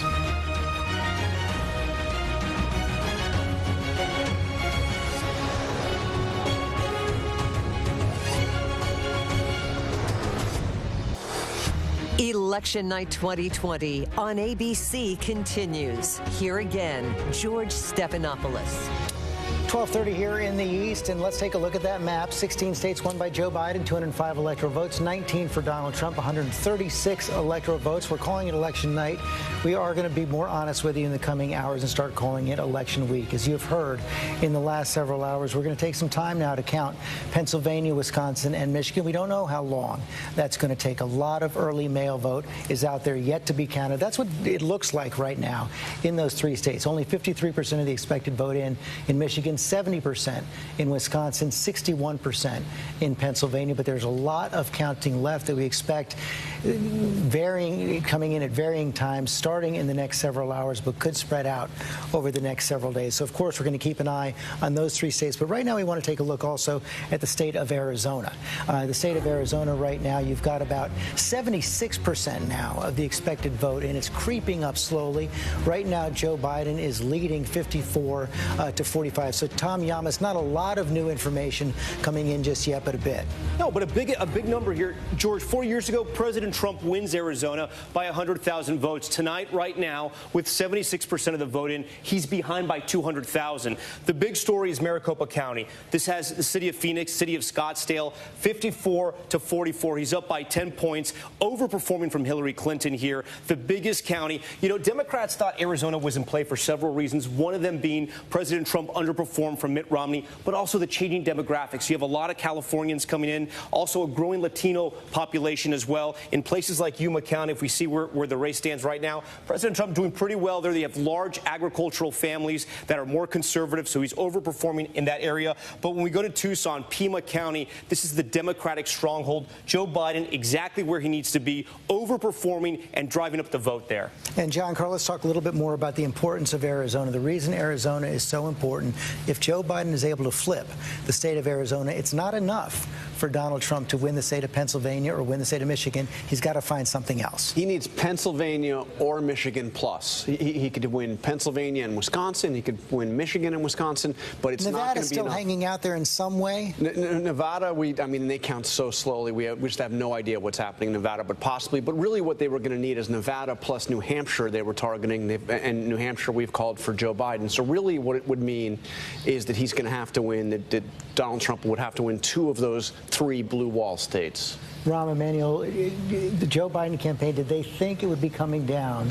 And it's not down to it yet because we still have had so much vote out there in the blue wall to the state of Arizona. No, I mean, they went there and they thought they had a shot there because of the trend lines you could see. And you have a lot of people not from California, from Illinois, other states that have moved in there. I will say one other thing. If this flips, you've cautioned me to be more careful about it. This is the final revenge of John McCain. This is the guy that he wanted to flip on the ACA. He said he was not going to do it. And you have Cindy McCain, also Jeff Flake, the former senator. So you have and he was up 100,000. He's down 200,000 right now. I know we're not allowed to call it, but those trend lines do not look good for him. And Arizona, to be honest, was kind of trending polling-wise where North Carolina and Georgia were. And this has gone better than expected, given the spread is now 10 points when they were talking about a 2-point race. Chris Christie, when you talk to your sources in the White House, your allies in the White House, what are they saying first about Arizona, and what's their plan B if they lose it? Well, they're still fighting on Arizona, and they still believe they have a chance in Arizona when all the votes are counted. But they're very optimistic about Wisconsin. And I've also spoken to Wisconsin Republican leadership who are saying, given the vote that is out in Wisconsin and the results as they stand now, they feel very confident about Wisconsin. So the approach is going to be Pennsylvania plus Wisconsin. They're also not giving up on Michigan yet. And I think one of the things we're missing tonight, I know a few people have said this around the table a bit tonight, but I want to really emphasize it. The Biden people thought they were going to have to beat 2016 Donald Trump. And what they're now realizing tonight is he has grown his base. He has found voters that didn't vote in 2016 that are now voting for him in 2020. And I will tell you, the last rally that he had in North Carolina, the campaign told me that 20% of the people at that rally did not vote in 2016 at all. And if you go to a rally and stand 5 or 6 hours and wait to see the president, you're voting for him. So I think that's the thing, the Biden campaign, if it goes against Biden, they have grown their numbers above where Hillary was. But they haven't, maybe if they lose, they haven't grown them enough to beat the 2020 Donald Trump. Deja vu for Democrats, Yvette? You know, I want to reflect really quickly on what the governor said about 2016. I've been thinking about this a little bit, and I'm curious about whether the issue of race is the reason why Donald Trump is actually picking up new folks and holding folks. I would love to see any exit polling around, you know, certain areas where there's been a lot of racial resentment, where the law and order message is playing really, really solid there, and I'm curious about whether that is the key, whether or not we lost. Both ways, doesn't it? Well, I mean, it depends. Was our message stronger? Was it better, or was his message stronger or better? Are his folks now more motivated? We've actually seen his folks be way more animated, way more out there when we think about what we expected to happen today as it relates to polling locations, when we think about the stand by, stand back, and stand by. I'm curious about the role that race is playing and the fact that we're not seeing the type of change that we expected to see, particularly after 2018 Trump hours. One of the things we've seen is the Republicans were touting before Election Day the places where they had seen increases in registration. Yeah, I mean, look, campaigns matter. And one of the things that we might find after this is all said and done is Donald Trump never shut his campaign down. They registered, 100,000 net more in Florida, 80,000 net more in Pennsylvania, 40,000 net more in North Carolina. In these close races, that is going to make a very big difference. To pick up on what Yvette says, and this is going to require more data, so I don't want to jump. But if you went up and pulled up Kenosha, Wisconsin today, and just pull it up versus Hillary, right? And obviously, I don't want to tell the cameraman, but look at the difference: 60 versus 37 versus 47. Again, 47. before we don't know if they've counted the early vote yet. I said there's a. Yeah. We're told they have not counted the mail-in vote yet. Okay, so we don't know right out, but there's going to be a place that there's a lot of currents in this water. There's not a single current. Well, I don't want to bring Lindsey That's not just COVID. There's economy, there's race, there's crime. There's a lot of things we're going to have to unpack here. I want to bring Lindsey Davis in on that because that was a big part of the dialogue in the summer, from the killing of George Floyd on Memorial Day through the summer. It seemed to fade as we got into September and as COVID was surging, but perhaps it had some stickiness. You know, I think that there's a lot. I think there was a conversation that happened during the break that I think that it's worthy of discussion, in that if it does bear out that black voters haven't really turned out, I don't think we can conflate the two and say that that means that black voters are voting for Donald Trump, because I don't know many people who were really bowled over by his platinum plan. I mean, President Trump had said in that now infamous speech in Michigan in August of 2016, when he talked to black voters, he was targeting them and said, well, what else do you have to lose, in order to vote for him? And he promised, he said, look, if I win, this was 2016, he said, if I win in 2016 and if I, in 2020, I'm going to get 95% of the black vote. I promise you. At the time in 2016, I believe that he got about 8% of the black vote. Now it seems that he's polling at about 10%. I think that there's a lot of data. I would agree with Ram and Yvette that still needs to bear out, but if it ends up being that race is on the ballot, I think that it also could, as you said, it could cut both ways, that you have a black woman, woman of color, running for vice president, when black women are considered to be one of the most marginalized group in society. We will see if there is an enthusiasm gap when all the votes are counted. I have to take another quick break. Vice President Biden is going to speak, we're told, in just a few minutes. We'll be right back.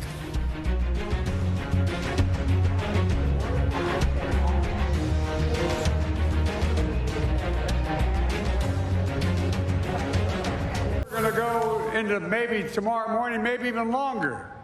But look, we feel good about where we are.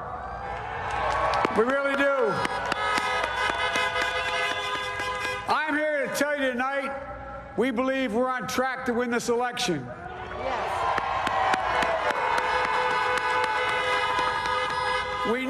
because of the unprecedented early vote and the mail-in vote, that's going to take a while. We're going to have to be patient until the hard work of tallying the votes is finished. And it ain't over till every vote is counted. Every ballot is counted.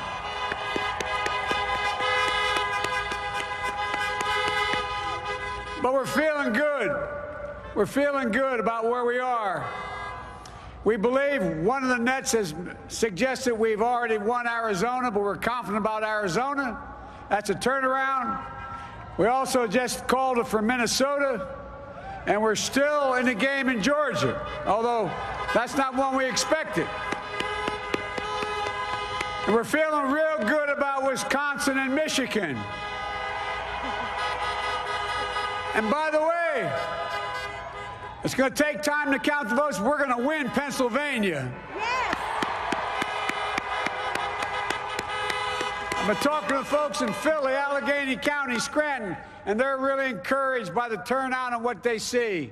Look, you know, we could know the results as early as tomorrow morning, but it may take a little longer. As I've said all along, it's not my place or Donald Trump's place to declare who's won this election. That's the decision of the American people. But I'm optimistic about this outcome. And I want to thank every one of you who came out and voted in this election. And by the way, Chris Coons and the Democrats, congratulations here in Delaware. Pardon? Hey, John, the Gov, yeah, the whole team, man. You've done a great job. I'm grateful to the poll workers, to our volunteers, our canvassers, everyone who participated in this democratic process. And I'm grateful to all of my supporters here in Delaware and all across the nation. Thank you, thank you, thank you. And folks, you heard me say it before. Every time I walk out of my grandpa's house up in Scranton, he'd yell, "Joey, keep the faith." And my grandma, when she was alive, yelled, "No, Joey, spread it." Keep the faith, guys. We're going to win this. Thank you, thank you, thank you. Your patience is great. Let's walk over here. Short message there from former Vice President Joe Biden. Joe Biden there as well in the mask. Got a smile on his face right now. Says he feels good about where they are right now, on track to win this election. Named the states he thought they could win. Confident about Arizona, still in the game. He said in Georgia, didn't mention North Carolina, but then went on to mention the big three, that blue wall, Wisconsin, Michigan, and Pennsylvania, saying he was optimistic about the outcome. Chris Christie, he did not declare victory there by any means. He said he expected to win, knows that all the votes have to be counted. Now, it's an interesting game, though, of expectations to set. More of us were expecting to hear from President Trump tonight first, rather than Joe Biden. Is that a sign that perhaps the White House reads this the same as Joe Biden, or they just don't know? I think they don't know, George. You know, from what they're saying, I think they're optimistic. You know, I think the vice president wanted to get out there and set an expectation that he thinks they're winning and are going to win. And I think what you'll see now is the president will probably do much the same thing. I don't know that. That's just speculation on my part. But I think that's what they'll probably do. I think the American people are pretty sanguine about this. They recognize at this time of the morning that they're not going to know, and they're going to have to wait. And I think if both of them take the same tone, then I think everything will be fine, that smart. People will do that. Rahm made a smart move right there. Real smart. Because now he's kind of put out there, he's put the first kind of design, the architecture, and the kind of the molding has been cast. And I think waiting and not waiting for the president to move was a smart move.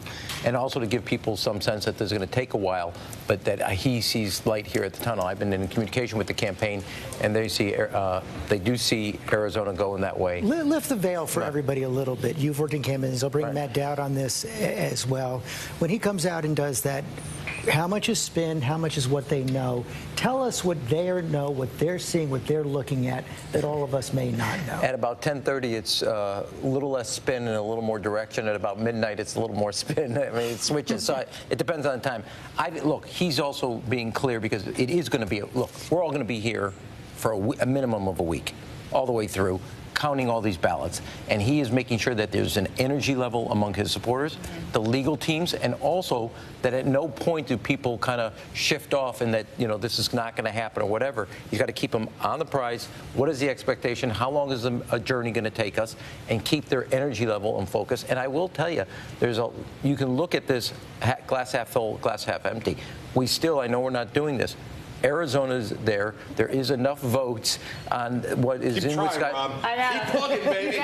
Listen, are you guys listening? He thinks Arizona is for the Democrats. A broken watch is right twice a day. You've proven that over and over again. It's literally a 50-50 shot. So here's the thing, and I do think when you see the early votes come in, or rather the absentee ballots in the upper parts of the states, of the Midwest, you have trend lines that you can extrapolate out of Ohio and out of Illinois that can be projected into both Wisconsin, Michigan, and Pennsylvania. Sarah Fagan, that did have a different tone. I'm remembering 4 years ago right now. Hillary Clinton did not come out. Right. She sent John Podesta, campaign chairman, to come out telling people basically just hold on, don't do anything yet. That's not the tone that Joe Biden struck tonight. No, I mean, look, I think, Georgia is still out, you know, and there is a scenario if Georgia got called, we don't think it'll get called tonight, but, you know, all of a sudden it's a totally different game, and, you know, people are reporting that this election is, you know, over, even though there'll be more counting to happen. So I want to point out what Rahm said again, which I think this is really, really important, which is he has to signal to all those people that he needs to show up in Pennsylvania, perhaps Michigan, Wisconsin, Georgia for sure, maybe North Carolina, and go now fight for every ballot. Every count. Thank you. Go ahead, Rahm. I was just saying, you're going to have your energy level. Tomorrow, you're going to get an hour of sleep. You're going to be in there counting ballots. You're going to be verifying signatures. It is going to be a long week, and I need you to stay as focused as this is 5 days before election, as well as 5 days after the election. The energy on the Republican side is already there. And by the way, looking at these returns, they're really sensing they're going to keep the Senate no matter what. That's going to get them jazzed up even more. Heidi Heitkamp. Well, I think, you know, Biden may be out there rallying the troops, but I remember a couple years ago, in fact, 4 years ago, when Ed Rendell came out and really signaled this is not good. Ed Rendell appreciates his reputation as being a straight shooter. When he comes out and says we're going to win Pennsylvania, I think that means more than the vice president coming out and rallying the troops. And so this is going to take a long time. And, you know, take a look at what's happening in Minnesota, how much of that will affect what's going to happen in Madison, what's going to happen in Milwaukee. Madison, which isn't heavily African-American, but a huge Democratic vote and an early vote. I mean, this is going to take a long time. And I think you have to, I mean, I really applaud ABC and all the networks for saying, cool your jets, no one's won yet, let's just count these ballots. But the longer it goes, and this is what I'll say about Pennsylvania, the longer this goes, just like COVID, the more people are going to get anxious. And so the faster they can do it and do it correctly, the better it is for this country. Thank you. Matthew Dad, I want to bring the question to you that I brought to Rahm Emanuel. You, of course, worked in George W. Bush's campaigns. Talk about, at this point, if you're in the boiler room of the campaign, the war room of the campaign at midnight, almost 1 in the morning right now, what are you looking at? What are you seeing that tells you it's okay to send Joe Biden out there? Well, it's funny. I did just that in 2000 in the campaign late at night, late on election night, when I said they called it too early for Gore. I told them, and we told the media, and the media pulled it back. And then when they called it for Bush, I told the campaign they called it too early for Bush. In that context of this. And so I think, I mean, Joe Biden's campaign manager has been a straight shooter for a year and a half.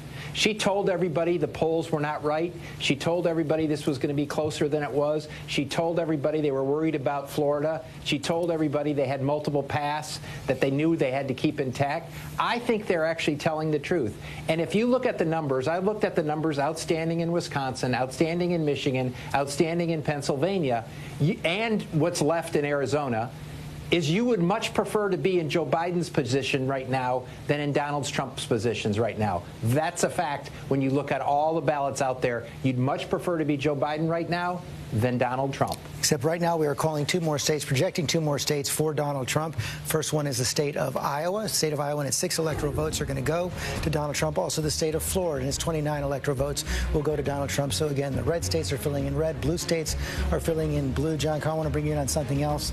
Right now, we have not seen President Trump speak last night, but we've now gotten the first tweet. We're not going to show it right now, but it was something that we were prepared for. We were expecting coming into tonight. After Joe Biden went out and spoke, Donald Trump put out a tweet where he said the Democrats are trying to steal the election. Apparently it was taken down, but now it's been put back up.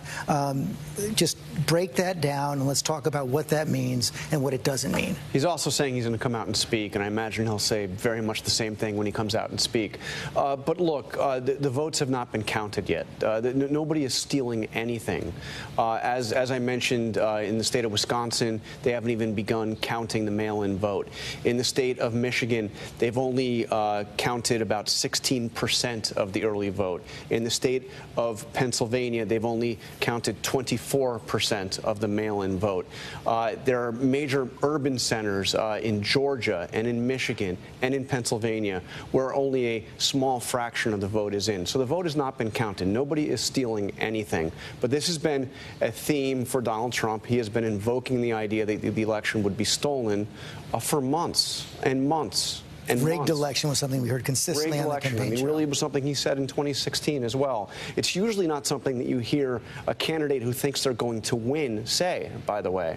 And I think this is an election, when you look at where the states are right now, I think this is an election that can go either way. I mean, when you look, Donald Trump could knock down that blue wall yet again. He could not. Georgia is still in play. Arizona, we didn't call Arizona, Rom, until November 10th 4 years ago. It was 2 days after the election. What year? 2016. No, I'm joking. Exactly. So it takes time, and this is a really close election, and it's really close in so many of those key states, and it's an election that took place during a pandemic where we have had a massive increase in mail-in voting, which takes longer to process. Chris Christie, what's the end game here? Listen, I think the president, this is a guess now, I haven't spoken to him. My guess is that the president felt like he was being restrained tonight by not going out and speaking. His instinct would be to want to go out earlier. He sees Biden go out there and lean in. We think we're going to win this thing. Feel good about where we are, on track to win the election. Right. So he's saying, I'm going to win. Not that I have one, but I believe I'm going to win. I think that probably really angered the president. You know this. There's a big difference then between sending out a tweet or going out and speaking and saying, no, I think I'm going to win. Here's what looks good in Florida and Michigan and Wisconsin, and saying the other side is trying to steal the election. George, my job here, as I see it, is not to either argue with you about that or to rationalize it. Okay. Part of my job here is to help people here and on TV understand what I think, knowing the president for 20 years, what motivated him. I think he heard that. I think he got angry and said, listen, I'm being restrained. This election is completely in doubt, as John Carl just said, and I'm not going to say anything. Then he sees Vice President Biden go out there, and Rom liked it because Rom knew that gave Biden an advantage. He comes out there and says, we think we're going to win. So the president's ticked about it. Right. And when this president gets angry, he goes to Twitter. I'll give you one example. In 2006, Joe Donnelly in the upper South Bend area was up 100 votes, and I was chair of the Senator candidate, right? And well, no, for the congressional, it's 06. I said, go out and declare victory. He says, they haven't declared it. I said, you declare it. You go out and declare, then they have to prove you wrong. And so Joe going out there, keeps his base energized, keeps people focused for the long term, and makes sure, and actually, I like the fact that he got Trump under Trump's skin. Well, and by the way, to be fair, if Donald Trump had gone out there and done that, there would have been people who would have been reacting differently than they reacted to Joe Biden. They would have said, look at Trump, he's trying to heist the election. And so that, he knows that too. The language he used. That's different messages. They're different messages. To understand, wait a second though, they're the same message with different language. Right, we're gonna same message, different language. We got to take a break. We'll be right back. Live from ABC News election headquarters in New York City, here again, George Stephanopoulos. 1 a.m. on Wednesday, November 4th here in the East, and this presidential race for 2020 not even close to over. Let's take a look at where things stand right now. Joe Biden, 16 states, won 205 electoral votes. Donald Trump, 21, 171 electoral votes. Let's put up a new map right now and show people the 14 states that have not yet been projected. We're going to put that up right now and then zero in on those battlegrounds that are most at play in this moment. There you see it right there. 14 states have yet to be projected. Some of those are going to come in pretty clearly for one side or the other, including most likely Alaska and Hawaii. But we're zeroing in now on 6 states that could make the difference in this election. Let's start with the state of Arizona. Let's put that up right now and show we have 78% of the expected vote in now. It's a little bit closer, 53 Joe Biden, 46 for Donald Trump. We just heard Vice President Biden say he believes he's going to win. And Tom Yamas, are we seeing anything new in the vote that's come in so far? You know, George, to be completely honest, in the last 30, 45 minutes, we have not seen anything new. We still have about a 200,000 spread difference. A reminder, President Trump won Arizona by 100,000 votes. We're going to keep a close eye on Maricopa County. The problem is it's been around 75, 78%. 10-point difference there between Joe Biden and Donald Trump. Joe Biden overperforming in that county. I'm looking at Pinal County because this is where Donald Trump overperformed 4 years ago, and tonight he's not doing as well. He's down 3 points in that county. And, of course, Tucson, Arizona, Pima County, 62% for Joe Biden, overperforming there. That's all great news for him. Mark Kelly is from Tucson. He's running for Senate right now. The astronaut against Martha McSally. That's all good news. And there's been a lot of talk about the reverse coattails. Could that Senate race have helped Joe Biden? Okay, let's talk to Whit Johnson in Arizona right now. Whit, what are they telling you there about when this remaining 22% of the vote in the state, the expected vote, is going to be counted? George, not long ago, we got off the phone with officials here in Maricopa County, and they point out that the numbers you're seeing right now only encompass the early vote. Remember, we talked about the 85% of ballots that were already out and came in before Election Day. They told us that so far they have not started tabulating the votes that came in from the polls today. And we know that those are going to lean heavily Democratic, the early votes, and the Trump campaign expecting a greater turnout today on Election Day. The other thing that officials told us in Maricopa County is that they do expect to keep this going for another 2 hours or so this evening. They were hoping that by 1 a.m. local time, so 3 a.m. Eastern, that they would be able to be close to releasing their full results. The Secretary of State's office says they are deferring to the counties on this. So Maricopa County, we can't emphasize enough how huge it is because of the size of its population, also because of the changing demographics. There's been a population boom here. It's grown by more than 660,000 people in just the last 10 years. It's become more diverse, a migration of people coming from other western states like California. Another thing, though, other officials here are also urging caution with those early numbers. We saw a tweet from Governor Doug Ducey, who said that any projection or prediction at this point would be premature. That said, Senate Democratic candidate Mark Kelly was already out a short time ago. It was not a victory speech, very similar to Joe Biden, saying that they like the numbers where they stand right now and that he is confident that by the end of the night, he too will win here in Arizona. George. Thank you, John Carr. You reminded everybody how long it took to count the votes back in 2016. It also took, I don't remember the exact amount of time, but a fair amount of time to count the Senate race back in 2018. It took days to count that Senate race, and that was a Senate race, a seat that was controlled by the Republicans, that was lost by Martha McSally, and then Martha McSally was then appointed by the governor to take over the other seat after John McCain died, and now she's running again, looking at the possibility of potentially losing 2 of her party's Senate seats in the course of just a couple years. Waiting for the final count to come in. Let's look at the state of Wisconsin now, as well as check in on where things are. 72% of the expected vote in. Donald Trump now leading 51-47. We've cautioned many, many times that the early vote has not yet been counted in the state of Wisconsin. Yeah, George, we can't stress that enough. But what we can stress is a lot of the swing counties, there were 23 of them 4 years ago.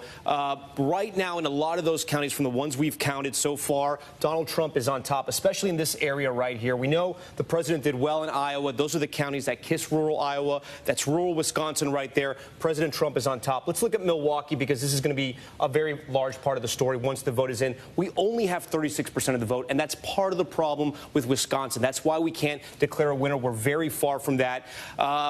At the numbers as they stand right now, Joe Biden not doing great. But again, we want to stress a lot of the vote is out. That's just the day of vote. That's just the day of. We want to stress that. Yeah, that's not the early vote. In Winnebago County, though, this is a county that mirrors the state results. This is Oshkosh, Senator Ron Johnson. President Trump overperforming with 77% of the vote. And this is a key county that we look at. President Obama won this county. It swung to Trump 4 years ago. And right now, President Trump is on top. Okay, let's go to Deb Roberts there. Deb, fill us in more. Give us a little bit more of the timeline you're expecting. Perhaps we'll have results from Wisconsin. I'll put it in my own vernacular before GMA at 7 a.m. Well, I certainly hope so, George. I don't think it's going to be Thursday and Friday, as Ron was saying about some of the other states, but it's certainly going to be a late night. The Wisconsin election office says that they are just taking their time. In fact, there was a statement they put out earlier saying that that they were basically they are humbled to bring fair elections to this state, that the care and the security, the transparency that goes into each ballot is something that they take very seriously.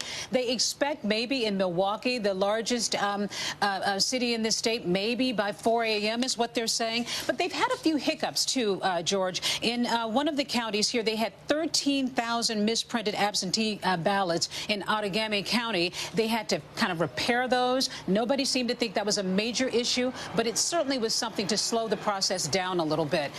Those votes have not come in, or certainly they've come in and they were being counted, but they haven't been processed at this point. So there are still a lot of votes out there to be processed, and maybe by 4 or 5 a.m. In the morning, we may have that processing done, but we don't expect to hear anything until a few hours after that. So maybe tomorrow we will know what happened in Wisconsin. Okay, let's work our way across the map. Thank you, Deb. Let's take a look at Michigan right now. 58% of the expected vote is in. Again, we still see Donald Trump is ahead. This is the day of vote. Still waiting for the mail vote to be counted. Yeah, when we talk about the day of vote, George, you know, we just made this point in Milwaukee. This is Wayne County. This is Detroit. Only 36% of the vote in right now. Joe Biden's on top, but he's going to catch up eventually. He's just not there yet because this is so much of the early vote. Look, just to give you an idea of sort of how things are sort of twisted at this hour right now in Flint, which Democrats usually always win, Donald Trump's on top. He was at 42 4 years ago, 70% of the vote in. That vote can switch. We're going to have to wait and see what happens there. So what's happening in the counties around Detroit, the suburbs county? Let's start with Macomb. This is where the Reagan Democrats are from. 47% of the vote in. Donald Trump overperforming there. But again, we got to stress, less than 50% of the vote is in over there. Let's check out another one of these counties here outside of Detroit. We'll come into Oakland County. This is Pontiac, Michigan. This is a wealthier county, one of the wealthiest counties, actually, in all the country. And Joe Biden is where he needs to be, 77% of the vote there. We're going to keep watching that. We move over to Grand Rapids, Kent.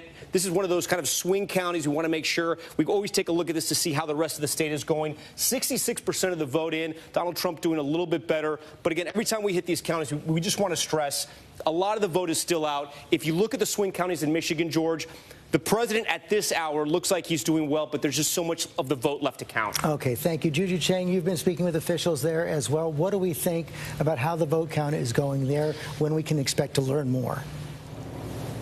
We know that the Secretary of State gave a press conference around 9 p.m. Eastern saying that they are confident they can tabulate the vote within about 24 hours, so presumably 9 p.m. this evening. However, I have been texting back and forth with the Attorney General, Nessel, who said, keep your eye out for Wayne County, because Detroit is the entire ball game here in Michigan. They are confident that, as Tom Yamas is suggesting, Oakland County and Macomb County will break in their direction once advanced voting is tabulated. But I just want to shout out poll workers for a minute, George. I will say we visited a couple polling sites, and Governor Whitman declared yesterday Election Hero Day, that all these election administrators, the 30,000 rather volunteers that help tabulate these ballots, have done amazing work under the pandemic. And we met with one polling official today. Actually, I spoke to several of them, but one of them told me that the mood inside these polling stations was courteous, was was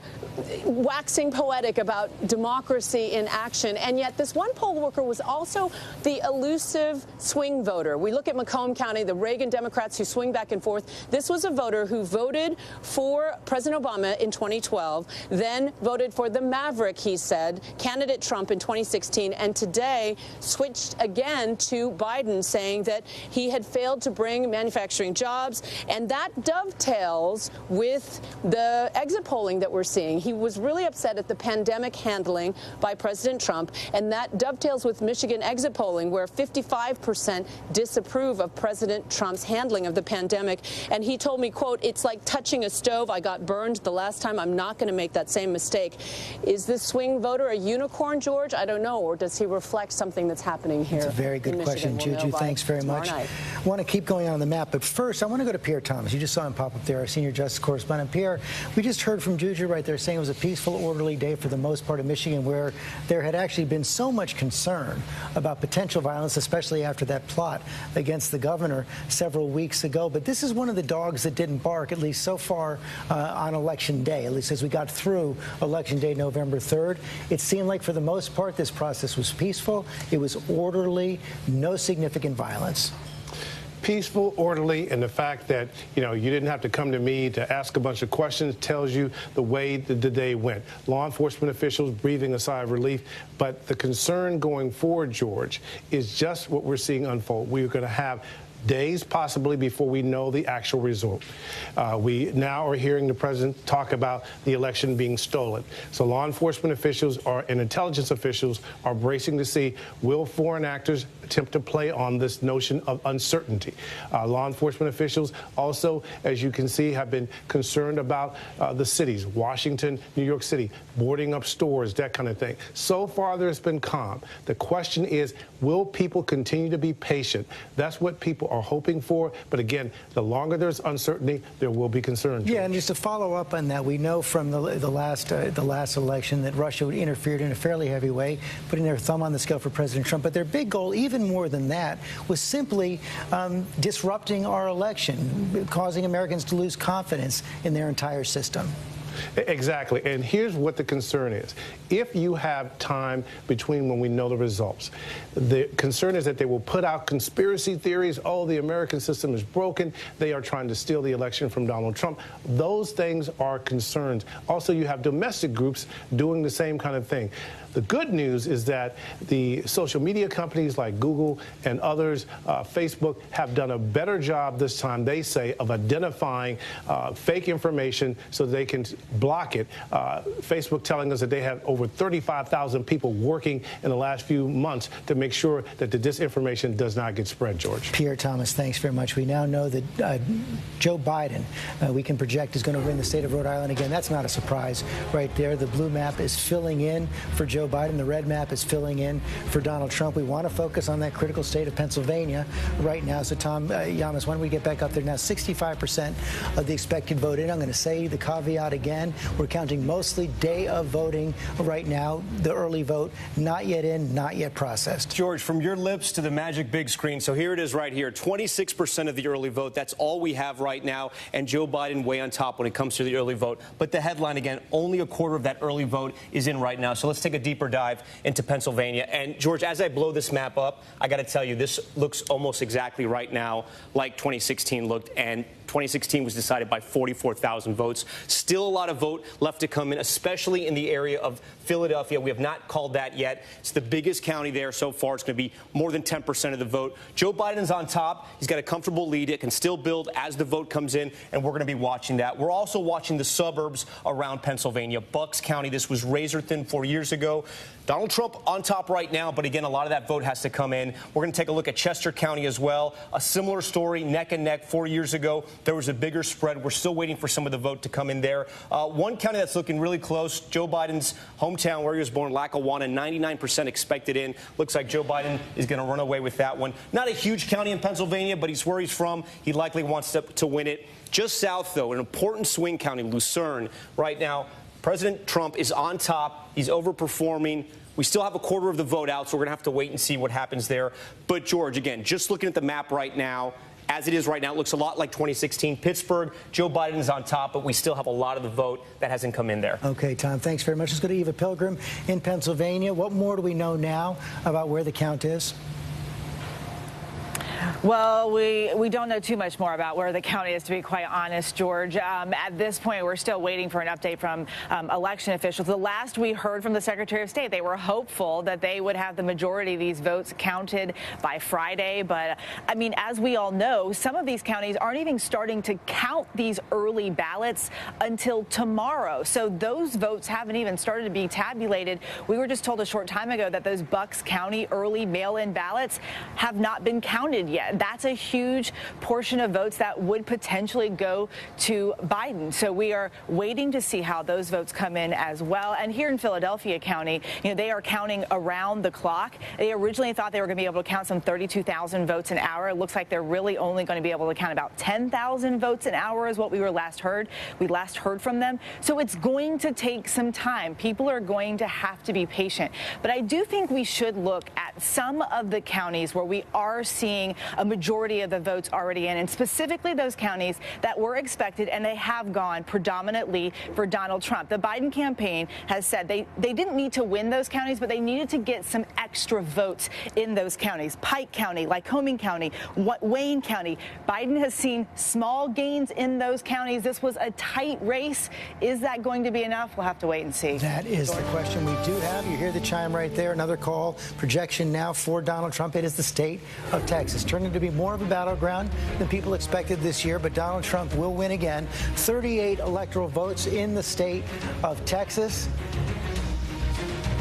Matthew Dowd, it was a battle for a while. Democrats had their hopes up, particularly after they saw that that early vote come in ahead of 2016 votes, but Donald Trump able to pull it out. Yeah, to me, the fascinating thing about the map as it unfolds tonight, George, and Texas is representative of it, and Arizona is too. Two reliably solid red states are moving in the opposite direction. At the same time, simultaneously, places like Florida that were swing states are moving away from the Democrats. So you have this country now, the electoral map is refashioning itself now, where you no longer have solid red states in certain places and winnable or solid blue states. So the map is shifting, and Texas is one of those. It's taking time.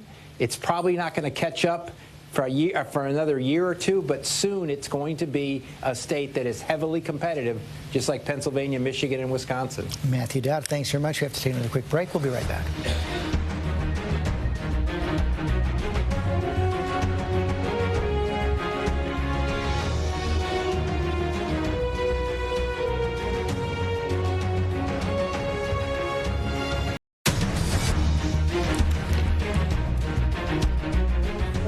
This race is not yet over. What we know now is that Joe Biden has won 17 states, 209 electoral votes. Donald Trump, 23 states, 212 electoral votes. The state of Montana, 3 electoral votes, has just gone to Donald Trump. We have a Senate race there as well. We have not yet projected that, but Donald Trump will win the state of Montana. One of the big states still in play right now is the state of Georgia. Let's pull that up right now. Look at where things stand now. 85% of the expected vote in.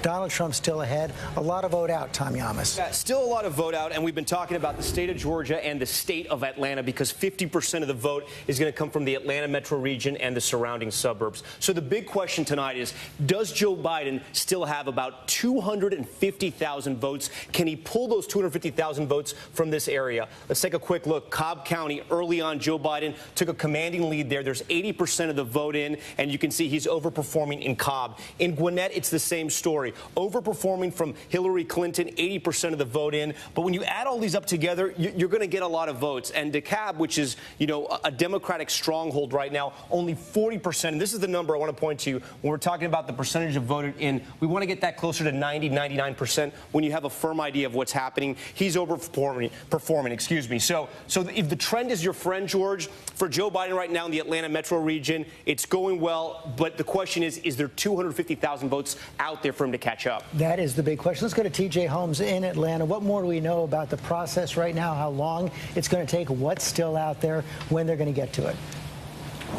What we know is what we will not know tonight. They have now reported, Georgia, this is a big deal, that the two biggest states in Georgia, the two most populous states we're talking about, counties we're talking about in this state, Gwinnett and Fulton counties, will not be reporting their results tonight. They have told us now we will not get results, and there have been, over the past hour or so, a lot of phone calls we've been on with some of the folks from the Secretary of State's office and also the county officials, and there's been some confusion. You remember we talked to you earlier tonight, George, about what happened in Fulton at State Farm Arena, that big precinct where voting was happening. They had a water main leak. They had a pipe burst, so they had to get people out of there to clean it out, and then they had to have essentially almost a 4-hour delay in processing some absentee ballots. Well, that precinct, we were told from local reports, they had shut down. It sent some workers home for the night. Well, the Secretary of State's office then came out and said, I cannot believe that's happened, and criticized the move. And so just a short time ago, Fulton County officials said, we got some people back in there, so that processing is still taking place tonight with those absentee ballots. That is in Fulton County. Then in Gwinnett County, they had a technical issue with absentee ballots. They essentially have some flags that need to be gone through by hand, by people going through and seeing what the voter intent was on some of those. Those are tens of thousands that are still being processed, we're told, but now will not come tonight. So a lot of confusion there, and this was supposed to be avoided, George, because the absentee ballots could be processed here. State law allowed them to process them early. All they were supposed to be able to do today is the ones processed, just click a button and it gives you the vote count. But still, even with that in place, they still have come up with some issues tonight. Two biggest counties here now will not have results tonight, George. And if you don't know the answer to this, that's fine, but I have to ask it anyway. Are they giving you any estimate of when they believe they're going to have these votes counted? No, at this point, they absolutely do not know, because the estimates and again, we're getting different answers from the Secretary of State's office versus the county officials. And a good reminder as well, it's the Secretary of State's office that's in charge of all, of course, elections for states, but the county officials are running these local elections, and it's their responsibility to get these votes counted, to get these ballots processed, and to get those results in. We just do not know, George. TJ Holmes, thanks very much. Okay, let's take a look at North Carolina now. That is still out there. 95% of the expected vote is in. Donald Trump leading by just under 100,000 votes, Tom. Yeah, no, it is incredibly tight right now in North Carolina. And similar to the story in Atlanta, will there be enough votes for Joe Biden in major cities like Charlotte and Raleigh? As we see right now, 5% of the vote is still out in Mecklenburg, the biggest county right there. And Joe Biden has been overperforming, just like he has in Raleigh as well. He's at 62% right now with 94% in. He's overperforming in this city as well. This begs a question, though, George, because what we're seeing in North Carolina, we saw in Ohio, and we saw in Texas as well. Joe Biden is doing better in the urban areas. He's overperforming there, but Donald Trump is keeping up, or he's doing better himself. So it begs the question, did President Trump grow his base as well in the rural areas of some of these states? I want to go to Byron Pitts, but first, John Carl, we saw that happen in Texas. We did. This is an astounding fact, George. Texas, which has counted 93% of the expected vote, Donald Trump got 1 million more votes than he got in 2016. 1 million more Trump voters. So more Democrats voted, but... Yeah, and by the way, Biden got about 1 million more than Hillary Clinton. But the fact that Donald Trump was able to find 1 million more people to turn out to vote for him in the state of Texas is quite astounding. And you saw it in places in North Carolina. One, you talked about Robeson County in North Carolina. This is near Fayetteville. This is a county that he won narrowly, won not only with a bigger margin this time, it looks like, but with considerably more votes. He's turning out people who did not vote for him last time. First-time voters for Donald Trump. Let's go to Byron in Raleigh, North Carolina again. Let's walk through this, Byron. What do we know about what's still out there, when it's going to be counted?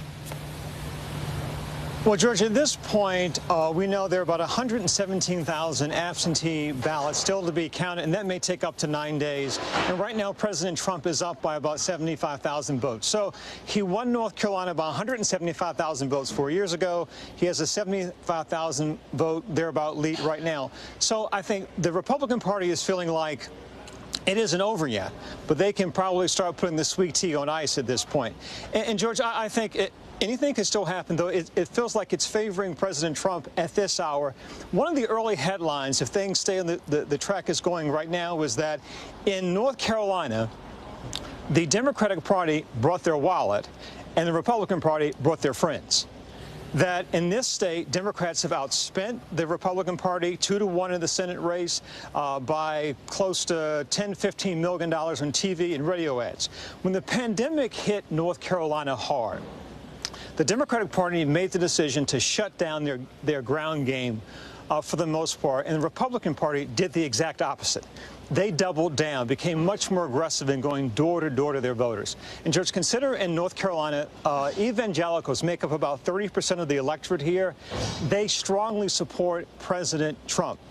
And, George, the last point I'd like to make, earlier conversations about race and how the role that played. Every 2 years, every 4 years, we talk about the New South, how it might emerge. And I think separating Georgia, but when you look at South Carolina, North Carolina, what we're seeing again, despite all this progress, that those two states are still pretty much the old South in many ways when it comes to national elections. Conservatives have gone hard for President Trump. Democrats, the voter turnout increased to about 74% statewide compared to 68% in 2016. And so while certainly Democrats were excited, Trump supporters were also excited, and they came out strong for their man. Which is why we are still here right now, a split country, split election, not decided at 1:29 in the morning on Wednesday, November 4th. Cecilia Vega, what more do we know about the president? We've seen the tweet. Is he going to speak tonight? What is he doing? Is he still watching? What should we expect? Well, I think we can expect it momentarily. It sounds like the group of reporters who are assigned to be in and cover the president in the White House press corps for the day has just been called to gather. So it sounds like we will be hearing from him soon. And we know that he is here, of course, inside the White House, watching these returns come in with these 2 war rooms that they've got set up, and that he's been in close touch with his team. But, George, I want to go back, if I may, to what Byron was just saying on the importance of the ground game, because President Trump just spoke about that recently in a very sort of bragging way. And this may be what really he has to pride himself on his campaign, where in terms of where we are at this moment in the night. You know, the Trump campaign, they've been building this ground game for over 2 years now. Listen to some of these numbers that we've got. 2,000 paid field staffers in 17 states. They say they knocked on millions of doors a week. And I've got to tell you, as Byron just said, when COVID hit, the Democrats stopped that because they said it wasn't healthy, and for the safety of their workers and their voters, they didn't want to have any door contact. The Trump campaign kept going, and they knocked on doors in states that mattered all across this country, and we very well may be seeing the fruits of that labor come out. And when it comes to rallying the base, this is something that the president has been heavily criticized on. Coming into this closing argument, he threw a lot of red meat over and over at the base, this law and order, very kind of dark themes heading into this closing out this re-election campaign. And the campaign was criticized for that perhaps they weren't expanding the base enough to carry them across the finish line. And the campaign repeatedly said, wait until you see on Election Day, you will see we are bringing in new voters. And it looks like we are seeing that in some of these states coming in right now. In some, a lot of states left to be counted. Cecilia Vega, thanks very much. We'll be right back.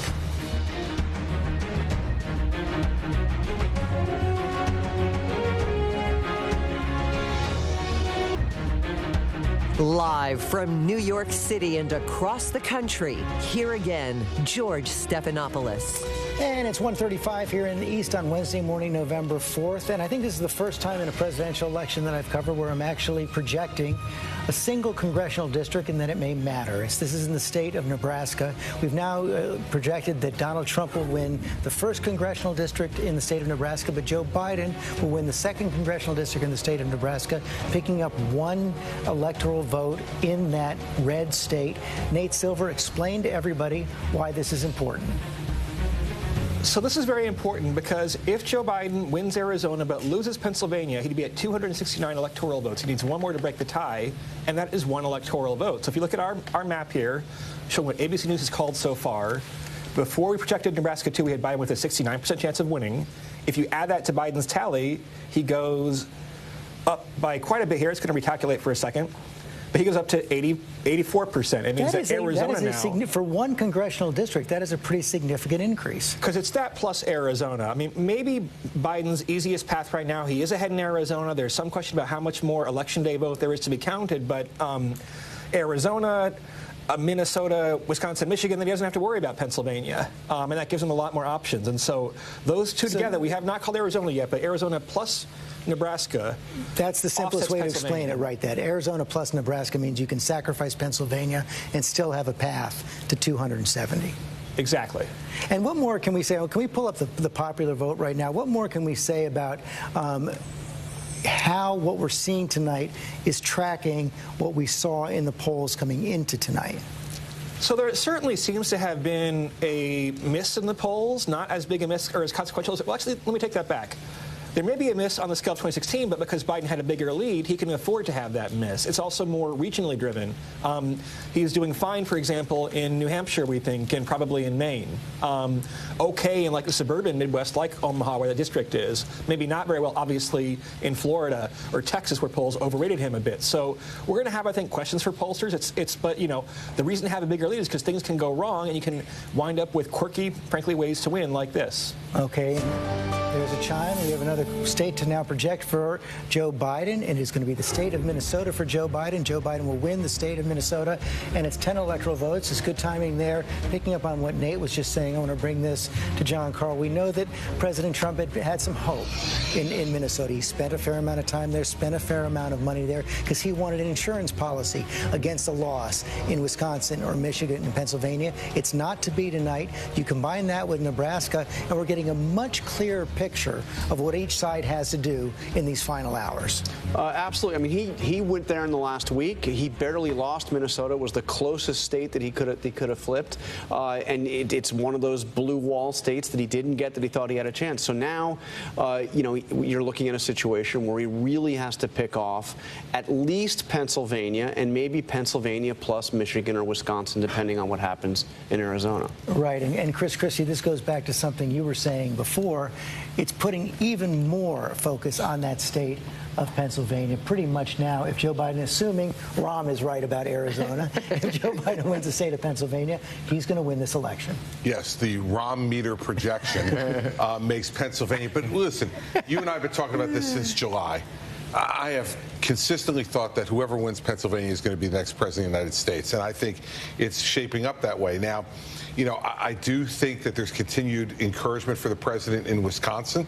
And I think he is going to win. I'm going to have the Christie meter. I think he's going to win North Carolina to match up with you on your Arizona prediction and make myself +4. So you're looking at really Georgia, Pennsylvania, Michigan that I think are still the ones that we have to watch very carefully. And we're still waiting for Arizona, waiting for Nevada. And by the way, George, one other thing. I always like to pick out who the biggest loser of the night is. And so far, I think it's Mike Bloomberg. This is a guy who, decided to get into this race, thought he was going to be a factor, spent a fortune, was a blip in the Democratic primary. Talk about driving out of your lane to hit the guy. And now he spends $100 million in Florida, and you know Trump's margin is bigger than it was before. So I think anybody who's looking for spare change, go to Mike Bloomberg. He's apparently giving it away for nothing.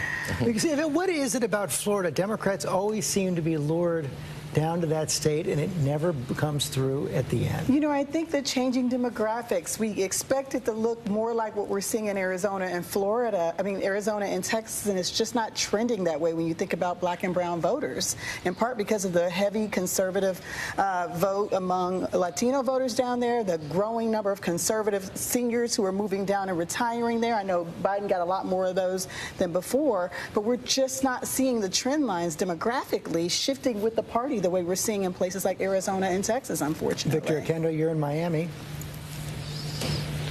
That's right, George. And one Democratic data analyst that we spoke with called what happened in Miami-Dade County a total collapse. And there are some other problems here for Democrats. There's 2 Democratic House seats that were considered safe in this election.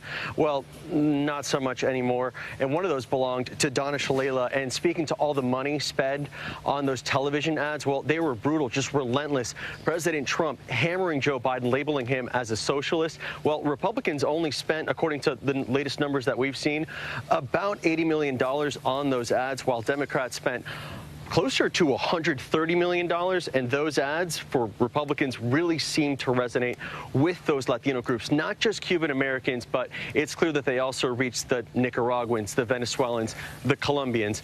All of those groups seem to turn out for President Trump in this election, not the way the Democrats wanted this one to go. George? Somewhat different from the way it's playing in Arizona. But, David, what are we seeing in the exit polls about the role race is playing in this election? Well, if you look at, let's take a look at the question of Minnesota racism in the U.S. It's interesting if you look here, and given the George Floyd and so much coverage of it this year and this, much needed conversation in this country, only 8% of the people, according to the exit polls, said that that is the most important problem. Of course, we are dealing with the pandemic and the economy, and so there are a lot of things that have also shared the news cycle these last few months. 61%, though, who thought that racism is the most important problem to address went with Joe Biden. If you look in Minnesota, the job performance, he was hoping to pick up this state, but 52% said they disapproved of Donald Trump. And again, that whole debate over containing COVID or rebuilding the economy, this was also a state where well more than 50% said we have to get a handle on the pandemic first. Lindsey Davis? Yeah, I think that what remains to be seen, with the exception of Minnesota, which we just projected, but how the racial politics are playing out, in particular in these flashpoint areas where we saw the majority of the protests and the unrest over the summer during this so-called racial reckoning in areas like Philadelphia, where we just had the police shooting of Walter Wallace, in Minneapolis with George Floyd, in Atlanta with Rayshard Brooks, and also in Kenosha with Jacob Blake. How is that all going to shake out? 3 of those 4 states still outstanding. Matthew, Dad, this may have been the subtext of campaigns now going back to, of course, Barack Obama's first win in 2008. We're seeing it play out in different ways every 4 years. Yeah, and as I said, it's a shifting electoral college, and I'm very interested in seeing what the national popular vote margin ends up, because that's going to tell me a lot. My guess is what we're seeing across all the states, with the huge exception of Florida, which I think at some point the Democrats have to just say, we're never doing that again. That's it. We're done. We'll concentrate somewhere else. Is there's about a 3 or 4 point shift towards Biden in every place, percentage-wise, in every place but Florida, Maine, New Hampshire, Arizona, Minnesota, all of the Texas, all of these places you're having a 3 or 4 point shift.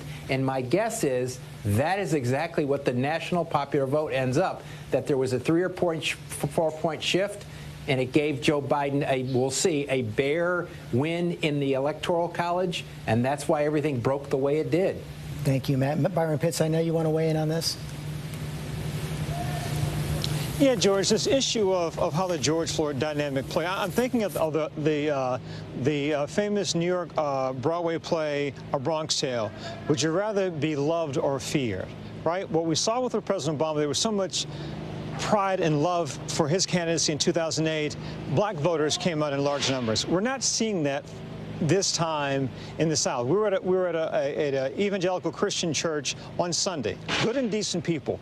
But when we talked about the issue of the racial divide, almost silenced. They didn't have much to say about that conversation. They didn't see it the way that many people of color, many liberals have seen it around the country. And so I think, for all the progress we think we're making as a nation, certainly for all the progress people pride themselves on the South, again, this notion of a new South, I think what we're seeing tonight, it would appear, when it comes to race, oftentimes in this nation, blacks and whites can receive the same information, but see it differently. That's the story of the country we've seen so many times. We are divided in so many different ways. We have some information now coming in from the state of Nevada. The first votes are coming in from the state of Nevada. So much early vote in that state. It was well over 90% voted before Election Day, and now 74% of it has been counted. That's right. That's what we have so far. George, in Clark County, this is where 3/4 of the vote's going to come for the entire state. This, of course, is Las Vegas. Joe Biden with a comfortable lead right there. He's up 10 points, overperforming from 4 years ago. A quarter of the vote still out. You can't talk about Nevada without talking about COVID, George. The state was ravaged by COVID, not only physically, but also economically. At one point, it had the highest unemployment rate in the entire country. 70% of the state depends on tourism. Washoe County, this is Reno. This is where President Trump has to keep the margins close, and right now, they're not that close. So the trend right now, Joe Biden on top in Nevada, and from what we're seeing with the data, a quarter of the vote still out. It looks like it could possibly be good news for Democrats. Okay, Tom Yamas, thanks very much. I have to take another quick break.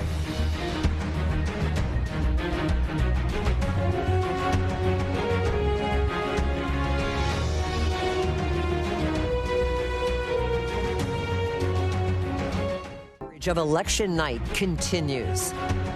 We are back at ABC News Election Headquarters here in New York, coming up on 2 a.m. on Wednesday, November 4th. And let's take a look at the map right now, where things stand for each side here in this close race for president. Joe Biden has 220 electoral votes, 212. 13 there for Donald Trump. 23 states won for Donald Trump. Joe Biden, though, has the lead right now, 220 electoral votes. We're also keeping an eye on the Senate races right now, and we can say now that Joni Ernst in the state of Iowa will win. Her Senate race will be reelected, Republican from the state of Iowa. Kana Whitworth is there. This is an important hold for the Republicans in the state of Iowa. Absolutely, George. And, you know, yesterday we saw Joni Ernst talk with Ivanka Trump, two voters right here in Des Moines, Iowa.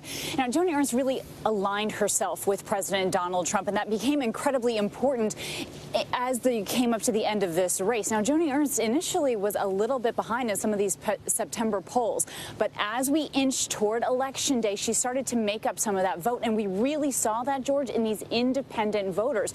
Voters here in Iowa are known to split the ticket, but she relied on those independent voters. They turned towards her, and many of them said it was important to people here in Iowa to keep that Republican control of the Senate. So when you heard her, you heard Ivanka Trump, and you, of course, heard Governor Reynolds here encouraging voters here in Iowa to vote Republican up and down the ticket, and they certainly did that here in Iowa, and they kept control of her Senate seat, which has been incredibly important. And she was very emotional and even hoarse tonight, George, when she spoke, thanking her supporters for another chance to represent Iowans in the Senate. And, of course, Teresa Greenfield, relatively unknown, but ran a very tough race, George. She campaigned some 400 stops trying to win this race, but in the end, she just couldn't pull it off. It was Senator Joni Ernst that was able to keep that seat. Kana Whitworth, thanks very much. Sarah Fagan, Iowa, your home state. Senator Ernst is one of those Republican senators who never wavered in her support of the president. She did not, and she really fought hard for the ag industry. I mean, Donald Trump came out, did a number of positive things for the ethanol industry. I think that really helped her, and it really helped him in Iowa. Okay. Rahm Emanuel, you wanted to weigh in earlier? I think if you look at the map, and this is my one chance again to repeat myself but on a serious note, about you're going to start seeing regional blocks. That when I think Nevada and Arizona, you got New Mexico, Colorado, you used to have the West Coast, you used to have the New England. You're going to start seeing that North Carolina and Georgia are going to start performing more and more like Georgia and less like Alabama, or rather more and more like Virginia and less like Alabama, Mississippi, and Arkansas. I will say that Florida did not perform in 2018 for the Democrats. It is not performing now, and there's going to have to be a real assessment if you're going to go spend $60 million. Plus Bloomberg's 100. Plus, yeah, well, Thank you. I was just throwing that. Whatever you're going to go spend in Florida, my point is there's going to have to be a discussion about how you spend it, et cetera, because the place is now in 2-3 elections immune from what Democrats on the congressional level, the Senate level, the statewide level, and the presidential level. That's right. Mary Bruce, I want to go to you. The Senate Republicans are protecting a lot of those Senate seats they needed to protect tonight. This was not what Democrats were hoping to see tonight. They still are keeping a very close eye on a few more races here.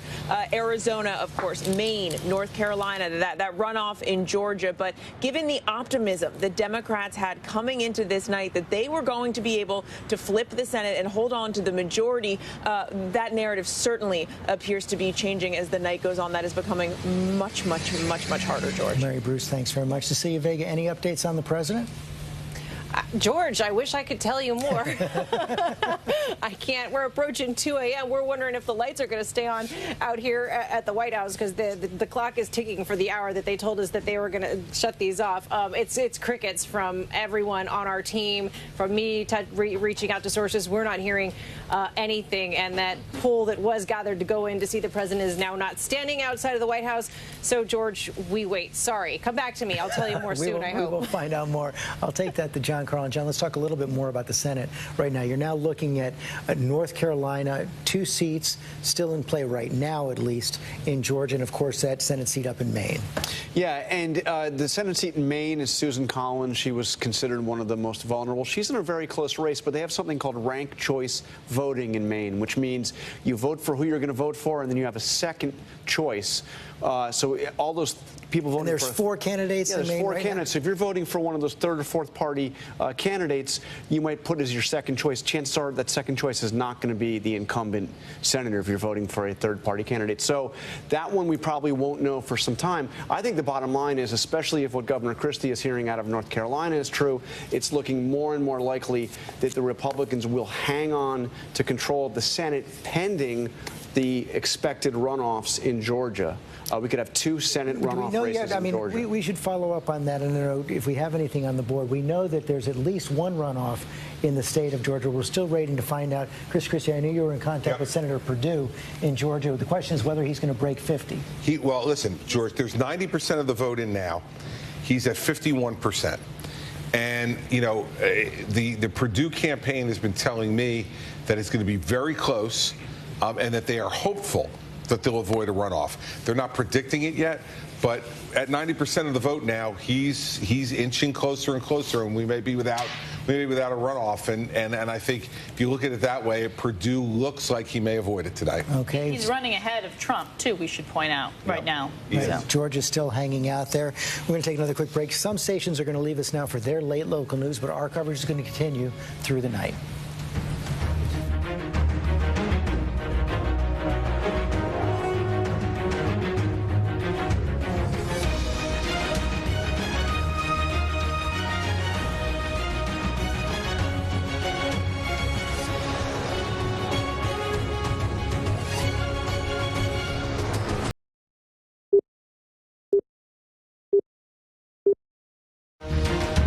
This is an ABC News election update. Now reporting chief anchor George Stephanopoulos. 2 a.m. in the East, and we're about to hear from President Trump at the White House. Cecilia Vega, I surprised you a few moments ago. Now it is set. We do expect the president any moment. It is, George. They are there in the East Room here at the White House. You can see that crowd, a bunch of supporters. I see one person who turned there didn't have a mask on. A couple people doesn't look like they're wearing masks, even though we were told earlier in the day that people in there would be wearing masks and will be tested. We know that they sent out hundreds of invitations for this event for supporters, family members to attend. And there you see it, the podium and the teleprompters up. It seems we are going to actually hear President Trump address the nation tonight. Right. And John Carl, they originally were supposed to be at the Trump Hotel in Washington, D.C. Apparently, the district said that would violate their local health restrictions. But one of the things we've seen all year long is the president using the White House in a kind of unprecedented way in a political season. I mean, it's just mind-blowing because I've covered 4 different presidents, and you know, I'm used to a situation where you don't do explicitly political work on government property, let alone the White House. And the president he gave his acceptance speech at the Republican nomination on the South Lawn. He's done repeated events, full-blown campaign events on White House grounds, and that's what's going to happen again tonight. Chris Christie, I'm going to put you on the spot again, but in a slightly different way. All right. What should we hear from the president in these next 2 minutes? He should say pretty much the same thing Joe Biden said. I see a path to victory here. I think I'm going to win this race. It's going to take a little while for us to be able to get all the votes counted, but that's what I think we should do. I think he should pretty much say that. You know, one thing I think Biden missed is there was no conversation about policy. He didn't say why he was running, what he was going to do for Americans. I think the president should talk about what he wants to see in the next 4 years. A couple sentences on it, at least. Everybody's already voted. They get pissed like the campaign's over. This is about shaping a narrative over the next couple days or perhaps longer. And you've got to keep your people motivated. Look, you've got to have, in a pandemic, counting votes. That's where we're headed. And say, well, yeah, what this is about, why he wants to run. Why he wants to, why he wants to lead. But he hasn't done it for an entire year going into the campaign. I don't expect him on the eve of the election to do it. I do think this when you speak tonight and it's not clear, it's about trying to shape the way that we're going to look at the next 3 days and what the prism is. Every candidate's got to form the prism in which people start interpreting these late results coming in. It turned out, Yvette, that whatever efforts were made to intimidate voters, suppress the vote, didn't work on either side. We're seeing record turnout tonight. What's your expectation about how this will play out in the coming days if indeed we are in this series of recounts, legal battles? Well, you can't undercut the fact that the post office was compromised, the fact that rules were still shifting as people were voting, the fact that there's litigation still happening as we speak. In Texas, for instance, the very important monumental decision to limit the number of ballot boxes in the state of Texas could have had an outcome. We know the very long lines that people waited in. So I wouldn't rule out the fact that voter suppression had a role in these very key states. We will see whether or not it is a consequential outcome, and that's why I think we need to wait and see all of the ballots that will be counted. We know there's a lot of push and pull in Pennsylvania about when ballots will be stopped, like how long we will count ballots, and those ballots that are being held back, the naked ballots. And so I just want to make sure I make clear that the efforts that were made to undermine this election probably did have an impact on this. By the way, George, it's just given the conversation John was having, I checked on it, and I thought I recalled President Ford conceded from the White House in 1976 to Jimmy Carter. Betty Ford spoke because he had lost his voice, but they did it from the White House briefing room behind the podium with the seal of the president. So it's not as if this is completely unprecedented in the last 50 years. Unusual, I agree, John. Well, the convention speech was unusual. The convention speech very unusual. I'm talking about tonight on the night of the election as the sitting president. Right, that's right. Well, imagine this will look a little different than Gerald Ford's concession speech. Yeah, I don't think, you're not going to hear that tonight. I can guarantee that. I would vote for Donald Trump losing his voice. That one I'll go for. Don't forget the big coronavirus speech from the balcony, too. Remember that one happened when he was flown in the helicopter and did the big Evita wave from the balcony. That was also on White House. But as we wait for him to come out, and I assume he is going to do what Biden did, but a little bit more. I assume he's essentially going to declare victory. More panache. Yeah. So let's keep in mind, Pennsylvania, we're talking about how it can come down to Pennsylvania. There were about 2.5 million mail-in absentee votes in Pennsylvania. They have only counted about 500,000 of those. And by the way, they've gone by about a 78-22% margin for Biden. So let's keep in mind there's a lot of outstanding. There's about 2 million mail-in absentee ballots that still have to be counted in Pennsylvania, and it's going to take a lot of time. Right. I want to bring Kate Shaw and Dan Abrams back in on this on two different points. First of all, and either one of you, actually, Kate, why don't I start with you on this? It seems, at least coming into tonight, the rejection rate on these ballots, which could be subject to challenges going forward, has been relatively low, somewhat lower than people expected. Well, we always have a higher rejection rate on absentee ballots as compared to votes that are cast in person. But I think it's right.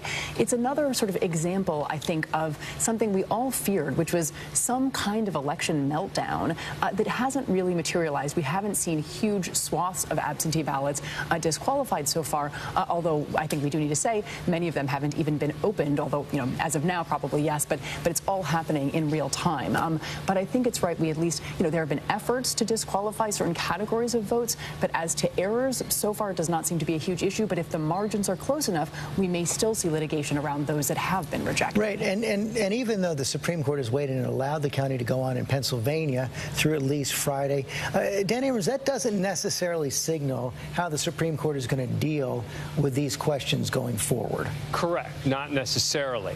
They were only faced with the question of, do we need to do this immediately, or can we basically push this off a bit? But by pushing it off, you also increase the chances that the court is going to let it stand. Because once you've had the vote, once the 3 days have passed and they've counted all the votes, it simply makes it more unlikely. I'll add one other thing. We talked about absentee ballots. One of the other litigation issues in Pennsylvania relates to what happens if your absentee ballot is rejected, because there have been certain counties where people are, someone gets in contact with them and says, hey, here's a provisional ballot. Your absentee ballot was rejected. A provisional ballot means this is an opportunity to vote. We'll see if it ends up counting.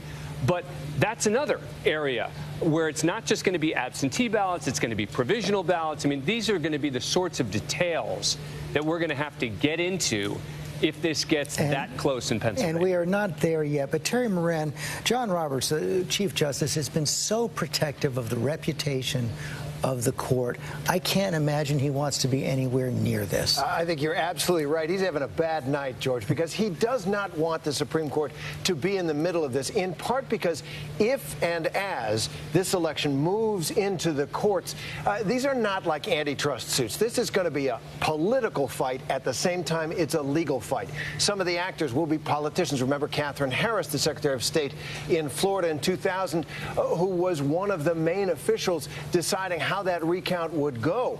And the Supreme Court itself has a sort of larger political dimension. Does it really want to be the court that for the second time in a generation would award the presidency to the loser of the popular vote? That is something Chief Justice John Roberts and none of them should really want if they can avoid it, because these are coming not just as pure legal cases, but as political catfights. Kate Shaw, we were talking a couple of weeks back, and I think you said it was your gut that perhaps Amy Coney Barrett would recuse herself from these cases. She then showed up at the White House for that ceremony after she was confirmed by the Senate. What's your guess now on whether she'll recuse herself or decide to rule on these election cases if indeed we see them? Yeah, you know, so she just started hearing cases yesterday, so she's now a full-fledged member of the court, and I think it remains hard to call. I mean, I still think she is, you know, at the very beginning of what will likely be a long career on the Supreme Court, and I think she's someone who will care about her, you know, reputation for integrity, her legacy as a justice. So I think she would want to avoid casting, you know, the fifth vote, say, in a way that functionally hands the election to Donald Trump. So whether that means recusing herself or finding some way to, you know, avoid actually casting that decisive fifth vote, I'm not sure what form it takes, but I do think that it's something that she would like to avoid doing as her first big action on the Supreme Court that she's just joined. Of course, we are not there yet. Pierre Thomas, you want to weigh in on this? Well, one of the things that will be interesting, we know that the Attorney General has irritated President Trump by not launching an investigation of Biden, or at least announcing such an investigation. But will he use the power of the Justice Department to weigh in on any of these issues if it's drawn out? We don't have an answer to that, but it's something to watch for sure, George. Well, and if we've seen the Justice Department even become involved in cases having to do with this defamation suit, a woman who was accusing him of sexual assault, saying she defamed him, and the Justice Department stepped in on the side of the president. Absolutely, you've seen that, but this would be extraordinary in terms of using the power and the influence of the Justice Department to determine or help determine an election. It's a big question. And have you gotten any read? I know you speak with people close to the Attorney General, William Barr. Any read on how they're seeing that right now? Well, he's been incredibly quiet the last couple of weeks. He's wanted to stay out of the headlines, not be in the news, just have the department do its work. So they've been very quiet concerning anything regarding this election, George. Okay, Pierre Thomas, thanks very much. We're seeing the president's entourage enter the East Room right now. Let's get a full screen, hearing the crowd cheer a bit as well. We're expecting the president momentarily. A couple hundred people there in the East Room tonight. It's been a long night there. We're not coming up on 2:15 on November 4th, and we're nowhere close to knowing how this election is going to turn out yet. Already heard from Joe Biden tonight saying he believes he is on the path to victory, feels good about where he is right now, on track to win the election, laid out where he thinks he's confident now about Arizona, he said, Wisconsin, Michigan, and Pennsylvania. We'll hear from the president on how he plans to approach the next several days as well. Kind of a, John Carlos, we're keeping an eye on this. Kind of a remarkable run, though, for the president. It's hard to imagine that he was in the hospital with COVID less than a month ago.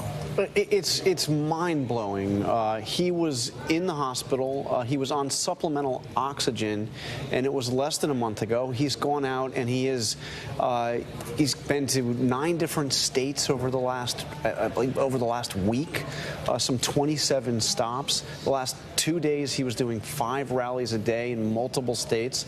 It's really something else, and he has motivated his core supporters. I mean, George, has often been said, I've said it myself, that this president hasn't done much to reach out to anybody who didn't support him in 2016. Well, surprise, take a look at it. He's actually found voters who did not vote for him last time around. Matthew Dowd, this is something that's been a lot of them. A trend that's been moving for basically the last generation.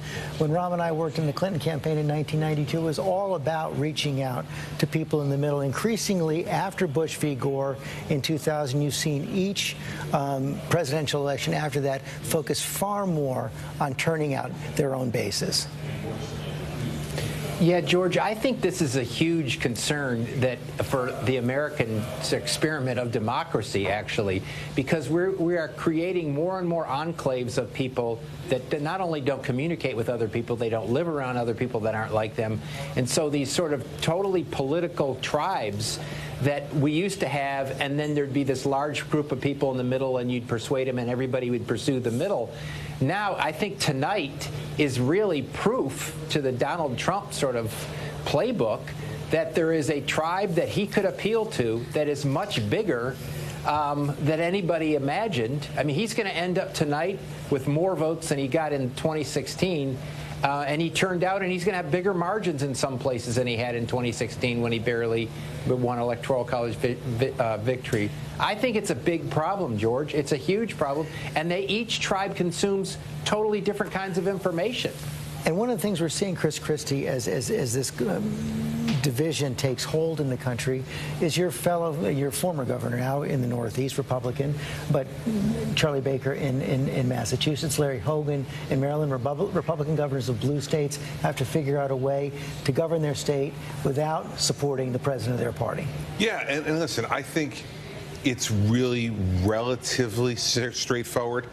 Baker and Hogan have done a great job of it. And I've talked to the president about this, who at times gets annoyed at Baker and Hogan. And I said to him, let me tell you something. You know, that's the practical nature of this. And I will tell you, George, when I, as a sitting governor of New Jersey, endorsed President Trump in late February of 2016, in the next poll, my poll numbers went down 15 points. That's the reality of being a Republican governor in a blue state getting involved in federal politics. And so, you know, I think that what we need to understand as a party, if we want to be in these blue states and have Republican governors in these blue states, we got to give them a pass on the federal issues. If we don't, we're going to sink them. Martha Raddatz? I'll tell you, George, one of the things that is a concern is because this is so close tonight and may go through the rest of the week and the divided country. I've seen voters change to President Trump. That was one of the things that surprised me in Texas. People saying, I didn't vote for Trump before, I'm voting for him now. And again, they cite his record. But we also ask tonight and during the week, what happens if your candidate doesn't win? And we talked about this earlier in the evening, or last night, really, about those signs in neighborhoods and people ripping down those signs. I've had people across the country say they were scared to put up Biden signs. I've had others say their Trump signs were defaced. So I think the real question is the concern about what happens after. We have not seen Donald Trump try to bring the country together. So if he ends up being the winner and full of confidence, what happens to the country? What happens to the other half of that country? And if it is Joe Biden, that is a huge, huge challenge for him as well, because people are dug in on their sides, and that is evident tonight. Thank you, Martha. Presidential historian Mark Updegrove put this election in context. Most people, when they look at how this was conducted over the last year and saw that everything that happened in this year of 2020, saying it seems like it's the most contentious, most divisive election probably since 1968. There's no question about it, George. This is an incredibly divisive election. And I think that if Donald Trump ekes out a victory here, it will be reminiscent. John Carl talked about the sheer stamina that we've seen from Donald Trump in this campaign, despite getting COVID. And it's reminiscent of Harry Truman in 1948, when it was assumed that Thomas Dewey was going to win the election. And we know that famous picture of Truman with the newspaper over his head, Dewey defeats Truman, the erroneous headline. And somehow Truman eked it out because of his pure stamina. He did a whistle-stop tour across the country, and just through sheer grit earned back the presidency. And that's what we might see here. But the division is what's different here. Even in 1968, you didn't see quite the contentiousness between the two candidates, Hubert Humphrey and Richard Nixon. Okay, Mark Updegrove, thanks very much. Lindsey Davis? You know, I think what's interesting is if we look at what could have been, and so much of this has been talking about the racial reckoning. I've always called it the so-called racial reckoning, because in the end, what has it gotten us? I mean, if we just do like a quick history minute here, in this country's 244-year history, we've only had 10 black senators. Tonight, and 2 of them, by the way, were during Reconstruction, so that was 150 years ago. Tonight, you had at least 309 people of color on the ballot running for various positions in Congress, 7 of them black candidates who are running for the Senate, 5 of them in the South. Prior to tonight, and still at this moment as we stand, Georgia, we kind of have to put a pin in that because that'll go to the runoff. But at this point, kind of goose eggs straight across. And so while there's been so much that's been said, you know, for those candidates who are running in the South, they were really leaning into race, which is kind of unusual in the South. Quite often when you're trying to convince these white voters to vote for you, it was like something that you would stay away from. But they were telling them, the message was, it's time to meet the moment. And yet we don't know that. I think there's still one potentially competitive race in Michigan, John James running for Senate there. And so we'll see what happens. But in the bigger picture, it looks like at this point anyway, as things stand, that the Senate would still stay in control of the Republicans. And what does that mean now for a COVID relief bill? And David Muir, one of the few things we can say about the outcome of this election right now is that we came into this election divided by race, by region, by party. At least at 219 on Wednesday, November 4th, we are still divided by race, by region, by party. And we will be. We will be for some time to come, no matter who ends up winning this election, George. And, you know, you make the great point about this country, and I just think about what Americans are going through tonight right here with us at the early morning hours. I mean, we're asking a lot of Americans right now, this great experiment of ours that is a democracy, and we saw a record turnout even in the midst of a once-in-a-century pandemic. But now we're asking America to be patient and sit with us for not just the rest of this morning and throughout the next day, but as we heard, and now the president's coming out, possibly through the end of this week. And you can't forget, President Trump, 27 rallies just this past week, had coronavirus, recovered, his voice raspy this morning. There's the president's family right now. We're seeing his son Eric, his daughter Tiffany as well entering. Lara Trump as well, the wife of Eric Trump. She was quite a campaigner herself. Throughout this campaign, a spokesperson for the president. Ladies and gentlemen, the President of the United States, Donald J. Trump.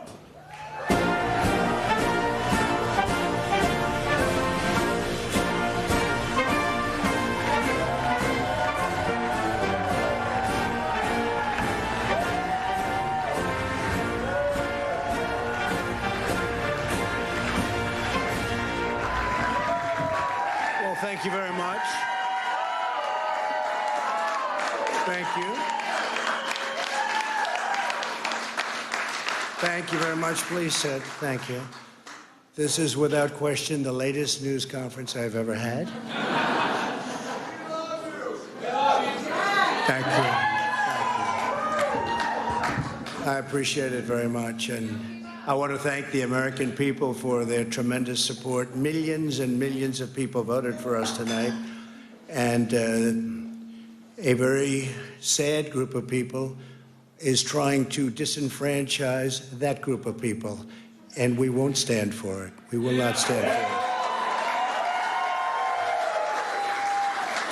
I want to thank the First Lady, my entire family, and Vice President Pence, Mrs. Pence, for being with us all through this.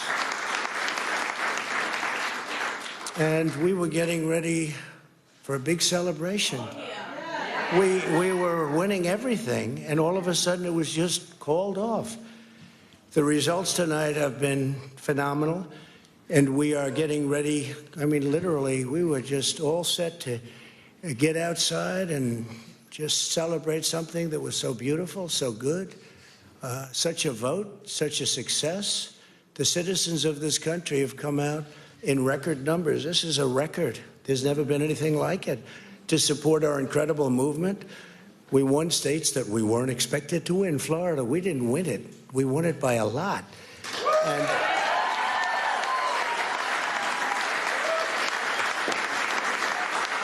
we won the great state of Ohio.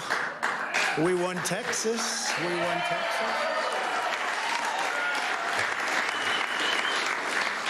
We won Texas by 700,000 votes, and they don't even include it in the tabulations. It's also clear that we have won Georgia. We're up by 2.5% or 117,000 votes with only 7% left. They're never going to catch us. They can't catch us. Likewise, we've clearly won North Carolina,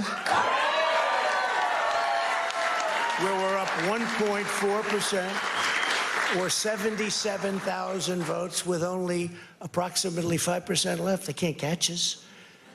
We also, if you look and you see, Arizona, we have a lot of life in that. And somebody declared that it was a victory for, and maybe it will be. I mean, that's possible. But certainly there were a lot of votes out there that we could get, because we're now just coming into what they call Trump territory. I don't know what you call it, but these were friendly Trump voters, and that could be overturned. The gentleman that called it, I watched tonight, he said, well, we think it's fairly unlikely that he could catch. Well, fairly unlikely. And we don't even need it. We don't need that. That was just a state that if we would have gotten it, it would have been nice, Arizona. But there's a possibility, maybe even a good possibility. In fact, since I saw that originally, it's been changed, and the numbers have substantially come down just in a small amount of votes. So we want that, obviously, to stay in play. But most importantly, we're winning Pennsylvania by a tremendous amount of votes.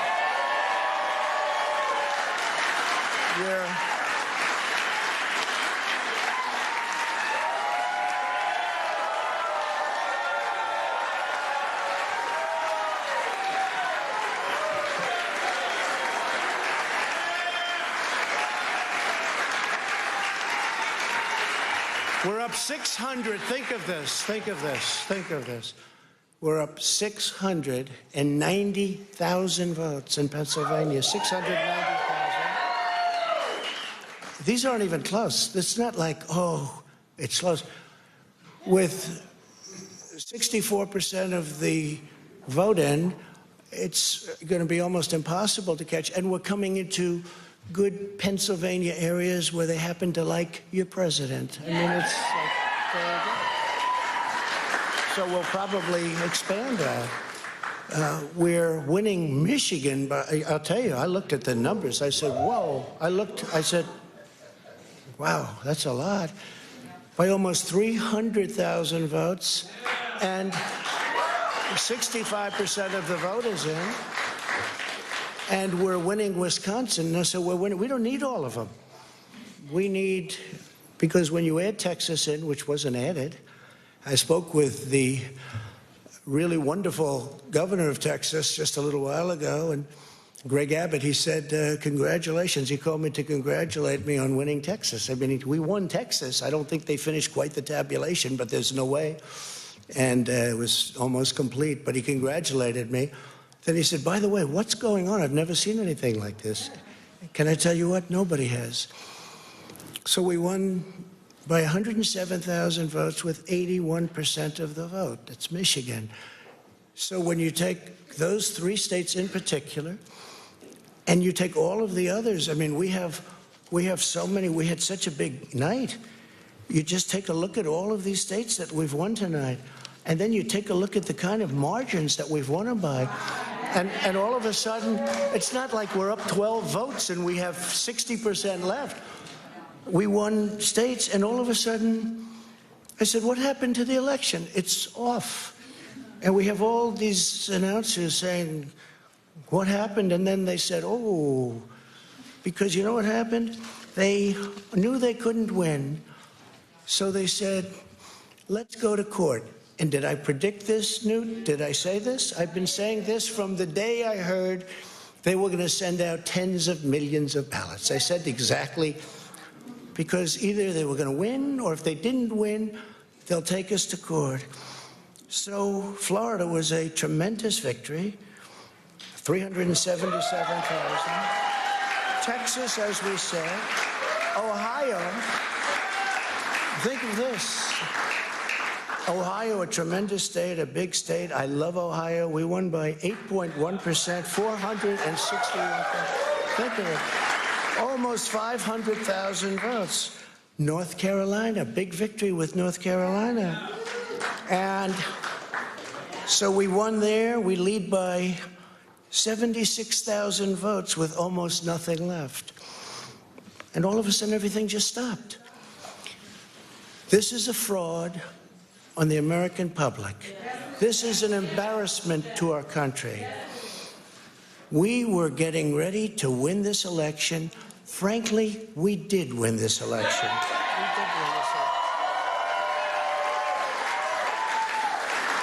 So our goal now is to ensure the integrity for the good of this nation. This is a very big moment. This is a major fraud in our nation. We want the law to be used in a proper manner. So we'll be going to the U.S. Supreme Court. We want all voting to stop.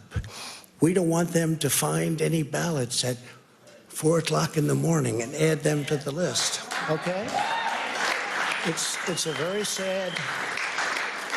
sad moment. To me, this is a very sad moment, and we will win this, and as far as I'm concerned, we already have won it.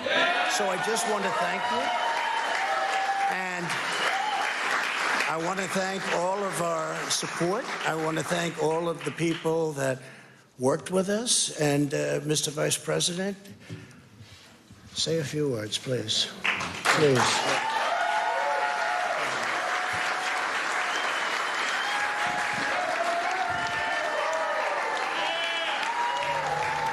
Let's try to unpack now some of what we saw from the president right there as Vice President Pence starts to talk.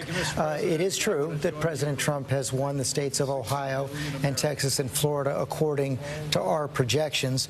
But it's a matter of fact right now that at this hour, at least, Joe Biden has 221 electoral votes to the 213 electoral votes of Donald Trump. And in the popular vote right now, Joe Biden is also leading the popular vote right now. It's close, but over 65,634,000 votes plus for Joe Biden, and 63,952,000 for Donald Trump. So what we're seeing right there is Donald Trump is losing right now in both the popular vote and the electoral vote, and there are many states left to be called. We have not yet projected the state of Nevada, the state of Arizona, the state of Alaska, Georgia, North Carolina, Pennsylvania, Michigan, and Wisconsin, and Maine, still yet to be called. An awful lot of votes yet to be counted. I guess I'm going to start with our legal team right here, because the president said something. I'm not sure if he means it. I'm not sure if he can do it. But he said, and Dan Abrams, let me start with you, and then Kate and Terry also weigh in. He says he's going to go to the Supreme Court and get them to stop the counting of the votes. Yeah, I don't know exactly what he's talking about, because they already tried to stop certain votes, for example, in Pennsylvania, from counting that are coming in. They're not going to have any success in stopping the vote counting right now. The only success that they may have down the road is in assessing which votes will ultimately end up counting. But the idea that somehow... Stop you right there. It would be illegal now to stop the votes that are out there waiting to be counted from being counted. Let's be clear. Votes are still being counted. Stepping in right now and saying, let's stop counting votes would be the equivalent of like a baseball game where you've just played the top of the 9th inning and the visiting team says, you know what, it's not fair that the home team gets a last bat here in the bottom of the 9th. We're calling the game. It's over. We're not playing the last half of the 9th inning. That's just not the way the rules work. So you can't just say we're not going to allow the rest of the votes to be counted. The question becomes, what happens once the counting process has basically ended, at least round one? There can be recounts, there can be challenges, but the notion that somehow the counting is going to stop simply isn't going to happen. Kate Shaw? I mean, litigation has been a major component of the campaign strategy for in recent weeks and months of the Trump campaign, and I think it's pretty clear based on the remarks that we just heard that, if anything, is just going to kick into higher gear. But I do think it's important to make clear there is no basis in law for a claim that counting must stop simply because it sounds like the president likes how the numbers look in some states, although he also said he, of course, wanted counting to continue in Arizona, where he believes he can make up ground. But there's no legal significance to any of the claims, I don't think, about stopping counting, nor is there a route to actually seek that redress in court in a broad sense. But I do think he has very clearly signaled an intention to really double down on this litigation component of the campaign strategy. Clearly, Terry Moretti says a major fraud has been perpetrated on the American people, and there's a sad group who are trying to disenfranchise his voters. Well, this isn't law, George. This isn't politics. This is theater. And let's be blunt. It's the theater of authoritarianism. What is happening right now. Every American knows that when you cast a vote validly, it should be counted. The President of the United States, no matter what he says, is trying to stop the counting of valid votes, the ordinary, everyday counting of valid votes. There will be fights about some votes, but he's trying to stop the counting, except in Arizona, where he's behind. He wants his votes counted. We should be blunt about this. This is not law. This is not politics. This is an attempt to end the election illegitimately so that he can maintain power. And we should be blunt about that. Cecilia Vega, it's also not a surprise. The president has been signaling this for months and months and months. I literally just wrote down not a surprise as a point I wanted to tell you about because he has been ramping this up. It has been a steady drumbeat. We had been told by sources leading into today that behind the scenes privately the president had been talking about this conspiracy theory of fraud and a stolen election more and more and more. And we should say when the president says this is a fraud, George, this is not a fraud. This is the American Democratic system in action, working exactly as it should be working. I also want to point out that the president said that he's going to take this to the Supreme Court. We saw this coming too, because before the appointment of Judge Amy Coney Barrett to the Supreme Court, he had said that he wanted her appointed in this expeditious manner, the fastest we had ever seen a Supreme Court nominee approved this close to an election day, because he said that he knew this case over the election would come before the Supreme Court, and that gets right at the heart of the controversy over how quickly and close to the election that she was approved. This is exactly what Democrats had been fearful of and warning about heading into this election, George. John Carl. George, we should also be clear, though, that the president can say whatever he wants to say at his party in the East Room. He has no power to stop the counting of the votes, and the Supreme Court is not going to stop the counting of the votes. There is no basis in law for doing this. As we mentioned a short while ago, in the state of Pennsylvania, which is where it might all come down to, the president said he's up, and he's right. He said up about 690,000 votes. Well, there are almost 2 million mail-in absentee ballots that have not been counted yet in the state of Pennsylvania. Of the 500,000 that have been counted, about 78% of those have been going to Biden because Democrats are more likely to vote by mail than Republicans. So if you do a little bit of math, that lead of 690,000 could well go away when the ballots are counted. And there is nothing the president can do to stop that counting. Now, there is still counting that has to happen in Wisconsin and in Michigan. The president may win those states, or he may lose them. But the counting will happen, and we will have results. And the Supreme Court is not going to stop that, and the president doesn't have the power to stop that. Sarah Fagan, one of the other questions is going to be depending on how far the president decides to push this strategy, if indeed he does decide to push it beyond the speech tonight, is whether those Republicans in the Senate especially who've defended him for the most part through thick and thin will go along with this. There were some signals in recent days that Republicans in the Senate would not go along with any attempt to stop the vote. I don't think Republicans are going to back him on this. I mean, it's one thing when you're in the throes of a hand-to-hand counting and all of a sudden there's a recount and 13,000 ballots appear. That's a different legal matter. What John Carl said is exactly right. Whatever he said just now, it was bizarre, first of all. It was politically stupid. He was having a good night tonight. Yeah, don't hold back now. Keep going on the other side. No, he was having a good night tonight, and frankly, a better night than most people thought he would have. And he just stepped on his message for the next 3 days. And Martha Raddatz, the other question is whether other institutions will go along with this if indeed the president pushes it. Yeah, and if he pushes it, and it's exactly right. He doesn't have the power to do this. But what we saw tonight is what Donald Trump, if Donald Trump loses, that's how he's going to lose. He's going to be a sore loser. He's going to help divide the country even further. And other institutions going along with him, you know, we'll have to wait and see. In terms of voters, in terms of those who back him, I think this is even a step too far for many of them, calling this a fraud before it's even over. But if anyone had any doubt how Donald Trump, if he loses, will go out, it will be this way, that he will call it a fraud. He will say the election was stolen no matter what happens. But Heidi Heitkamp people are listening tonight, even though it's 2:38 in the morning. You know what, George? I think that you're missing one really important part, which is his backers. The people who form militias, the people who slow down buses on roads in Texas, they're hearing quite a different story. You're saying this is going to hurt him. He is calling on, you know, when he says stand by and wait, this is the moment. And so this is more than maybe not politically smart. It's more than not being, you know, right as a matter of constitution or law. This is a dog whistle, and it's very, very dangerous. Chris, you want to respond to that? Listen, you know, as a talk tonight now, not as a former governor, but as a former U.S. attorney, there's just no basis to make that argument tonight. There just isn't. All of these votes have to be counted that are in now.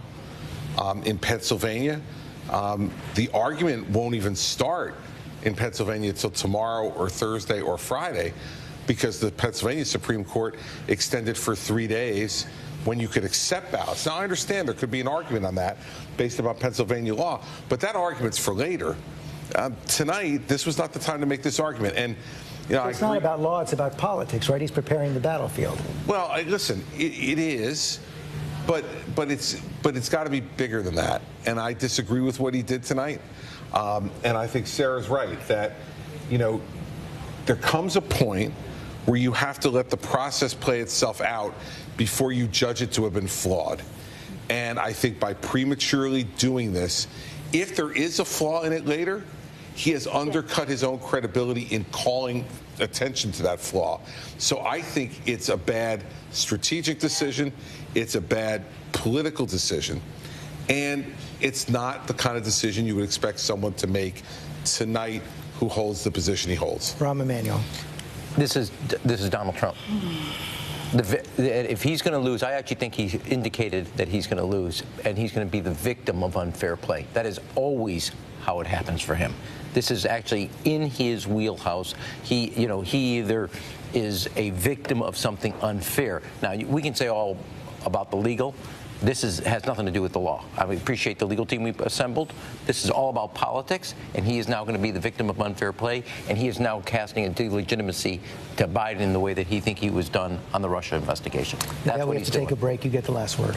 You know, I think the fact that he used the word disenfranchised is disrespectful. Because if anything, the voters that have been disenfranchised have been the Democratic voters who have, waited for decisions, have waited in line, have the post office has been compromised. If anybody's stealing an election, if anybody's compromising an election, it's been his side. So I think it's deeply disrespectful for him to use those words. I do agree with Heidi that I think the signaling to the folks who are standing back and standing by to redeem him if this election is quote unquote stolen from him, I think that rhetoric needs to be completely squashed and brought down. There are a lot of people who are afraid of that. And I think really when I look at that red map, all of these red states that have voted for this guy, this is your guy. This is a guy who is not respecting the foundation of our very democracy. And I think it's a shame. Have to take a break.